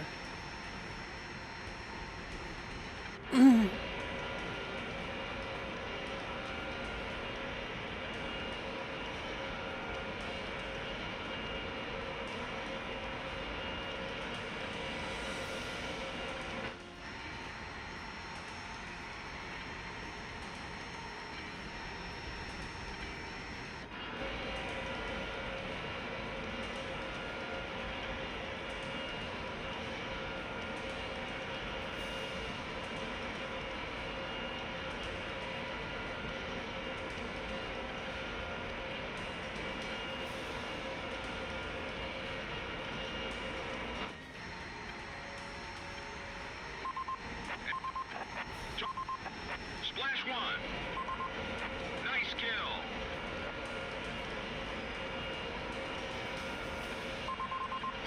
Enemy forces eliminated. The threat level has been reduced.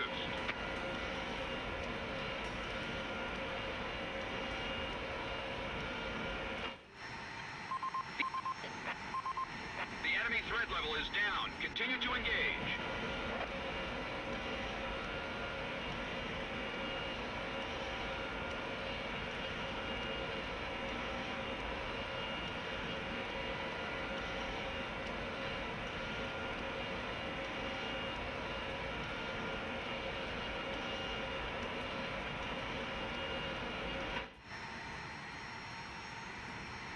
Okay, so here we go. That's all the weapon, all those bombs away. How many aircraft have they got? 1, 2, 3, 4, 5. Bandit down. If I was very lucky, I might be able to go ahead and hunt them down and hunt down the players and try to shoot them down with one missile each, but that would require a tremendous amount of luck. Bandits down. Nice shooting.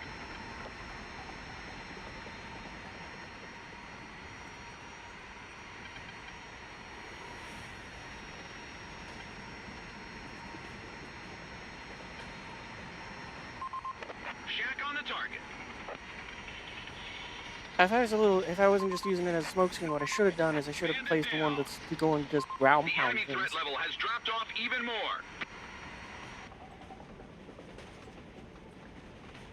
Enemy forces Splash 1.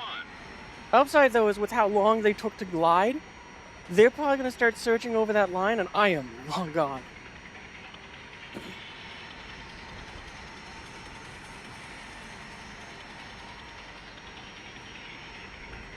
Alert. Actually, you know what? We're so slow, screw it. We're gonna try to dogfight them. Alert. We're gonna be insane. Stall warning. I don't feel like making that flight back. Yes, it would be great to get another, like, 23 kills. Or however many we got. 22. But screw that.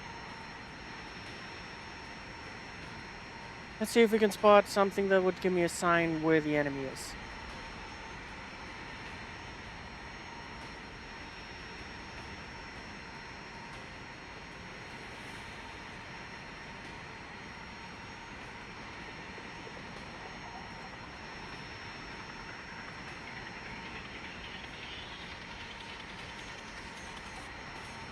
I mean, if I'm lucky, I can get the jump on them. And who knows, maybe even claim a kill. Because I got AIM 9Ms, they won't know that, they won't see a big smoke plume, and I got all that fun stuff in them. Here's one.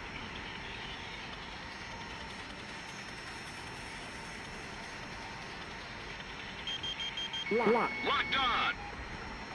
Flare. Flare. I think they dodged it.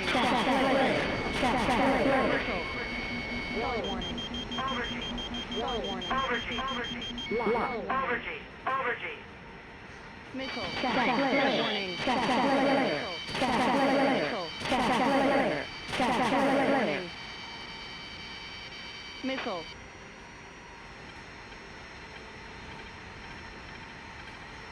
Warning, the enemy's tracking you on radar.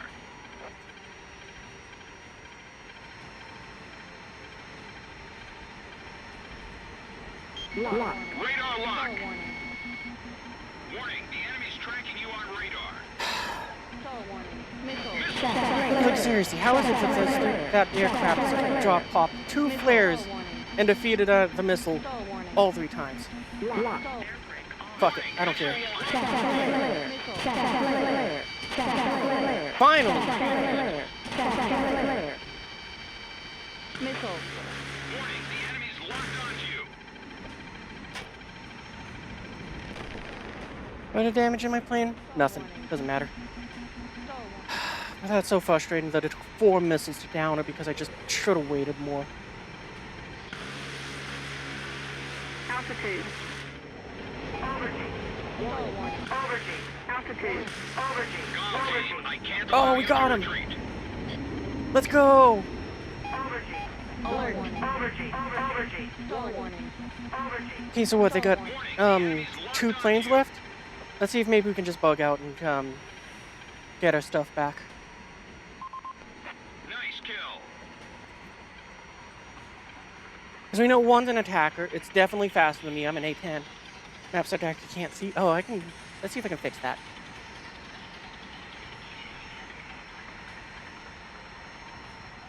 And what's the worst? I get shot down? I got 2 kills in an A10. See if that helps at all.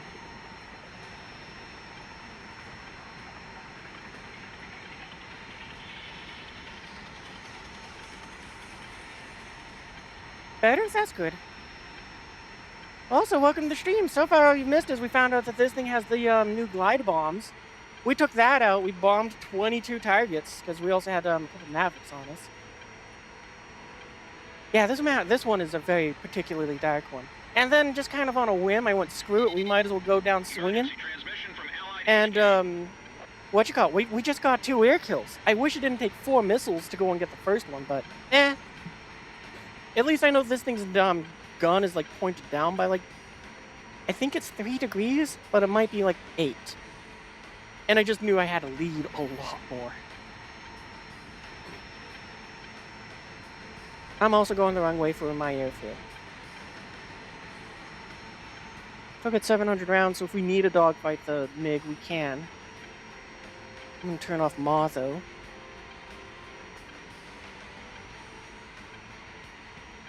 Oh, final blow. Okay, well, Operation I call failed. that a Head victory. back to base. A big victory for this thing.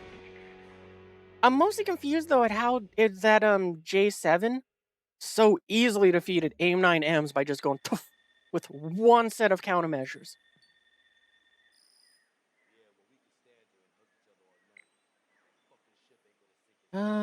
Oh, cool. You done finished unlocking those.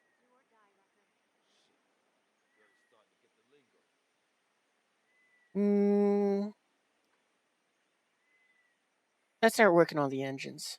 We'll do all the flight performance stuff next. That's awesome. This thing actually is kind of fun to fly now that it gets the JDAMs, because that was the thing that this thing had a problem with for me. It just had nothing that allowed it to, like, effectively grind. It's like, oh yeah, you got 3 big bombs, or you got a buttload of these smaller bombs, but not enough to make it worthwhile. So it's like everything you had for it was just kind of a sucky loadout. But now that it has the JDAMs, I can just drop that on 20 ground targets. I'm too slow to hit a base, so this is phenomenal.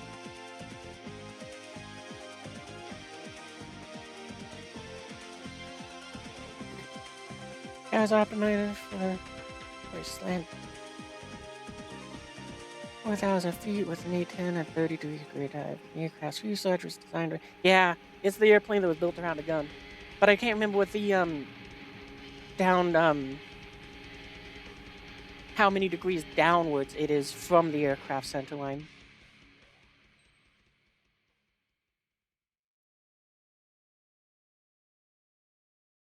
Because, you know, it is kind of helpful to know that just for the sake of leading stuff. I can't believe we got 2 kills, though. That's the best part.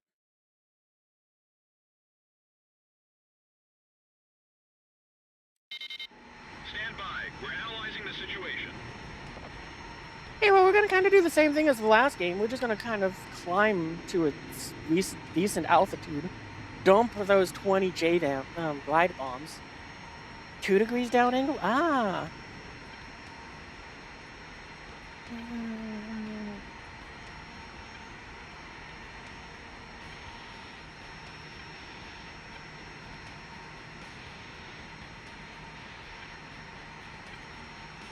Well, you're welcome to join the Discord, but I don't recall seeing your name in there, Jasmine, so I kind of doubt the first half of your sentence.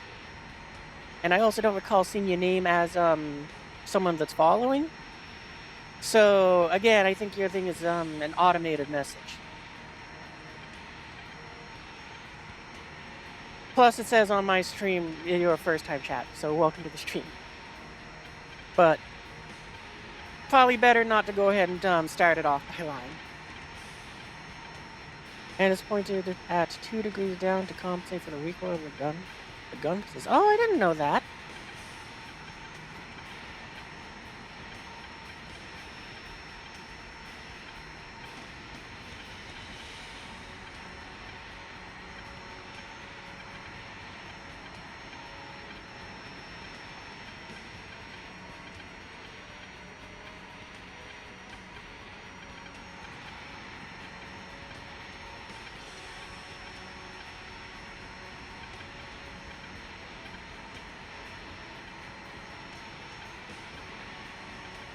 Yeah, exactly. I mean, it's one of those things where it's just basically a copy and paste.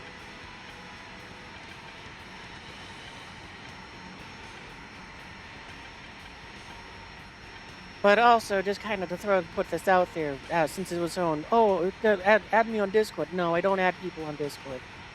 I'm very unlikely to accept a friend request from someone I don't know.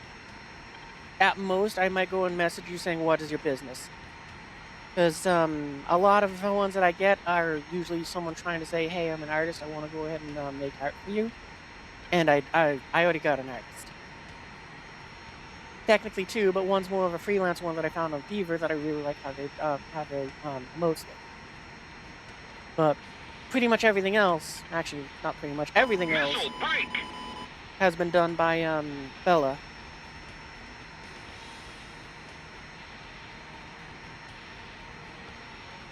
So, yeah, don't bother if you're an artist.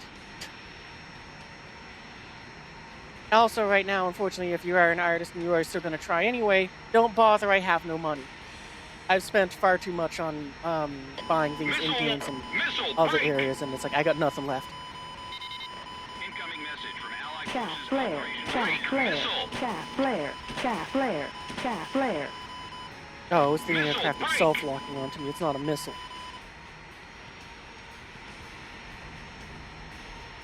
Well, we definitely didn't climb high enough.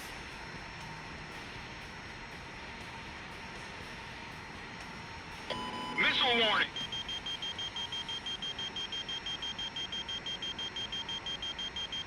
We'll see if we can get lucky and just toss a missile down there. Locked on. Lock. Lock. Locked on. Missile break. Oh, I so want to, but I... Chaff flare, chaff flare, chaff flare, chaff flare. I feel like that was going for me, but I couldn't really tell. Missile. Lock. Locked on.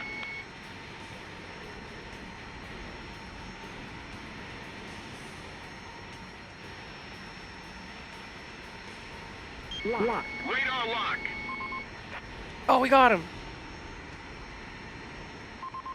You're doing fine, Golem team. Keep it up, Cypher. Alright, I really hope those aren't mobile. Okay, yeah, they're good. And I hope we're going fast enough that this will glide there. Target destroyed. Oh, we got another one. Let's go.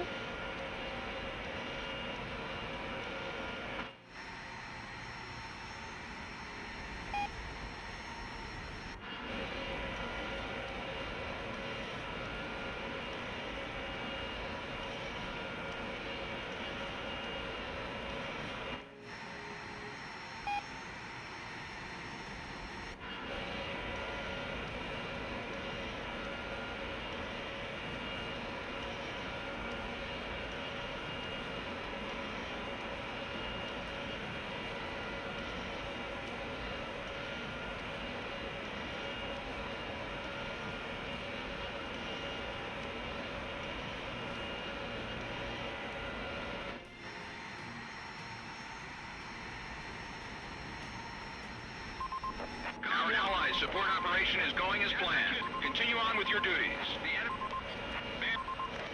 Bandit shut down. Target destroyed. There's the convoy I was looking for. Bandit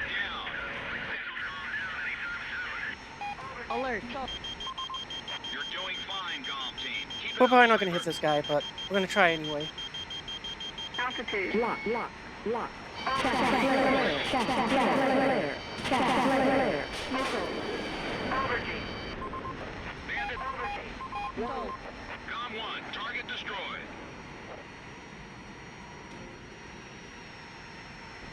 Alert. Stall warning. Alert. Stall warning. Splash 1.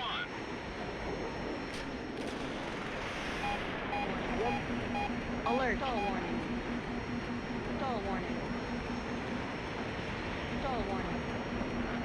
Stall warning. Oh, shit. Engine left. Lock. Engine left. Lock.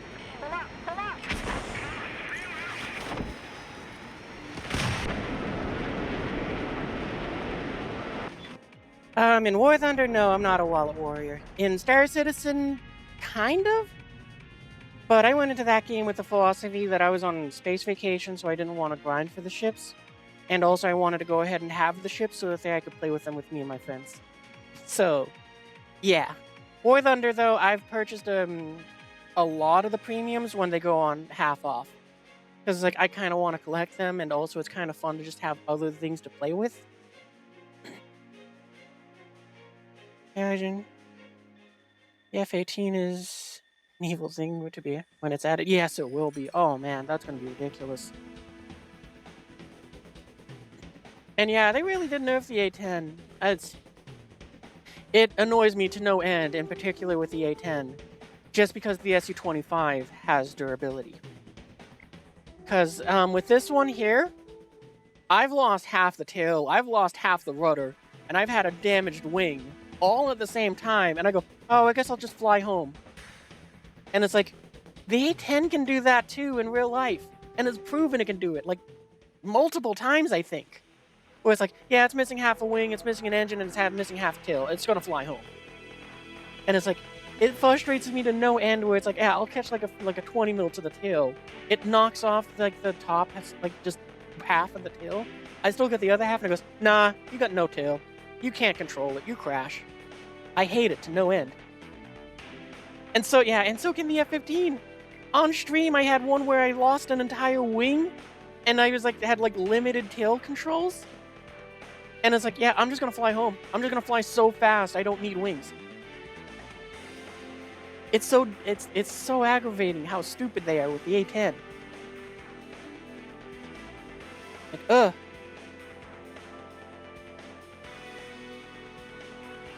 Like, me going down there in that last one, I had no problem with it. I was in a very aggressive turn, so losing a wing there, it's going to just throw the plane violently, and I'm not going to be able to cover for that.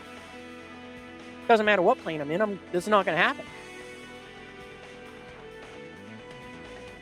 But, I mean, it's still frustrating that it's like, yeah, that's so aggravating. Yeah, and it happened in real life, because there was, I think it was an Israeli pilot, in a training thing, he rammed another plane by accident, lost the entire wing, was spinning out of control, and the pilot just staying cool and level-headed despite his instructor in the back saying, we have to eject, the plane's lost, write it off, eject.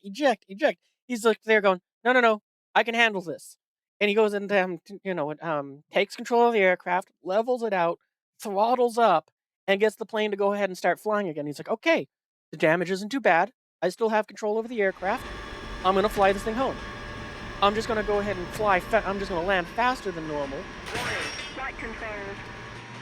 Well, okay, China boy. I'm about to go and light you up. Oh, I shot the wrong one. I'm sorry.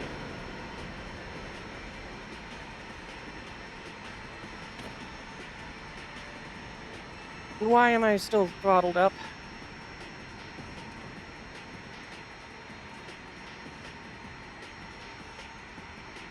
Honestly, I'm not even mad about that, because it's like, who cares? If I get shot down now, it's like...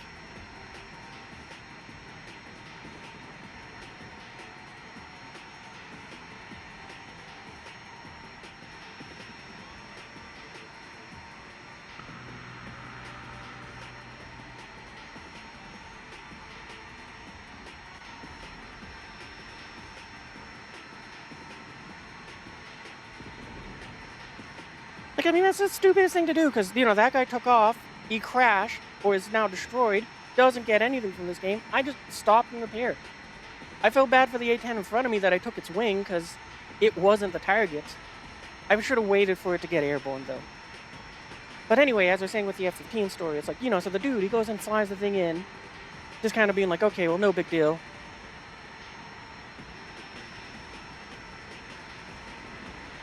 Okay, I'm sorry about your wing again.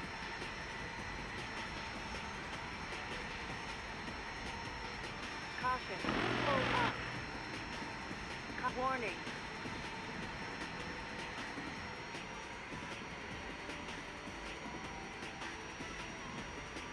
Why isn't that guy repairing? He's on the runway, he should. Is his crew just that new that they can't repair it?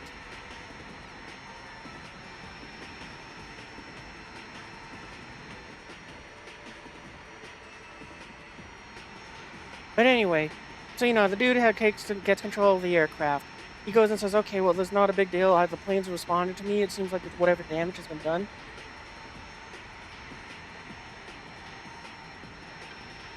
Oop, that's E.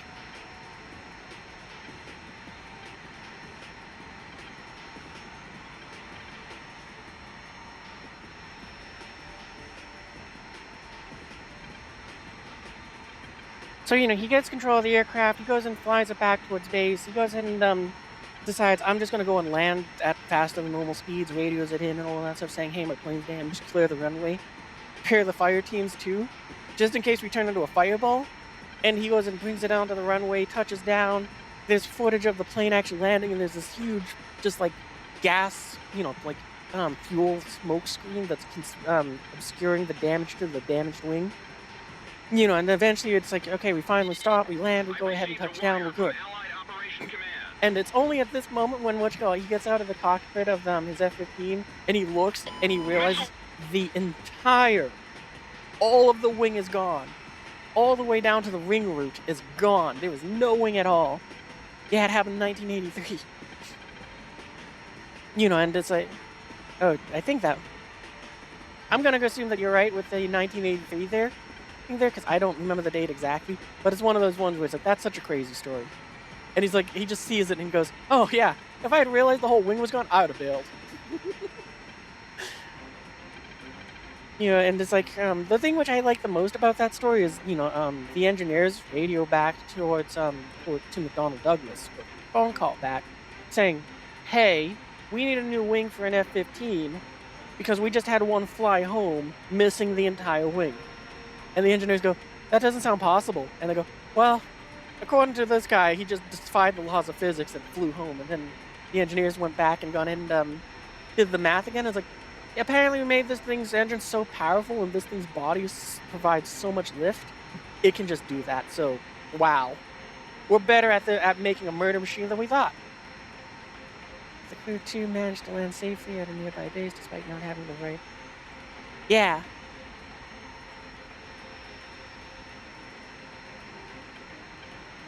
It's such a crazy story. That's great.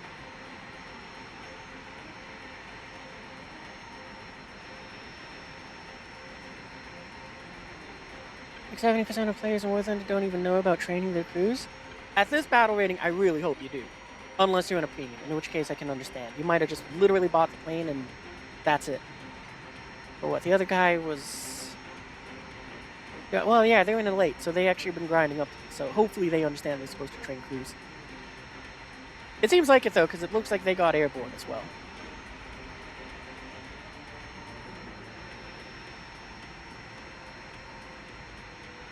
They can. It does depend on the, what the game is.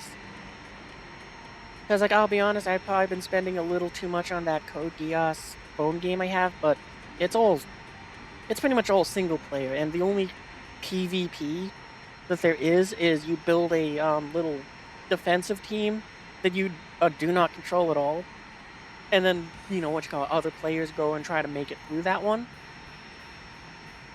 And if you go and succeed, then you gain a little bit of, some points, but other than that, it's like, you get nothing. Missile break! I'm gonna ignore that for just a second here and drop those 2 bombs.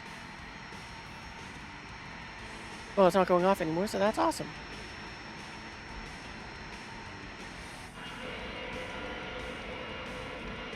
I thought there was something to bomb over here, but I don't see anything. Oh, there it is.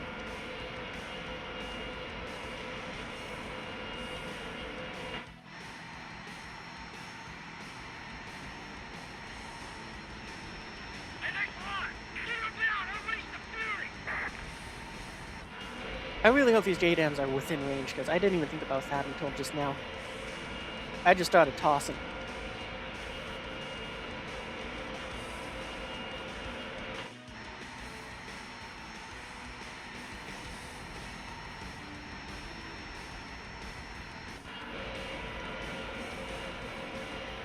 Well, that's unfortunate. I mean, we're not even going to get any of them now. I mean, the last guy just went down. We still got bombs in the air. Oh, what a waste. Enemy forces eliminated. Nice work, comm team. Missile warning. Oh, because that douche had to go and shoot off our tail. What, is just full of them? Yeah. Hey, at least we got aerial superiority from one of the missions. And I think we just unlocked that, so we got something done. That's cool.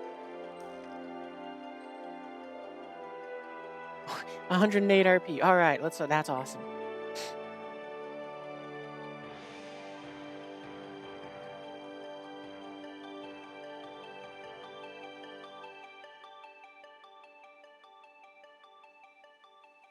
Let's get the fuselage repair next.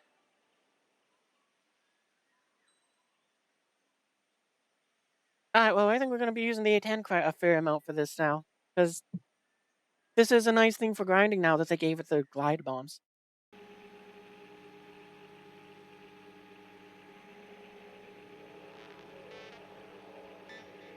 I will say in World of Tanks, because I'm not a tanker, I do mostly play premiums that I've purchased in that game.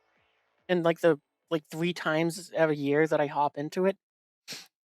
Just because, like, nah, I don't care. I'm just gonna putz around in a T-34 or the Fury tank, and that's good enough for me. Like, I don't try to play seriously. I don't try to do anything. I just kind of try to exist and then just pop off rounds. Emergency transmission from Allied HQ.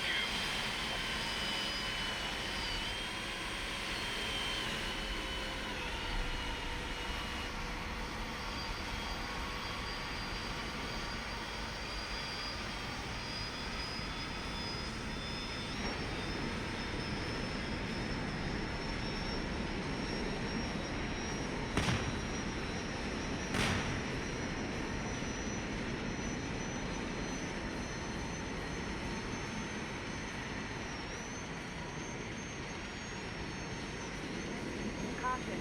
Pull up. Caution. Warning. Oh, you're the one that was breaking stuff?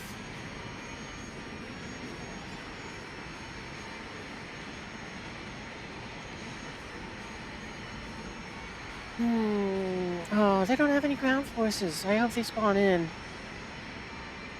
Otherwise, this is going to be a very frustrating mission for me, because my payload is to ground pound, not base bomb. I don't want to base bomb.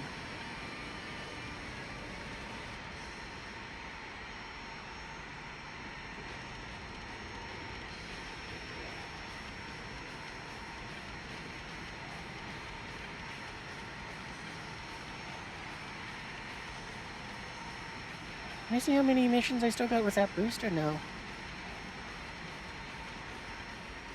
At the very least, though, I'm very happy. I'm so glad they gave this thing those the glide bombs. That's like the best thing they could have given this aircraft. Because it's so slow, I can't base bomb. This allows me to go ahead and grind this thing out in a way that is far less aggravating. Because I mean, look at the tornadoes rushing off, the mirages and all of that stuff, and that Su-25. All of it are going for those bases out there. None of them are going for the grinding value of the ground targets. Everybody goes for them in the sense of where it's like, well, I guess I might as well. I got a gun. I love it so much. Just because everyone ignores ground pounding. Yeah, exactly. They just need to improve the survivability of this thing, and just, chef's kiss.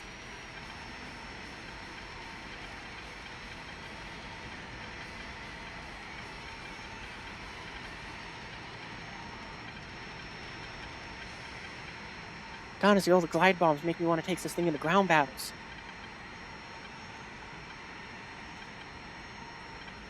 I don't think I ever will, though, because it's so slow. And then because the glide bombs are essentially only useful against, SAMs. This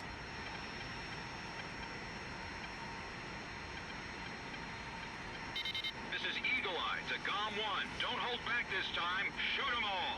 Like, I would much rather go ground pounding with, like, in ground battles when they introduce the B-1B Lancer. Because that one sounds like it would be a lot of fun, being supersonic on the deck, just being 100 feet off the ground, using the radar guidance system that lets you kind of, like, autopilot along the ground. But it doesn't matter if that is in there or not. But just being able to drop, like, 50 or so, I think it's 70,000 pounds of explosives. Warning, I don't remember the exact number, but just dropping several thousand pounds of explosives in just a large stick. Just going, that spawn point and those 3 SAMs in there, they're about to have a very bad day. Warning, the enemy's tracking you on radar. Everybody else gets to go and just poo themselves as they hear just a sonic boom and then a lot of explosions.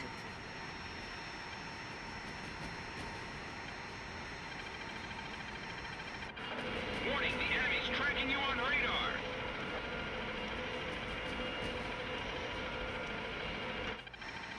I kind of wonder how far I can toss these glide bombs from this A-10.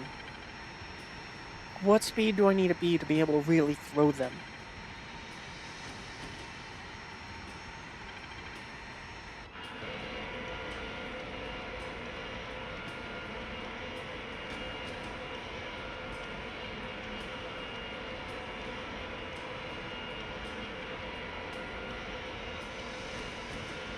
Okay, I think I'm now in range for the... Yeah, okay, I think I'm in range for... Yeah.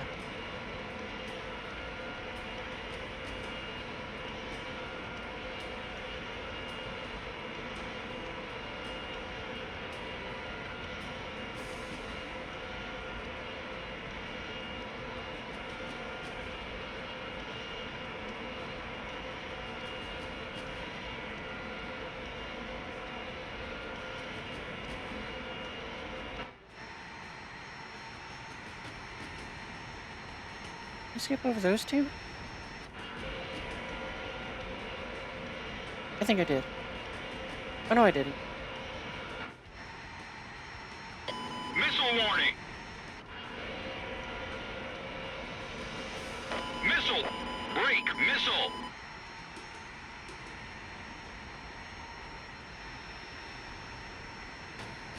Missile.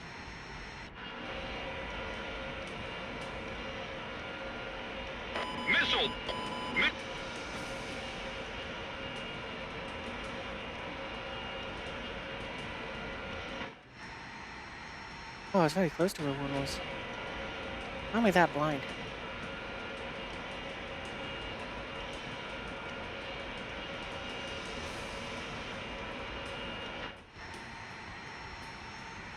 Gosh, fight fighters, not ground pound. Eliminate the remaining forces.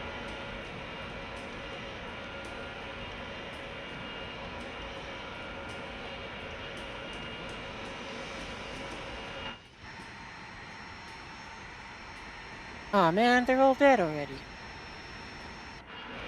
And we still got 9 bombs left, and I don't think any of them have hit any of them yet. Airspace threat eliminated. Com team, mission complete. That's the other problem with the A-10. Just so slow. Well, my plans for this week, Thanksgiving-wise, is I don't think I'm gonna do any streams. I'm gonna just take the week off and go ahead and, enjoy the holiday. Other than that, it's probably gonna be, having a good time with Legos and, making a dinner at home with the family. So, I'm hoping it'll be a good time. Like, I still gotta go and pick out, like, a turkey and all of that. My favorite thing is gonna be the homemade mashed potatoes. So, there's gonna be a ton of those. And what else? We gotta figure out the other sides as well, but it's one of those holidays that I like a lot because, it's not very commercialized. They don't try to go and tell you, oh, go out there and buy a bunch of crap. It's like, no, you just get together, have a good time with family, and go ahead and just stuff your faces full.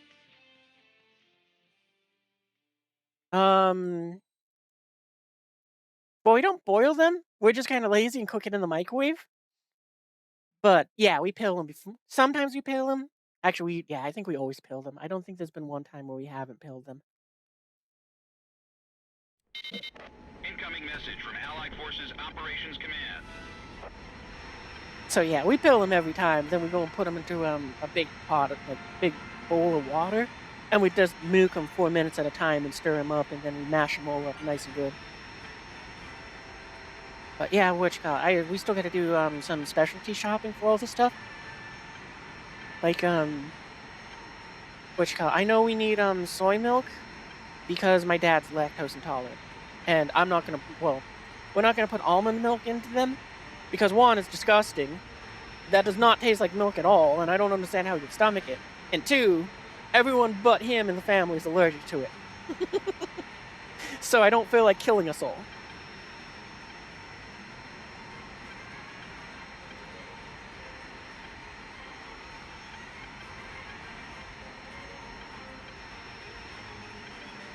Maybe we could try boiling them, though.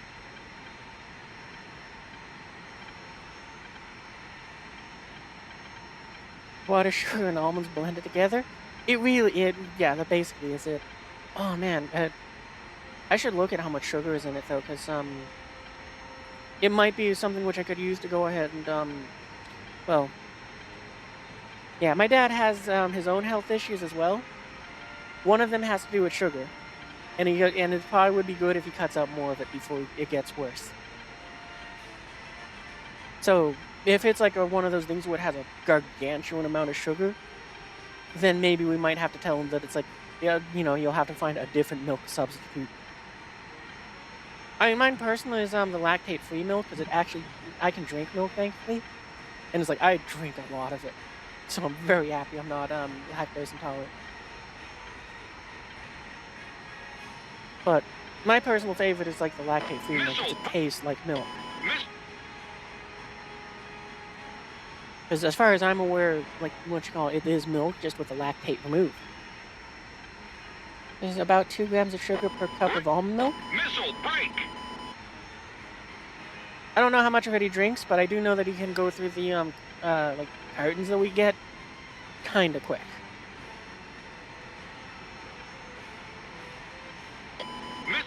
But quick to me is like, he's going through them at like 1 every 2-ish weeks, I think. So he's drinking it slower than I drink milk, but it's still one of those things where it's like, yeah, I can go through that kind of quick.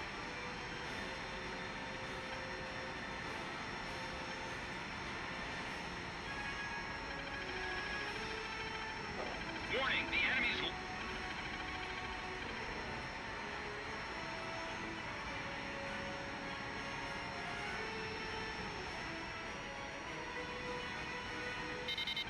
Stand by.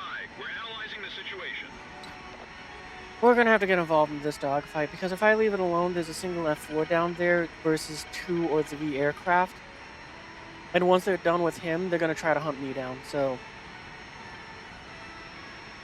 Oh, okay, well, they're down already. Cool. Didn't even get to the fight. I'd also be happy if we can catch you at the top of your arch there. Good job! Keep their heads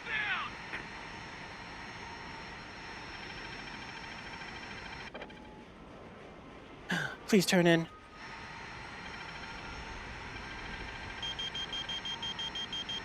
Okay, you are turning into fight. Locked on.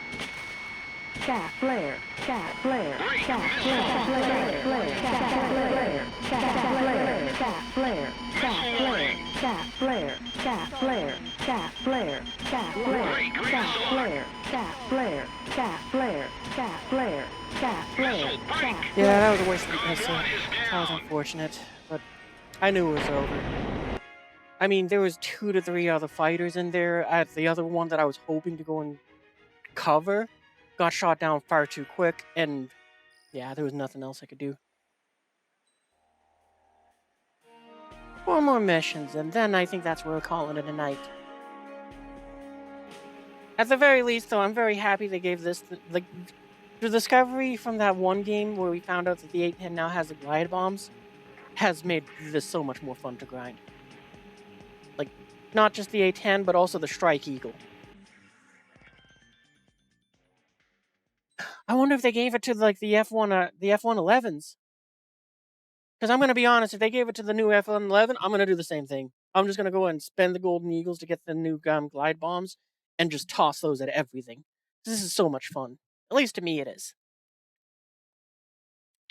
This is Eagle Eye to GOM 1. Don't hold back this time. Shoot them all.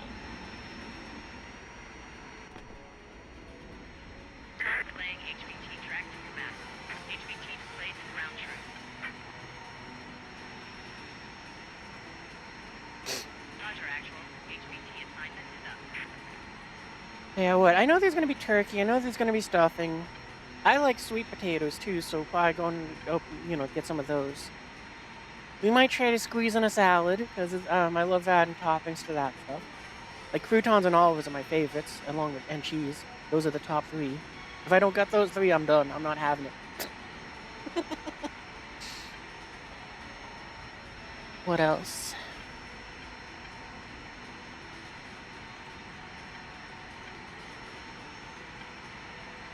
I have some sort of dessert. Don't know what. But it's really, it might be pie.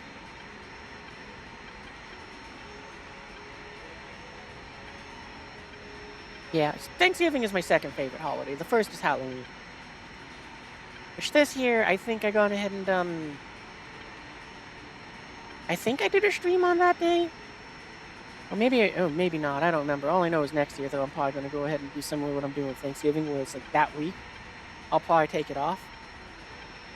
And just kind of celebrate my favorite holiday for a week.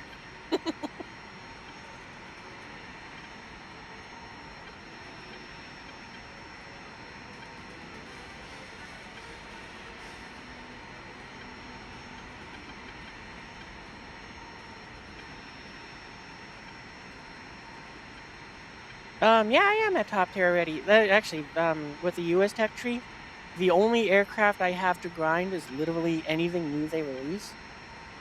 Like right now, I'm grinding out the F-15 Strike Eagle because I have literally no other choices. I do want to fly that plane, but that's literally all I can do. And it frustrates me because I can't even use like the benefit of being top tier in like... Well, I think actually America's the only one that I'm in top tier in, but I'm like very close to with the Soviet Union of unlocking the final Su-27. But it frustrates me because so long as it has that new plane banner ribbon, I don't get to add on the extra 100% RP that I gain. So it kind of sucks.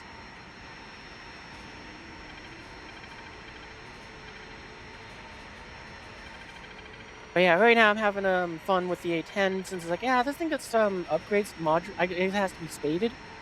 And also, more importantly, I found it has these glide bombs, and I'm having so much fun with them. Missile warning.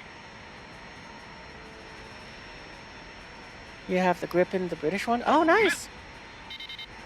Emergency transmission from Allied HQ.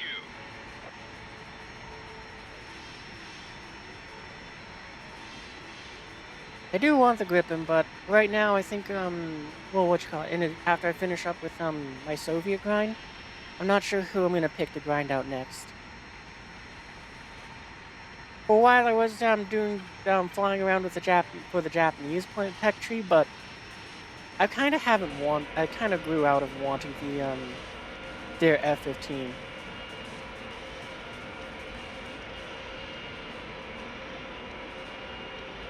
So, not really sure which tech tree I want to Warning. I think it's wasting it using it on something else. Warning. Missile.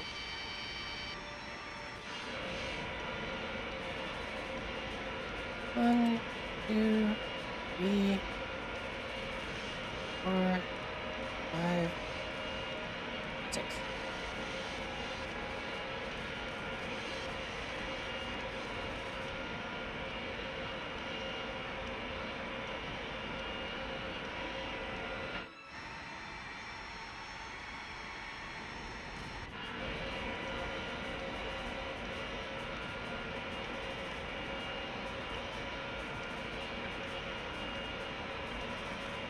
Missile. Break missile. Warning. Flare. Missile. Oh, hey, thanks for the follow! Missile. I'll read your name in just a second. I'm just trying not to explode here while I go and drop bombs. A lot of bombs.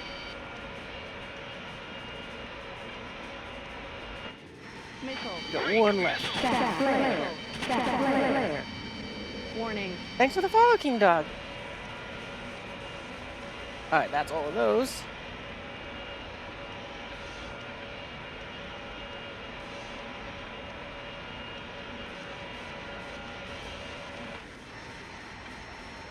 Missile. Flare. Missile. Flare. Warning.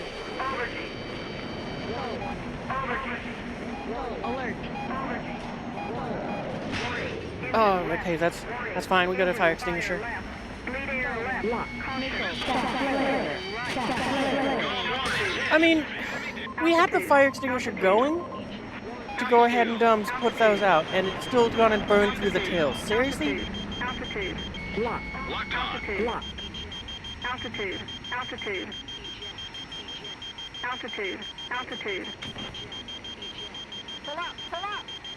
Lock. Lock. Lock. Air brake on. Air brake That's the wrong button. I wanted to eject. The enemy At least we got off all of our bombs and stuff. target. The A-10 so slow. It really is. I'm so glad that they gave the C, though, the glide bombs, because a lot of people don't ground pound, so you can get a lot of RP back that way. You're too slow to get the bases, which everyone goes for, but you can go and just slap all of the ground targets. Like, how many did I just get with that run? 15? Oh man, that was not as good as the other one where I had 22. But, you know, it's like, you do that and you just get some good RP going.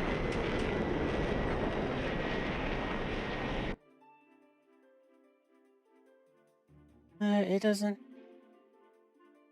That is approving, no.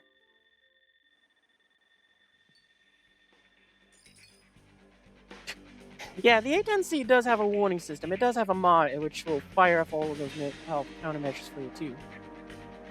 It's a very nice aircraft for that, but... Ooh. Okay, cool, we got that. Oh, they added it to the Gripen? That's awesome. I think the new F-111F has one, but it doesn't have the auto-deploy of flares. Which isn't a bad thing in my mind.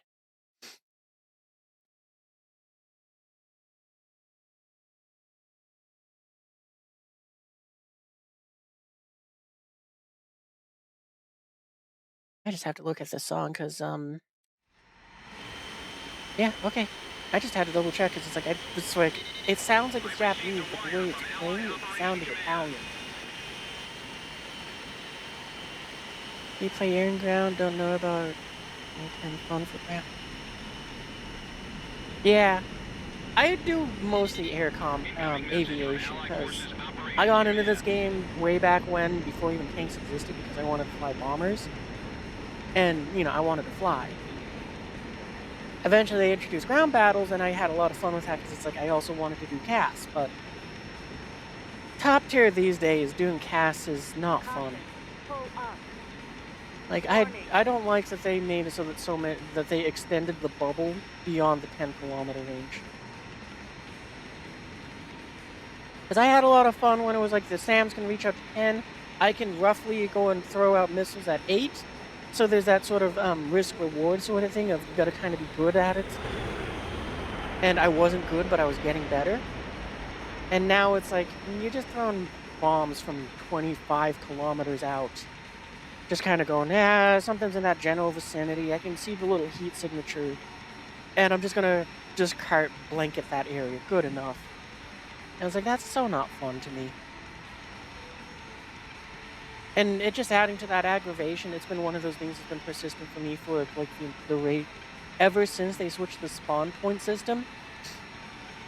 But ever since they introduced the spawn point system for tanks, it has aggravated me to no end, where it's like, this A10 probably costs like 800 spawn points to throw into a tank battle. Someone in their SAM who's ran out of tanks and is down to like their last 100 points, goes, I might as well, and goes and shoots down the plane I busted my butt to go and get. And it's like, that's so aggravating, and I've done it so many times myself, where it's like, suck and die, send out the SAM. So shoot down like 2-3 planes. And it's just, I hate it. I hate it from start to finish, tank battles. Never get that bombing achievement for doing it from 25 out. Well, thankfully it's only 20 kilometers. But I'm never going to get it either, because it's just like, I don't want to play I don't want to do close. I don't want to play tanks anymore at top tier. I've been slowly transitioning back towards just playing at like 6.3, because close air support's fun there. I still do it from time to time, but just not the same. Radar lock. Missile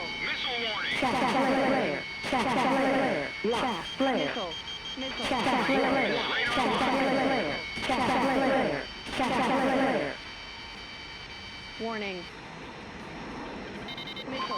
Oh wow, we actually got him. I thought the missile missed. Anyway, let's go back to bombing. They've got a lock. Break.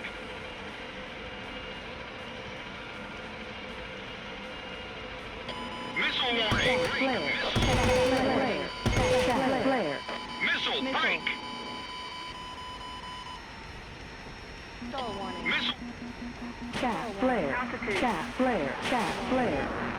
Alert. Stall warning. Stall warning. Break. Missile. Altitude. Flare. Stall warning.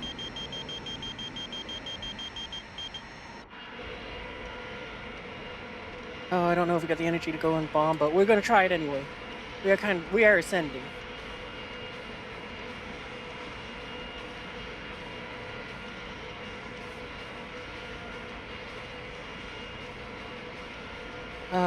What's the worst? We go and double bomb something? Nice kill.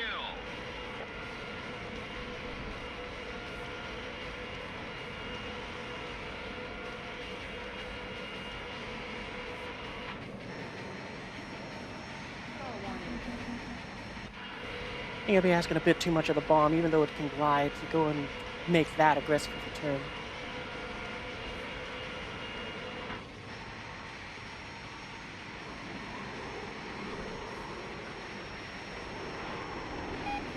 Stall warning. Alert.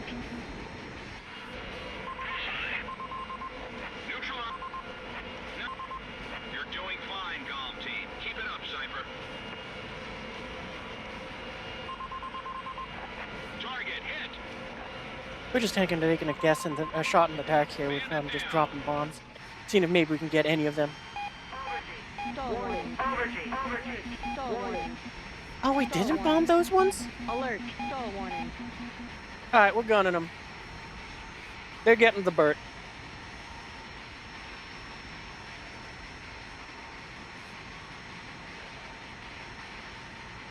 I don't know what ULQ is.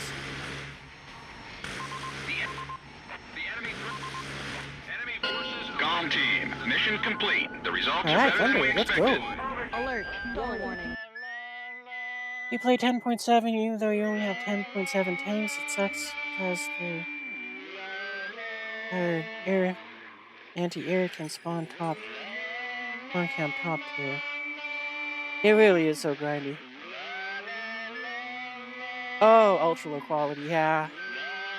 It's kind of silly that you can do so much like that to just cheese the way through it.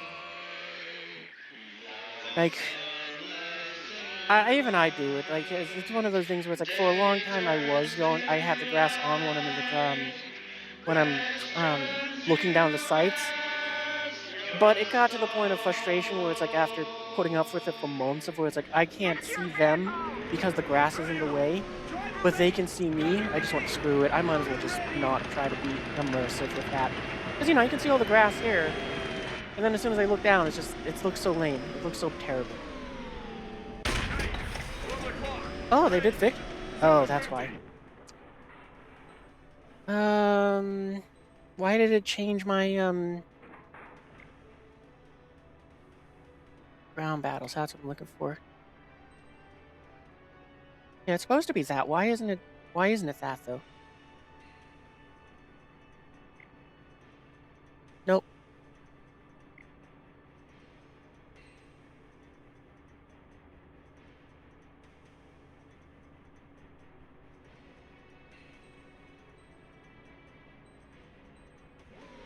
Okay, well that's frustrating.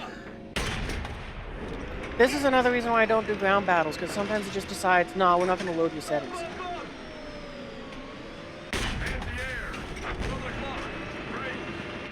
Because this is the other thing I don't like about this site. If I'm trying to shoot something far out, what is it, the one over there? All the little mill lines get in the way, and I can't tell what I'm aiming at. So it's like, it's like, sure, I know where I'm aiming height-wise, but I can't tell where I'm aiming on the tank. Target destroyed. Wrong thing, again.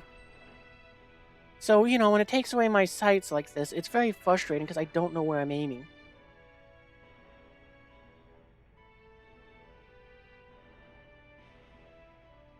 Just for the sake of it, let's see if... Here we go. What? Why did it change the... Whatever. I'm not going to question it. Because, the dot is easy enough. I can see what I'm aiming at. I don't care past the other details. And I got the little thing over there.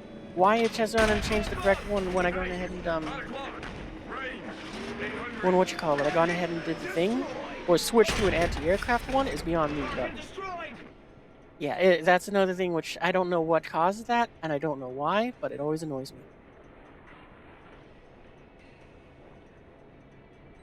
Do I need to do that? No.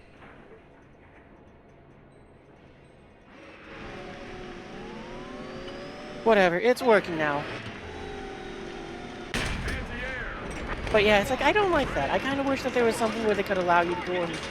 It would be kind of neat if they could figure out a way how to work it, so it's like, yeah, no, well, it'd be unfair, because it would actually kind of technically pay them in a different way.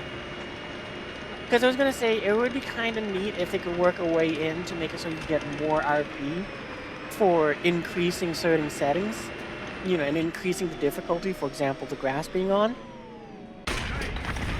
But I just realized it's like, as I was thinking of it, it's like, oh no, but that would be quite literally pay to win. You got a stronger graphics card, you can go ahead and get more RP because you can see grass.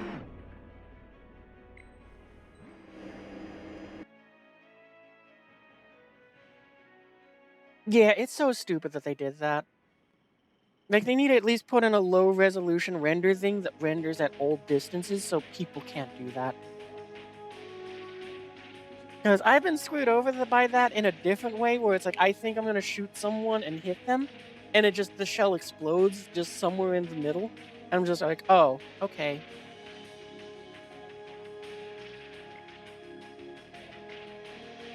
How are we doing for the A10 grind, though? I'm kind of wondering where we are parts-wise. Oh, that's almost done. That's awesome. Man, this grind is going so much better now that we got those, the glide bombs. I'm also kind of curious where we are with the F-15. I think we've made about, like, 100,000 RP progress tonight. 2 more matches, and then we're probably calling it a night. Oh, that's another thing which just frustrates me, because it's... The challengers are supposed to be super tanky. Like, I've heard the stories about the challengers where they get hit by just an absurd amount of damage, and the only way you can destroy a challenger is either with a really big bomb or another challenger. And it's like, it frustrates me to no end that it's like I've seen challengers just be so sad in War Thunder. I'm thankful that they at least get that 4-second reload. It's like all the NATO tanks should have. Because I've seen a lot of footage of people just kind of kind of proving the point by using the promotional footage like Germany puts out with the Leopard 2s, and what America puts out with the Abrams, and also from the tank crews with Abrams. They're like, yeah, good loader can reload that thing in 4 seconds. Faster if the adrenaline's going. And it's like, it's so silly that they can't. But I don't mind. It's for game balancing and all that, and it's just like, I wish they would give the tanks the other stuff. Because I want the challengers. I would want the challengers, even though I don't have them. I want the challengers to basically be like, you can't punch through this thing's front armor. You gotta find some other way to do that. And I guess I should say turret. I'm not sure about the TOW, but I would assume the same is kind of true for that as well.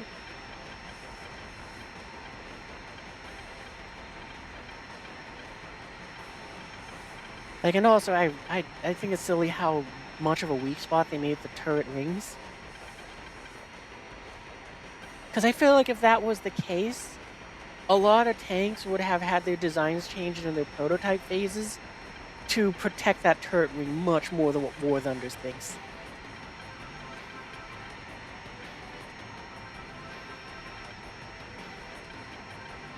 How's it going? I'll wait like another 15 seconds for them to finish, and then I'll continue my little I wish rant.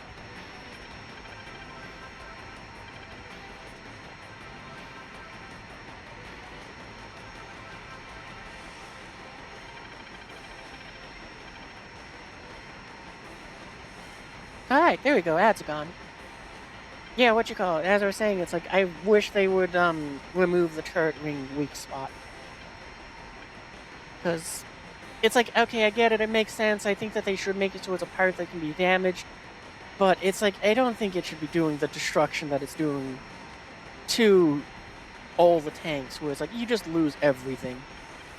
You lose all the crew, you lose all the you lose the turret ring itself, you lose possibly some ammo, and possibly the entire tank at top tier. Because, I mean, I feel like if it was the case, if that really was what was happening, the guys that made the Abrams probably would have been told to go back to the drawing board to go ahead and modify this thing so it is less vulnerable.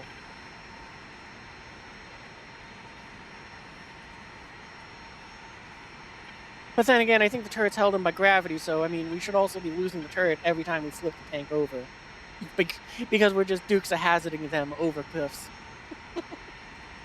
So, okay, I guess that's the trade-off.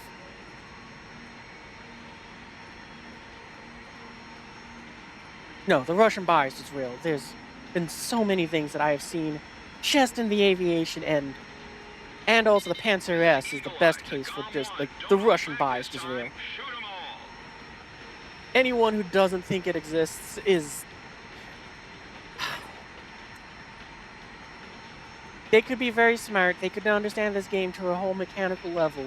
They could know pretty much everything about the game, but if they're trying to say Russian bias isn't real, they need to go and just look at the Panzer S. Why does Russia get the only SAM that it can shoot from 20 kilometers out, can track up to 3 targets at once, can fire and engage on said targets without giving them any warning, and was literally so powerful, they had to change the entire game's mechanics so that they didn't have to nerf that thing.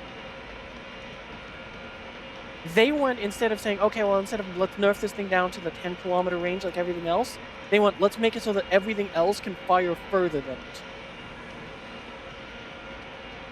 That's how much Russian bias is in there. Our allies support Operation They gone ahead and gave Russia a new missile. Everyone complained. So we got the AIM-9M.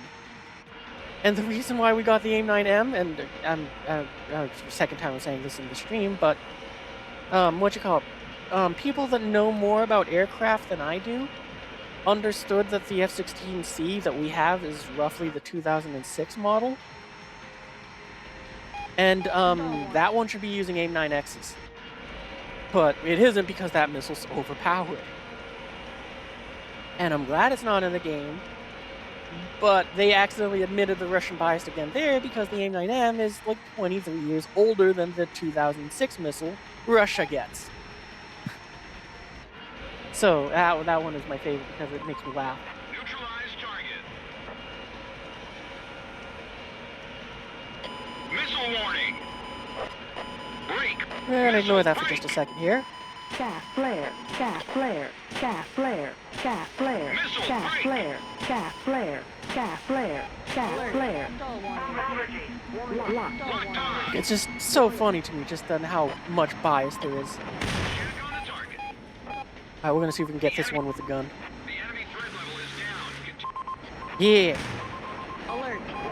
Stall warning. Target hit. Alert warning. Oh, I love doing that so much when you just the multi-strike on the ground stuff and just chains up like that. Being a British main sex, you don't even know, but... Oh, yeah.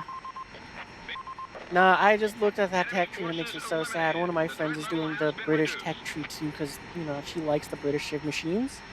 And I'm just like, I feel so sorry for you. I did warn you that what's ahead of you, but you're just like, nah, we're doing it anyway. And it's like, okay, well, I respect that, but... And you know.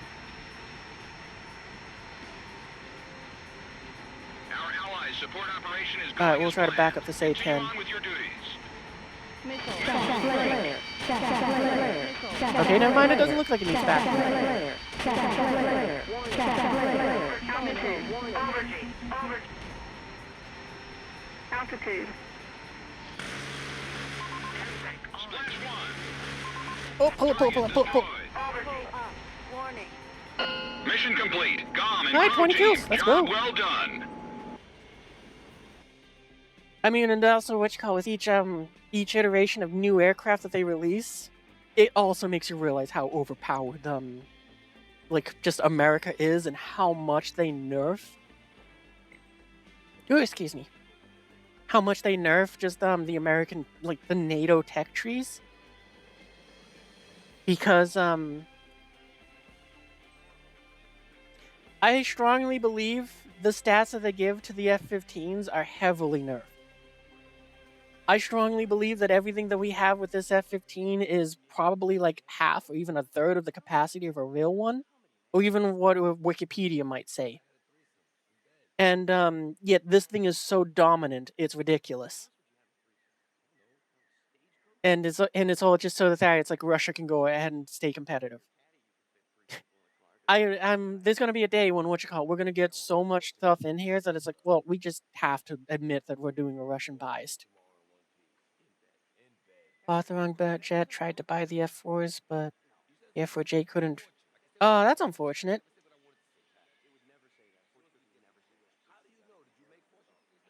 Yeah, well, we got one more game of that booster. And then after that, I'm probably gonna call it a night. We've been going for about 5 hours.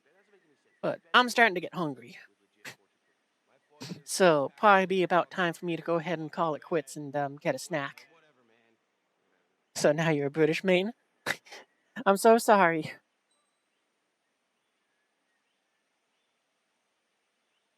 And also the new F-117.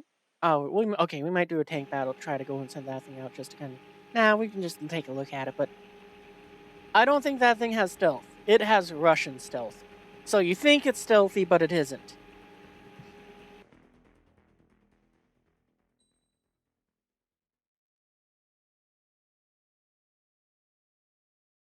Because, yeah, it really seems like that. It seems like the reason you survive in that thing is because you just climb.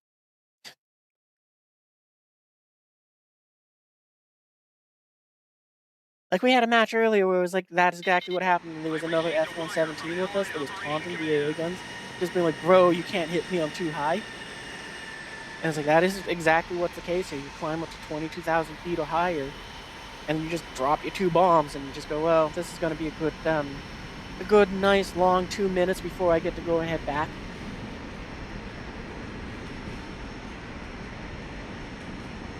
Yeah, what about the British 111?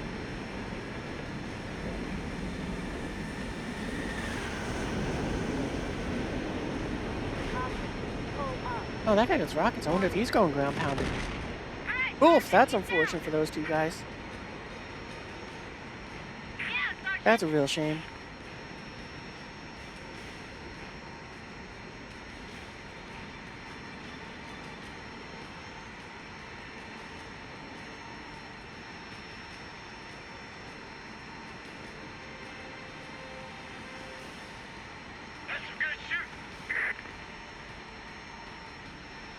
You love that thing you bombed the whole map. Oh, that's fun.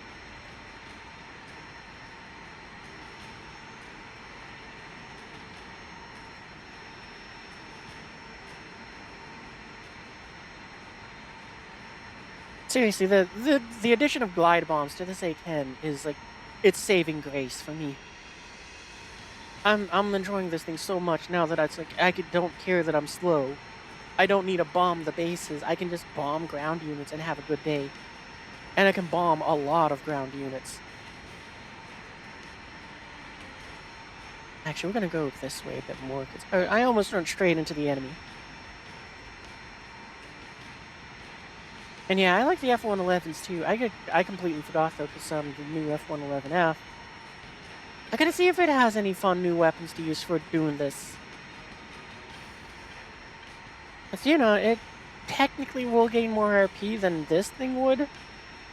But yeah, we got that at the same time as the Gripen. I didn't realize that.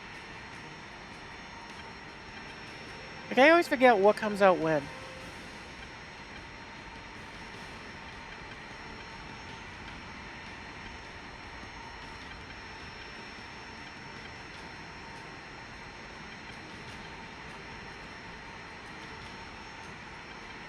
Hero time! We're nowhere close to being anyone's hero though right now.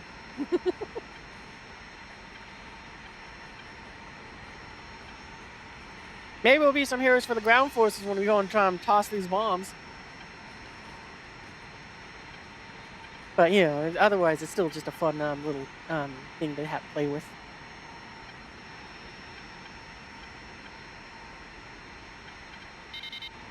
Emergency transmission from Allied HQ.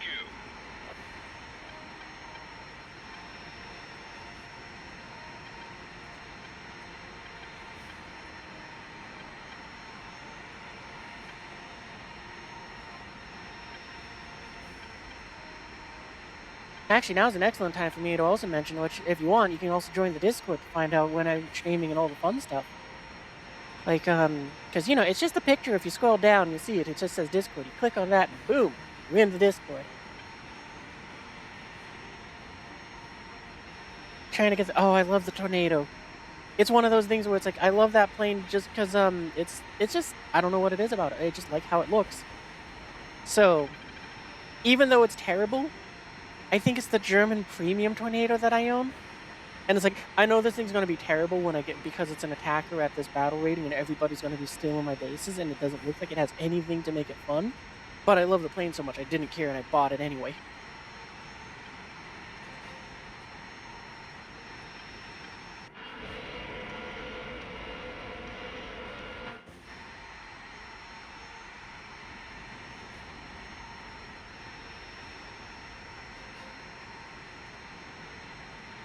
Missile warning! Did my team get shot down already? No, okay. We've lost one, technically speaking.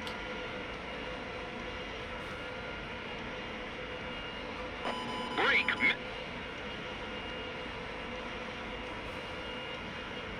Missile break!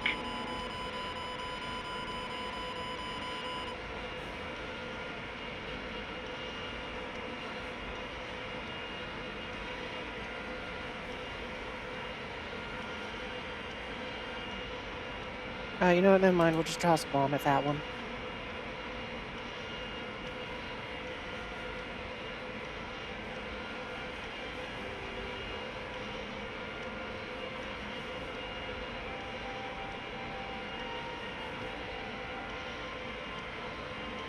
I hope this isn't too far off angle for these bombs.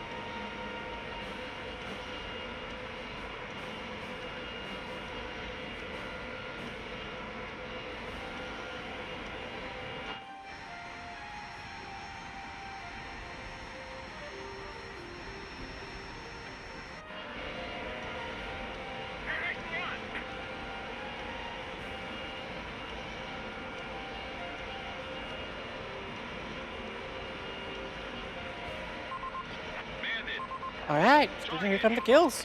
Check on the target. We got any more? We got 3 left.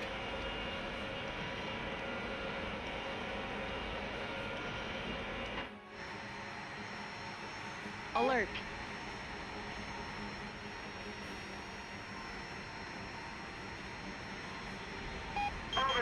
Lock. Warning. Neutralize target. The enemy threat level has Altitude. dropped off even more. Altitude. Altitude.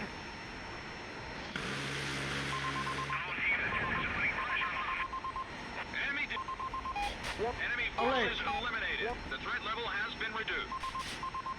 Pull up. Pull Bandit up. shut down. You're doing Pull up. Pull up. Bandit down. Caution. Pull warning. That'd be pretty terrifying to be in that convoy and just see them just get gun runned like that and the A-10 spins overhead Warning. at that point blank of range. Stall warning. Doesn't matter, your life's about to end, but The enemy threat Alert. level is down. Continue to engage. Warning. You're doing fine, Gom team. Warning. Keep it up, Cyber. Roll left. Roll left. Roll left. Roll left. just take a quick look around to see if there's anything else that's firing at us, aviation-wise. Alert. Stall warning. Stall warning. Stall I warning. forbidden the Tornado GR4. Rid of it? Kind of. I do know that it's of it in War Thunder, but for me, I don't really know the difference between all the different tornadoes. Pull up. Pull up. Nice kill. Pull up. Pull Bandit shut up. down. Warning. I should probably take care of the one in the lead since it is shooting machine gun fire up at me. Oh, now they all are, so it doesn't matter. Stall It's, warning. it's like I expect this thing to get hit by literally anything and it just will fall apart since, again, Russian bias. Su-25, yeah, that thing can go and survive getting hit by 8 missiles, but the A-10 can't, but... Pull up. Oh. Okay, we're fine. Pull up. Pull up. At least we have a tremendous amount of, Pull up. Pull up. pitch Stall control. warning. Alert. Stall warning. Stall warning. Oh, but our engines are clicking a little bit. We should slow it down. Pull up. Pull up. Bandit down. Pull up. Pull up. Pull up. Pull up. Roll left. Roll left. Pull up. Pull up. Pull up. Pull up.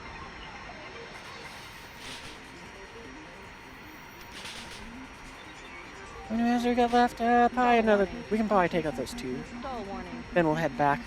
Stall warning. Stall warning.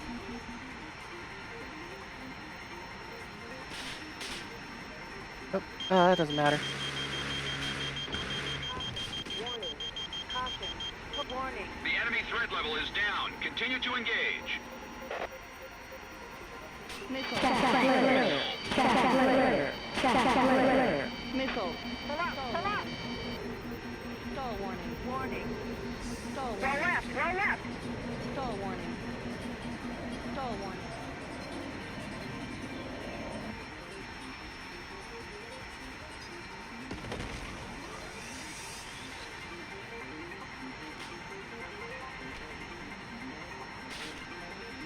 Pull up. Pull up. Ammunition. Ammunition. Zero. Alert. Of machine gun Oh, that was a good day's work. We got what, like 33? Wow. That's a lot higher than what I was expecting. Thunderer! Gom team, operation complete. Which is, they don't even use Wikipedia. I mean, you know that because so much stats they have are wrong. My favorite one is because of the B-29. Because it's one of those ones which it's like what, an 80-year-old airplane?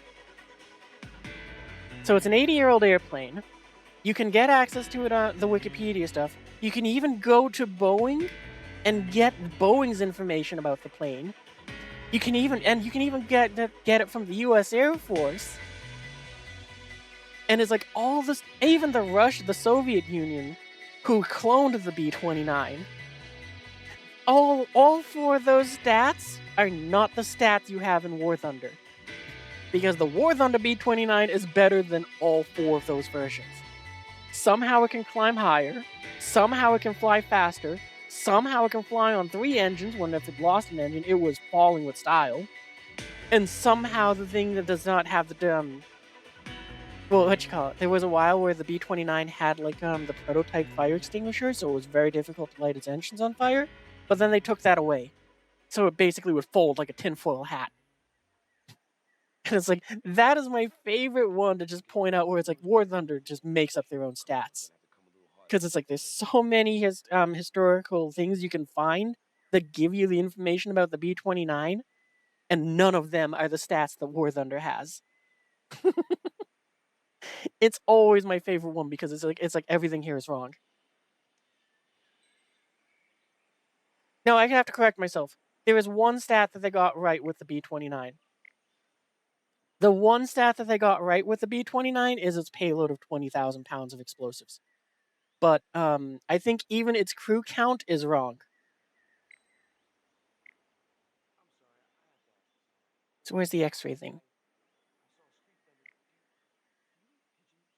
Because I think it's supposed... I think there's one more gunner up here, which is also the navigator. So it's like, I don't know, he's just missing. I guess technically they made the bombardier the gunner, but whatever. It's like everything in this is just so comically wrong. Which is a shame, because it's my favorite bomber of World War II. But still, it's so funny.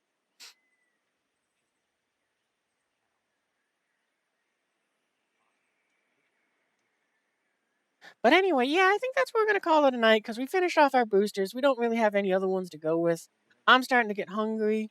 We've been going for 5.5 hours. That's a pretty good night. It is your favorite aircraft? Oh, yeah. Oh, man, I love the B-29 so much. Like, I've watched the historical training videos that the Air Force put out to train people how to fly B-29s, just because I love the thing so much. Like, you know, you can't bank the B-29 past 30 degrees left or right, because if you do, the plane just does not have the capacity to fly anymore. It doesn't produce enough lift, the thing will tumble and fall out of the sky. Obviously, War Thunder, that's not the case. You can throw that thing onto a wingtip and make it go and just twist around like nothing. But still, it's like I love this plane so much. And I wish that its battle rating would go down more, because I used to love flying this thing, and I used to fly it a lot back when its battle rating didn't make it always encounter jets. I loved fighting the high-tier prop planes because I felt I had a chance against them. And every now and then you get a game where it's like you encounter the low-tier jets, where it's like you can kind of outrun them if they don't catch you before you get to altitude fast enough. But since then, Gaijin has they've done a lot to hurt bombers. Because the two things which I know in particular, one is for general with bombers, and the other one I think is particular to the B-29.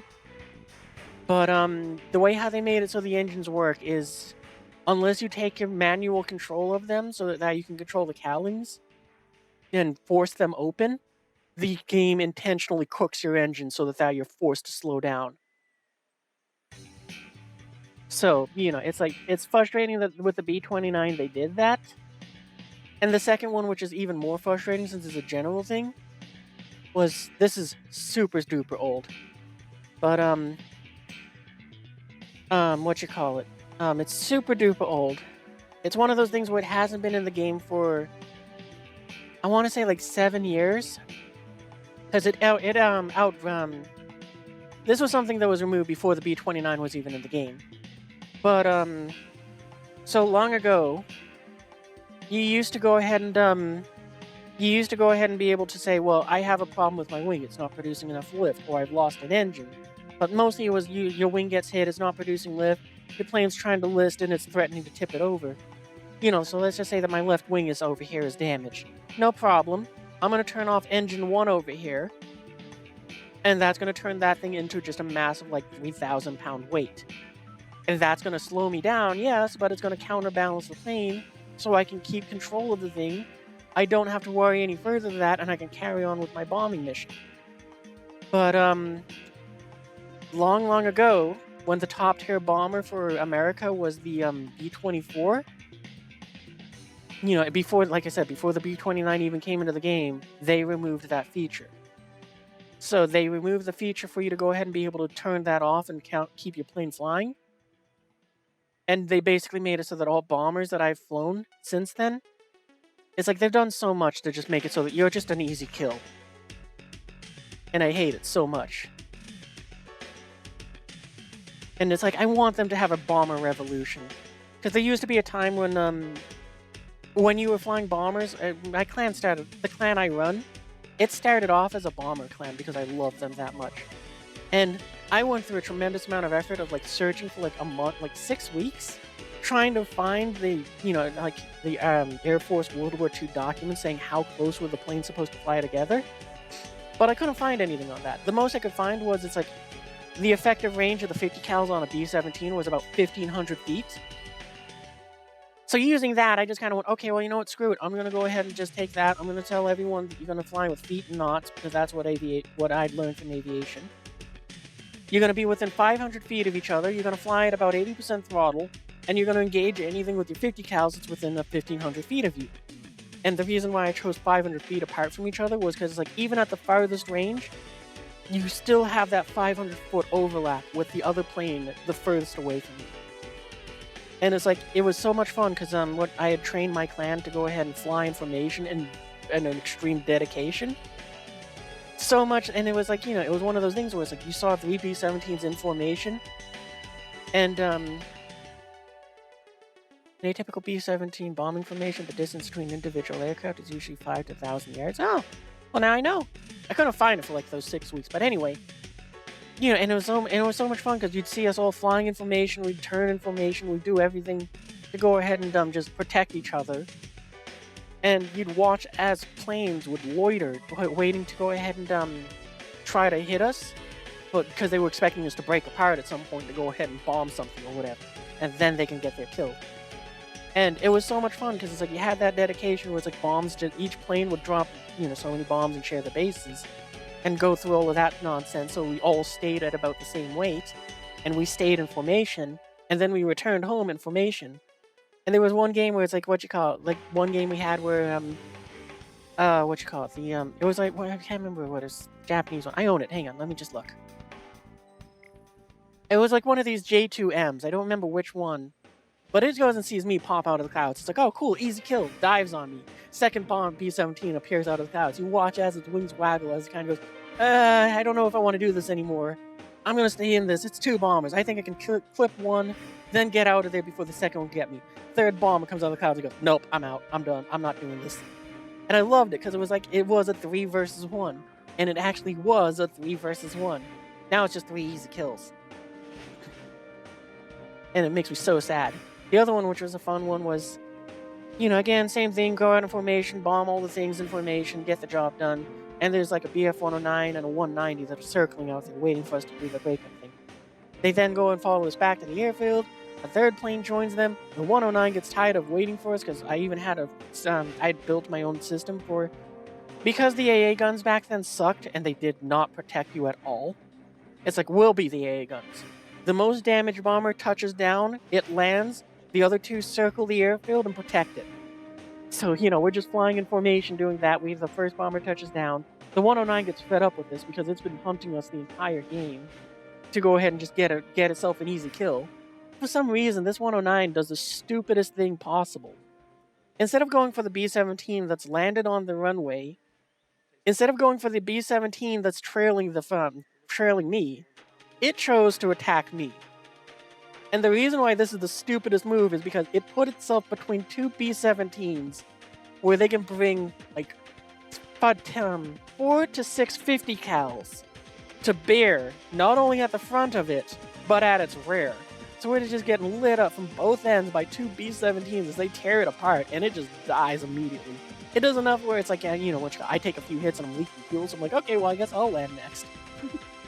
But it was like, that is the most ridiculous thing that I've had happen with bombers, and I miss those days. I'm guessing that you're saying the B-29 could be modified to carry two 22,000-pound bombs, the Grand Slam bombs, externally. That's 40. Wow, that's a lot of power, explosive power. D-12 Cloudmaker deep penetration bomb. That's insane. I didn't know that the B-29 could do that too, if that's the plane you meant.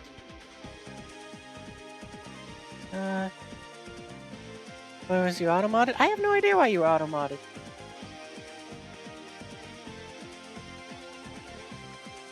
Oh, I see what happened there.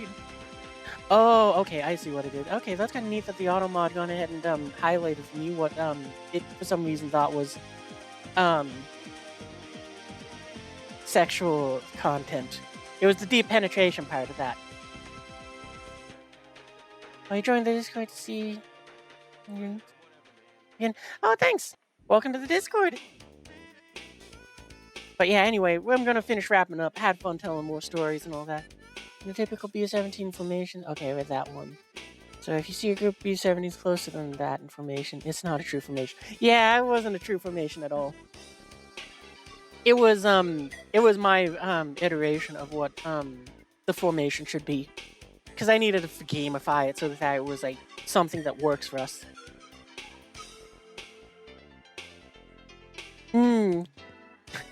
Yeah, the auto mod is weird like that. I kind of forgot it existed because it hasn't done anything in so long. But anyway, yeah. Was there anything else I wanted to mention? I don't remember. So we'll just end with the F-117 and those sweet eyes that it has on it. Anyway, yeah, what you call that's where I'm gonna call it a night for now, because I am getting hungry. So I gotta go and find something to nom on. I don't think I'll be streaming next week, you know, for the Thanksgiving week. I'm going to take that off and just kind of enjoy a little bit of downtime with the family. So, what? That means I'll probably see you guys on Monday the 30th? No, it's the 2nd. So, I think I'll be back on the 2nd. If I do any streams, I'll go and post to the Discord trying to do the heads up thing, like I've been doing with the bonus streams now. So, make sure you keep an eye on the Discord.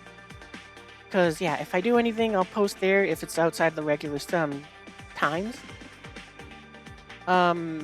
What else? Oh, if you're watching this on YouTube, go ahead and visit the link for the Discord down below in, the doobly-doos.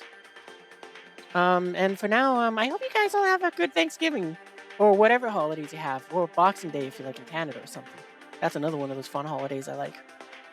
Otherwise, yeah. I'll see you guys probably next week on, hopefully by the 2nd. Or maybe sooner if something happens event-wise and bonus streaks happen. Otherwise, yeah, I'll see you guys in the future.